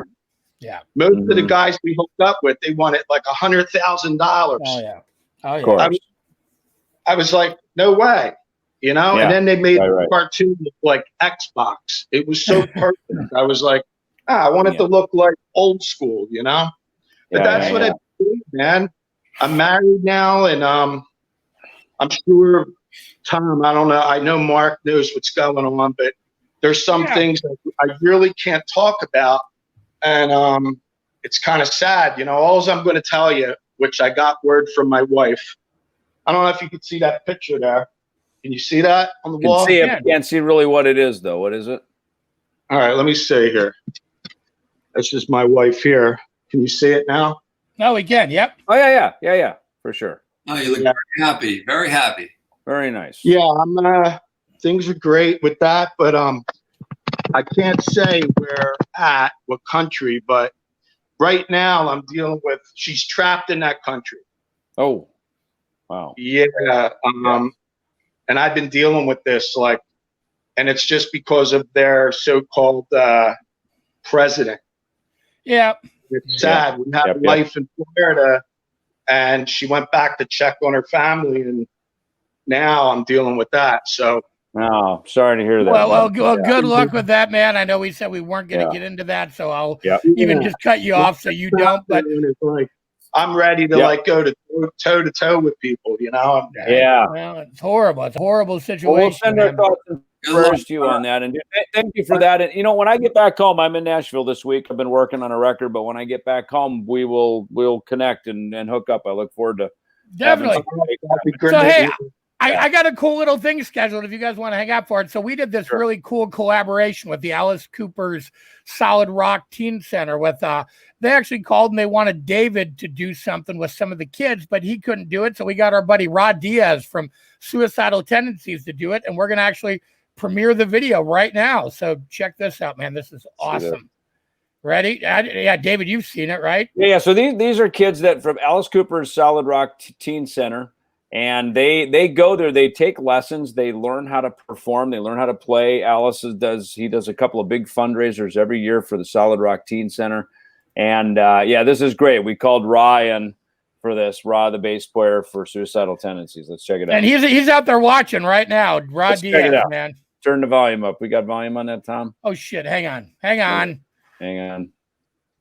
This is pretty off the chain, man. I was impressed when I saw this. One more time. Here we go. Full start. Hang on. And Dean, you're probably familiar with Alice's Teen Center, right, in Phoenix? I think he's pretty new transplant to Phoenix. He might not. Yeah. Let's see. Here we go. Try this again. Take two. Here we go.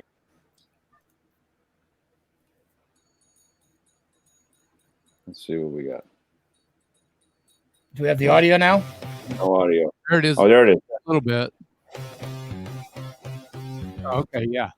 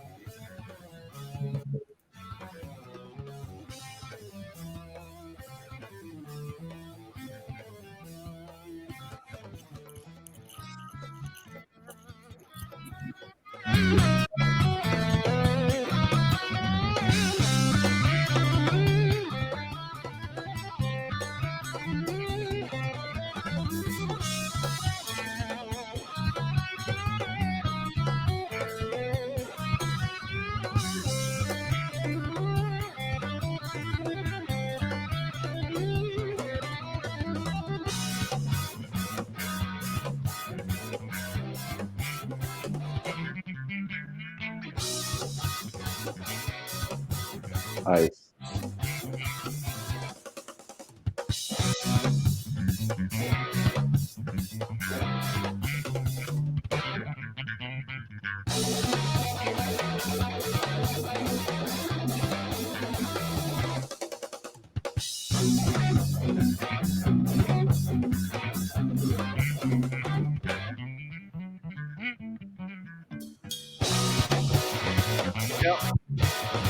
Unreal.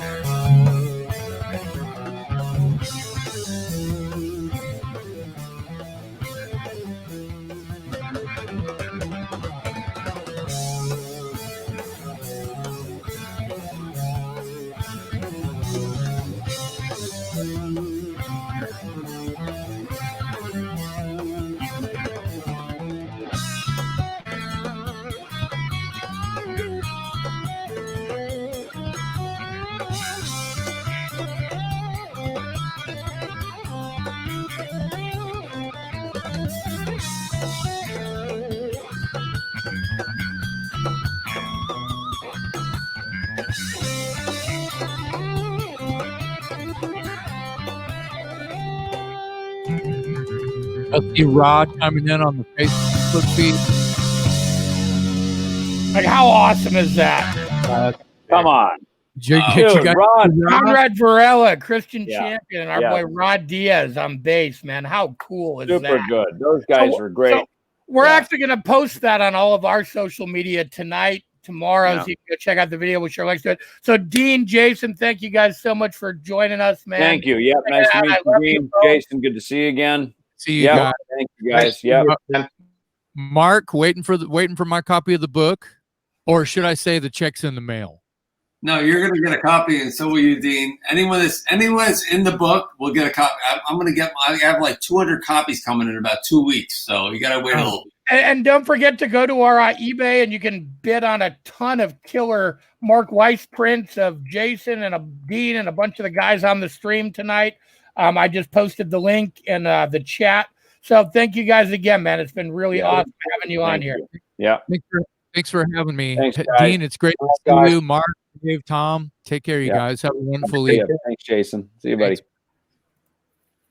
Boy, I tell you what, man. If you need a bass player, call Ra. He's the guy. Right? Oh yeah, Rod's awesome.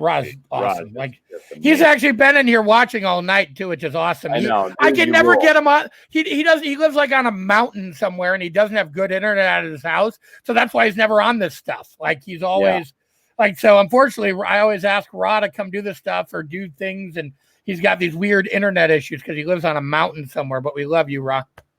Yeah, Hey, look, and he here's does a nice great. com- He does great playthroughs, and just what a great player, man! Just amazing. God, the Suicidal Band is just killer. I mean, Did you see this comment from Rod? It says massive respect for Mark's work documenting history. Funny thing, the way I met Suicidal Guys was by shooting photos at their first ever show in Chile back in 2008. I used to be a concert photographer for radio and magazines. I miss being in the photo pit.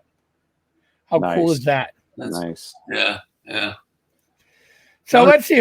that The was- schedule is just all fucked now, man. Now it's a free for all. I'm just gonna say, look, there's Dave Alvin from White Trash. Let's see who else we got. How's it going? I mean, the on? schedule's a free for all. What's How up, are you? Dave? How are you? Awesome. Can I bring in a special guest? You sure can. Come here. Come here. My My son is joining me. Oh yeah, Oh, hello. very good. Nice. He broke his arm. Oh man. Oh no, On how'd you top do of that? everything else going on in the world, this little guy broke his arm. How did he do that? I got him a trampoline because of can't go Aha! anywhere. And I'm an idiot. He fell on the arm and he broke his arm. So We we're had a trampoline in my backyard for like 2 years. Thankfully, my kids broke it every time they went on it. I was scared to death, and now they broke it. Now they beg me for another one. I'm like, yeah, no, not gonna happen. Yeah. The happiest day No, of my life was the day that thing broke. I'm trying to figure out whether to get rid of it now or what, but you know. Well, hey, you can give it to me. My kids want one if we can get it to Wisconsin. Cool. You want to drive over and get it? I will. I'll help you take it apart. It only took me 3 days. So, Mark, didn't you say you just shot White Trash on Yeah. the Monsters of Rock cruise? Yeah, I think actually my friend Ben Clapp, who was he was like my roommate for about a year in when I lived in Atlantic Highlands, and you know he told me that he was in this band called White Trash, and I'm like, did you ever shoot them? And I'm like, I don't know, but because I don't remember, but I went in my archives and I did shoot him at one point in the 90s, I guess. Yeah, probably. And then, you know, they were on the cruise, and of course, you know, Ben's there, my good friend, and we did a quick photo shoot before they went on. They actually had this Love Boat theme. They all had the you know, the jackets on, the white, you know, they looked like the Love Boat cast. Right. It was awesome. You know, I love that stuff. You know, and then when I went to shoot them live, they were amazing. They were just fun. They're awesome, man. Fun to shoot. And I think they got a niche that they're going to keep growing with the crowds. Dude, they were always one of my favorite bands in the 90s when they came out. And then I didn't really know. And then they got back together, and me and Dave connected a few months ago. And I just fanboyed completely, man. Me and my buddy Brad from American Terror were on EMP, just fanboyed for like 2 hours one day about White Trash. And then I ordered the record off of Discogs because I didn't have it on vinyl. And then somehow through Kismet, me and Dave met. I think at that moment, I'm like, I'm going to go find White Trash. And I found Dave, and we kind of connected. And now we're talking. I was actually going to book a tour for them. Literally, we were talking about booking a summer tour for them as COVID-19 hit like the next day. Like literally 3 days later, it was like done.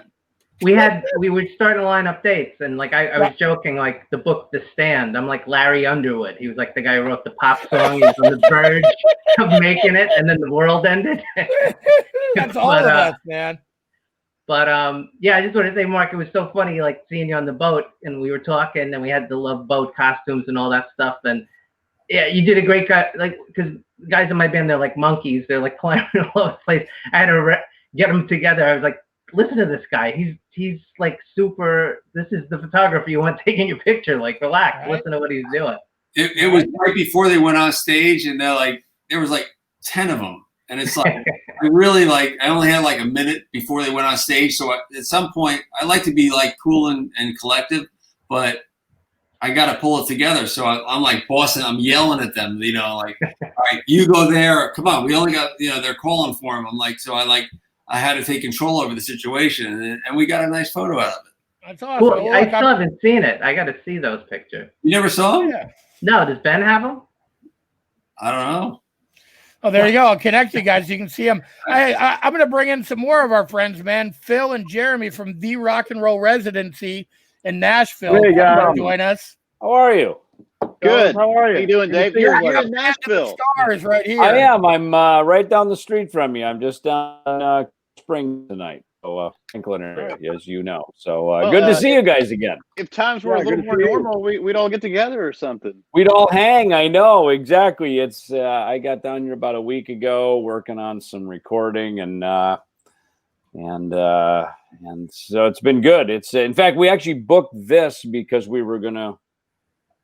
I was going to be down here next week, and Mark's book, of course, is coming out this next week's. The time this was perfect. So, but yeah, great to see you guys. It's you too, man. Likewise, man. You too. What our jam at the Rockin' Podcast that we did? It was great to jam with you because you guys are like the heroes in town, man. I mean, you're like so awesome. Gene Simmons took you on tour. That's how rad you are. Right? And Ace Frehley. Yeah, yeah. It's- So hey, it's happening. Mark, you and I hung out for a minute at the artist party on the Monsters cruise, and I was like, "Hey, man, I was in the Ace Frehley band, and you shot us at the Starland Ballroom, and we exchanged stuff." And you know, I was like, "Man, we'd be honored to have photos that you took of us." And you said, "Well, hit me up, and if I don't answer in a week, hit me up again. If I don't answer, hit me up again." And man, I didn't have the balls to hit you up more than once. Oh, Phil and I both would love a photo of us that you took. I thought there was going to be a happy ending there because, like, I got so much going on and my memory does not, like, you know, I don't remember a lot of stuff. But I do tell people, like, be a squeaky wheel, you know, like hit me up. You know, and I know I shouldn't be like that. You guys are the rock stars. I'm just a photographer, but I'm the same way, Mark. I'm like, hey, that's just when people are busy. That's what you do. You just have to keep hitting them up. And so the reason I wanted to have these guys on, other than they're awesome, and obviously they play with everybody in the freaking world, but so they actually just did an EP as the Rock and Roll Residency, and we just did a deal with them with the EMP to put it out. So we wanted to kind of announce that here tonight. So they're officially there's the cover right there. That's it. Yeah.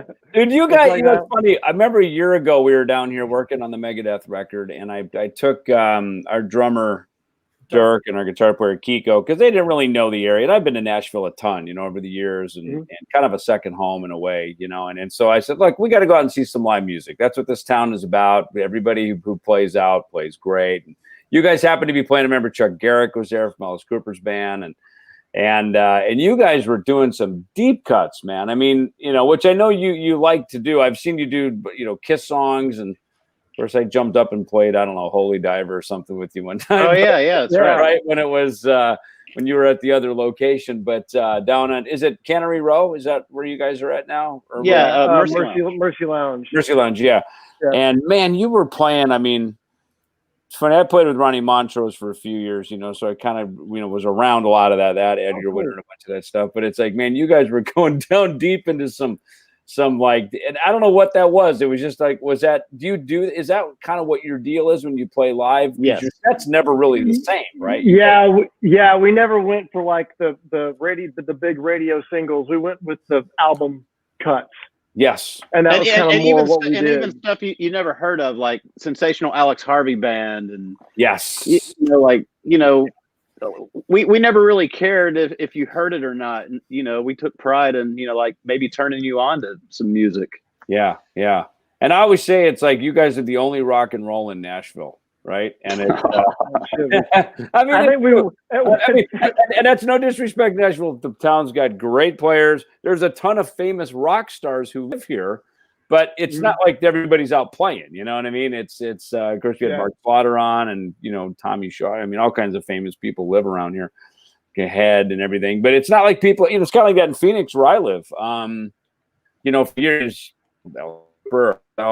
Megadeth, Rob Halford, you know, a bunch of, you know, well-known rockers, but it's not like you go down the street and they're playing at the local bar, you know, they're not like sitting in, right? Like everybody was here, and we just kind of gave them a place to go, like at least once a week. They had like this thing to go, and everybody kind of started going to our show. You created the place. Yeah, you created the hang, and you go where a bunch of us who are here working, and I don't know, you know, the guys that live here, but when I come into town, it's like, yeah, you want to go out, get out of the studio, blow off some steam, go out and hang out a bit. You guys are the hang, man. So I just talk about you guys so highly all the time. I just think it's wonderful, man. So man, cool. I appreciate that. It was actually like a complete accident. We only planned on doing it for a month because we had done some tribute bands, you know, for a few years before that, before tribute bands were a thing to do. And then we did it for a month, and they asked us to stay.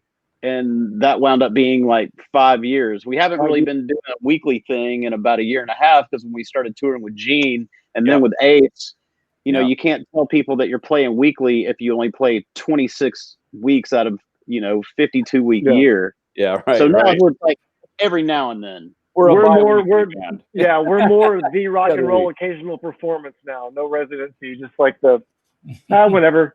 Yeah. But you know, the name's stuck and everybody knows the name, so we had to keep the name to release an album. I mean, like to somebody who doesn't really know us, it might sound a little silly, like the Rock and Roll Residency. That's the dumbest name ever. And we went through every name. We were just, I was like had this long list of everything going. How about this? Sucks. How about this? Sucks. Like, why change it? Everybody knows us as the Residency guys, Chicago so it's used to just be like, called the well, fuck Chicago it. Let's just Transit Authority. So I mean, come on. Yeah, exactly. Yeah. Well, see that White Trash. You and White Trash need to do a show together. Now that would be a fun show. I would like to see that. No, I saw you. I saw you guys on the Monsters Cruise. Oh, you were on this year? Well, I was on as a stowaway, which means you're not really doing anything. Oh, I was gonna say I didn't see you guys. He was actually really a stowaway. He was hiding in the kitchen. He literally like Now that thing was awesome, man, and it's crazy because we missed all this COVID stuff by about 2 weeks. We could have easily shut that thing down. So very thankful we got to do that. It was an awesome cruise. Oh man, we lost Mark Weiss. Where did he go? Saw that. He's looking for our 8 photos. Another bottle of wine, and he's there. He is. There he is. He's back. He's back. Oh, he's got food. He's got a sandwich. To get a pizza. Hey, what do you got? What the guy got to do to get a pizza around here? Thank you guys so much for joining us. Thank you guys. We'll be putting out the press release about the putting out our EP this record week. finally. Because if you weren't putting out our record, it would still not be coming out. You know, we've been holding on to this for a while, so we really appreciate you guys like finally getting this thing out for us. Well, look for the official press release this week and everything else. And thank you guys, man. We're happy to do it. Thanks for having me. And Dave, we're going to put out some damn records for you too. I promise. Okay, let's do it. You heard it here. Yeah. Thanks, Our guys. arm feels Thanks better. for having us. Mark, I'm going to hit you up. Say something. Do it. Dave, I'm going to connect you and Mark so you can get those When photos I too. get my cast off, I'll be stronger than usual. There you go. He told Figure you. that All out. right. All right, thank you so much, guys. We gotta get this guy to bed. All right, night, Thanks, buddy. fellas. Phil, Jeremy, thank you guys. We'll talk to you soon. Yep. See you guys. Have a All right, good let's day. see. Who's Thanks, next Mark. in the chat roulette of death here? Let's see. We got our buddy Andre over here from the real world. Hi, Andre Como. How are you? Hey guys, And we got Thor. Thor. Yeah, and how you Andre doing there? Como. How are you? What's going on, you guys? Now this I'm is a doing party. Hey, Mark. Hey, guys. How are you? Doing great. What's happening? Where are you at, Thor? I'm in Vancouver, BC. Nice. Okay, cool. What's Yeah. what's it like up there? What I haven't heard too much about Canada other than I think you guys kind of shut stuff down up there, right? Yeah, I was in quarantine. I was on tour through the United States in March, and then everything started happening. We played the Whiskey and on March 12th, and then played Vegas, and then had to stop the rest of the tour and come back up to Canada. Yeah. But when you come back into Canada, you have to go on a 14-day quarantine. Oh man, I saw you play at the Country Club when I lived in Los Angeles. Early days, probably 83, 84. Something Yeah, like with that. Raven. Yes, it was with Raven. You're right. That's right. Yeah. We had And John John Gallagher, Gallagher was on earlier. Yeah, we just had Jake's him on on the earlier. God, I- yeah, that's right. It was with Raven. That's Yes, right. Yeah. we were on Enigma Records at that time in United States. We had a album called Only the Strong. Yep. You know, it's funny. Enigma. We walked into Capitol Records probably right around the same time Poison, and so Poison came up off Enigma. I think the catalog or something didn't that come up to Capitol or something like that. I don't know if you were a part of that, but Enigma was a very well respected, cool label. As one of the indies, I mean, that was. I don't know if you had any success with it. I'm sure you. It seemed like we did. We got distributed in different countries. Like we were on Ultra Noise in the UK. Mm-hmm. But I liked Enigma, and their association with Capitol was great. Steve Pross was a guy that was running things then. Yeah. But I must say, I'm very proud of Mark Weiss. Mark Weiss and I go back 40 years. I met Mark when he just came out of film school. I think I was the first guy you took a photo of after film school. Isn't that right? Yeah. I shot Neon Leon and Thor. 1979, 1980. Yeah, 1980, and so I'm so proud of you. I mean, this is a metal rockin' timeline of that era. This is a treasure that you have. This is a visual treasure. This is amazing. It captures that whole decade and what went on. And John, Thor, he was another guy. It was my friend right from the beginning, and whatever I could do to help him. So I would say, hey, you want to come backstage, meet Ronnie James Dio or Ozzy Osbourne or whoever. I would just bring him in, because I felt he could have been playing arenas. He had Mike Appel, who managed Bruce Springsteen, took an interest in Thor, who actually managed him for a while. And, it was at the time where, Thor could have actually been an arena band, but unfortunate circumstances, some things happen, some things don't happen. Hey, I still put out 31 albums, and I've had a great career, and some #1 records on the rock charts in England. And in fact, one of the records, I'll tell you the story, was from Mountain, and a guy who produced Mountain and Cream, Felix Pappalardi, was going to produce in 1983 an album called Unchained, and then his wife Gail Collins would be the one, for example, that would do the designs for Mountain, and Cream, and they would co-write songs. But then he was going to produce my upcoming album Unchained, and Gail was going to design the cover. Then Gail shot and killed Felix Pappalardi in the early 80s, but April 17th, 1983. And what could I, everything was in disarray. So I come to Mark and I say, Mark, I'm going to have to produce this album, and I have no album cover. Gail was going to design the album cover. And Nantucket Sleigh Ride was a big one that she had, right, for Mountain, a beautiful design. And Mark says, we'll fix that. And I think we were at Teen Beat Magazine, I believe. And he said, go in the stairwell. I'll set it up. And he put lights on, chains, and he shot it, and we got this iconic album cover for Unchained, and it became a big success for us in England.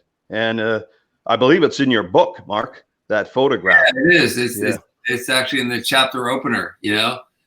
Thor was he was everything. He had the look, he had the music. It was awesome, and we had a great friendship. And I just was there with him for whatever he needed me for. And that cover was awesome. And, we still, to this day, we still, talk and work together when he needs me. That's what I do.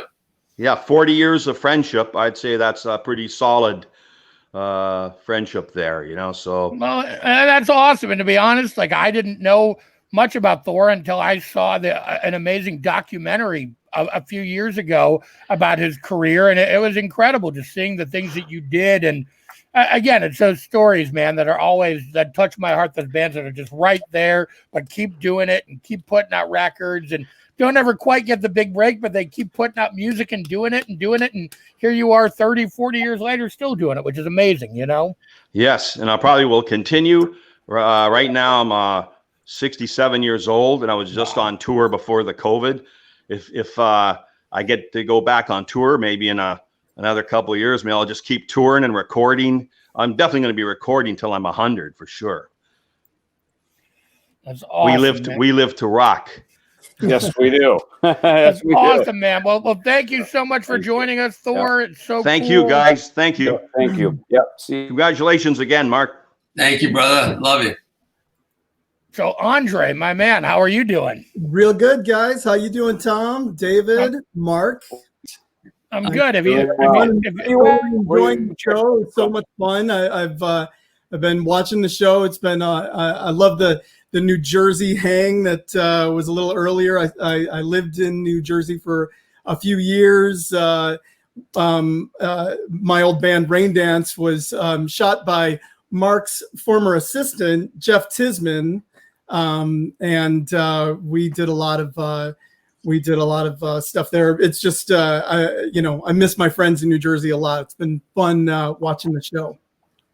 Nice, thank you. Andre, if everybody doesn't know, it was on the first season of The Real World on MTV. He was the cool rock and roll guy. Now he was always an awesome musician. He has a new EP coming out on EMP in a couple weeks, and wanted to bring him on and say hi. We're talking about the 80s, and man, what's more 80s than the fucking Real World, you know? and I always loved Rain Dance. Andre's band was super cool and kind of in that cool pocket between kind of hard rock and grunge and kind of right in the middle of that whole thing. And it was awesome, man. Thanks. Yeah, no, it was great. And, I've been out here in Los Angeles for, quite a while now. Have this, a new rock band and, putting out the EP on EMP label group in a couple of weeks. Super looking forward to the lockdown ceasing and getting out there and playing out some shows. Right. And me and Andre have been talking about doing some kind of like a quarantine live stream show for him, like a record release thing. So, we got some plans. We'll see what happens. Very cool. Definitely. Looking forward to it. Awesome, man. Well, thank you for jumping in and hanging out with us. We will talk to you soon, brother. My pleasure. Good to see you. Have a great night, everyone. See you later, man. I don't know. I think that might be it. Yeah. Hey, listen, this has really been great, man. And Mark, again, congratulations on this. And just mention one more time where people can go pick up the book, because there's a pre-sale right now, right? Yep. We actually have a couple copies available on our eBay that Mark is going to sign and send out. You can also pick it up on Amazon or thedecadeThatRocked.com. We also have a bunch of eBay auctions right now. Mark has graciously donated a bunch of his amazing museum quality prints that he's going to sign. And I just posted the link to that in the chat. And so you can, go pick that stuff up. And the book, and everything from the eBay sales goes to the Ellison Youth Music Foundation. That's helping keep our Schools Out initiative going. And and our mission to support music education in schools. Yep. So thank you very much to the Grammy Music Education Coalition for sponsoring this and being one of our partners. All of our sponsors too. I mean, Vocal Zone, Jackson, Hartkey, Cisco, designed by Melody and Melody Myers, and all the amazing work she does for us. Everybody, man. Vocal Zone, who supports the heck out of us and make sure I can talk and sing for hours at a time. Everybody who joined us. Not only have you done well with your craft, but you've done well as a human being, dude. This is what a life well lived, man, and a career you've had to have all these great people come back and check in, and just to come back to the family reunion, man. It's really cool. It's great to know you I know you as much as a buddy and a friend, and from back in the days, and of course my wife knows you, and from all the days back with Dr. McGee and Motley Crue and Bon Jovi and all that. So just really good to know you just as a friend, dude. You're a righteous man. Thank you. And I just love developing these relationships, like pulling these people in from my past, and I'm sure it's gonna be a catalyst for future endeavors. Yeah. And I just want to do a special shout out to Carissa and Zach and Melody, who's been really my soldiers in my army to pull this together, like on my social media and my YouTube and my Facebook. And I could not have done it without these people. And like, they're like, they don't even ask for money, and I throw them a check every once in a while, like they don't even expect it, they just do it because of the love, and Carissa, like her aunt was an intern for me 30 years ago. I did a photo shoot with a band last year, and she just happened to come to my house and she just, said, we just had a conversation, and I said, well, do you do video and do this and do that? Oh yeah, I do that, and that's that. And with my and Zach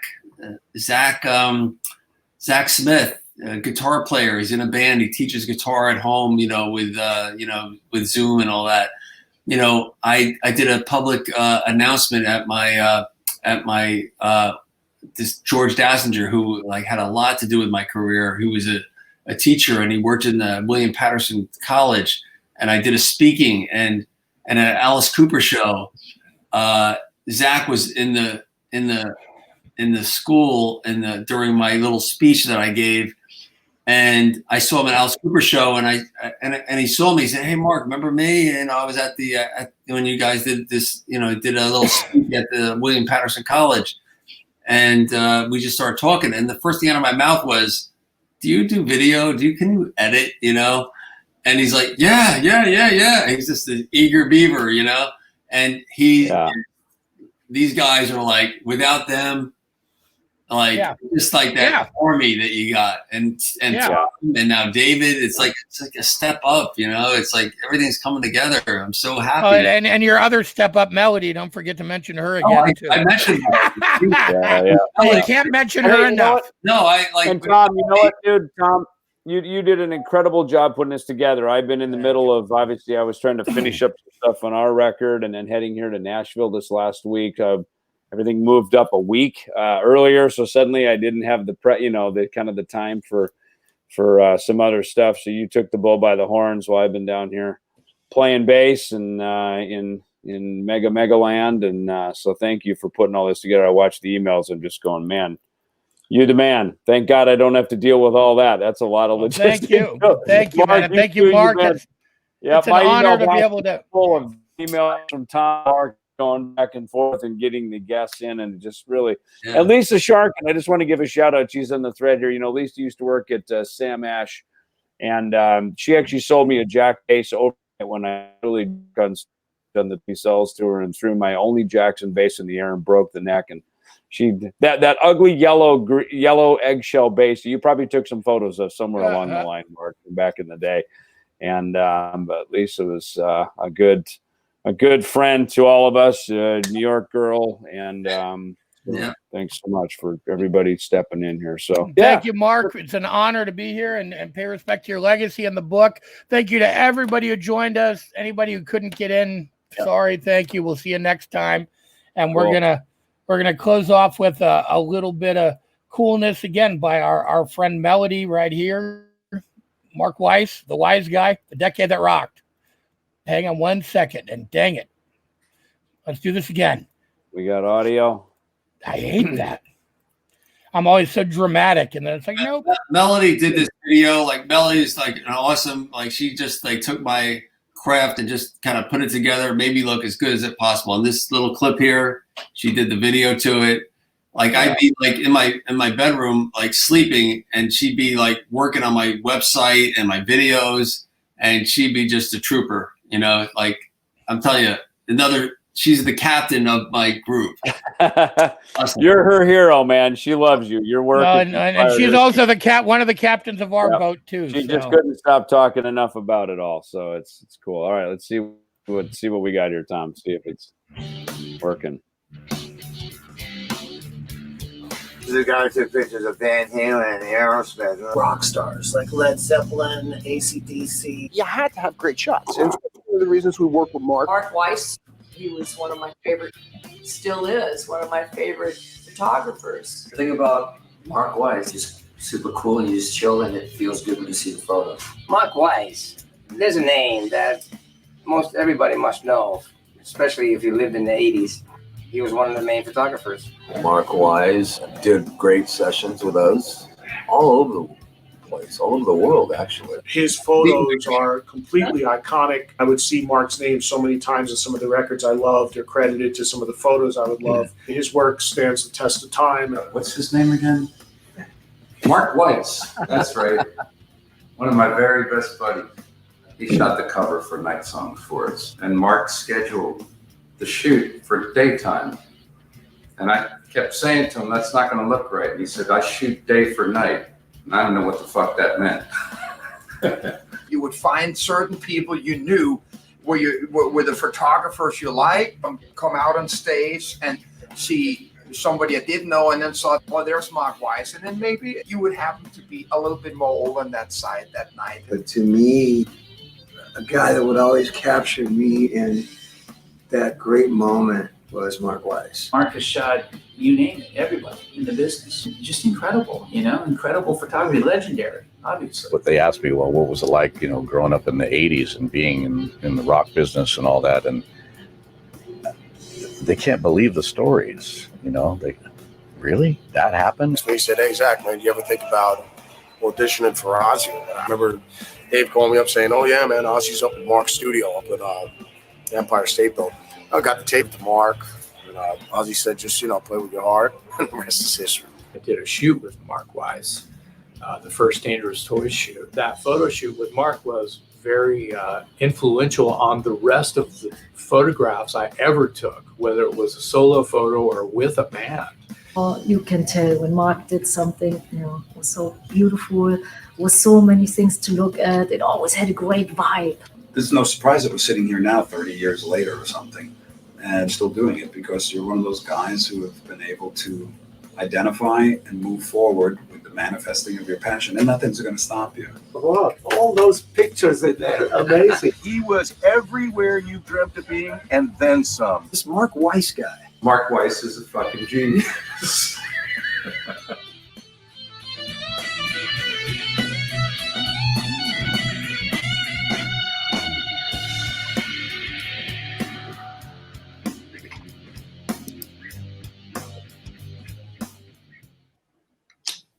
That's killer, man.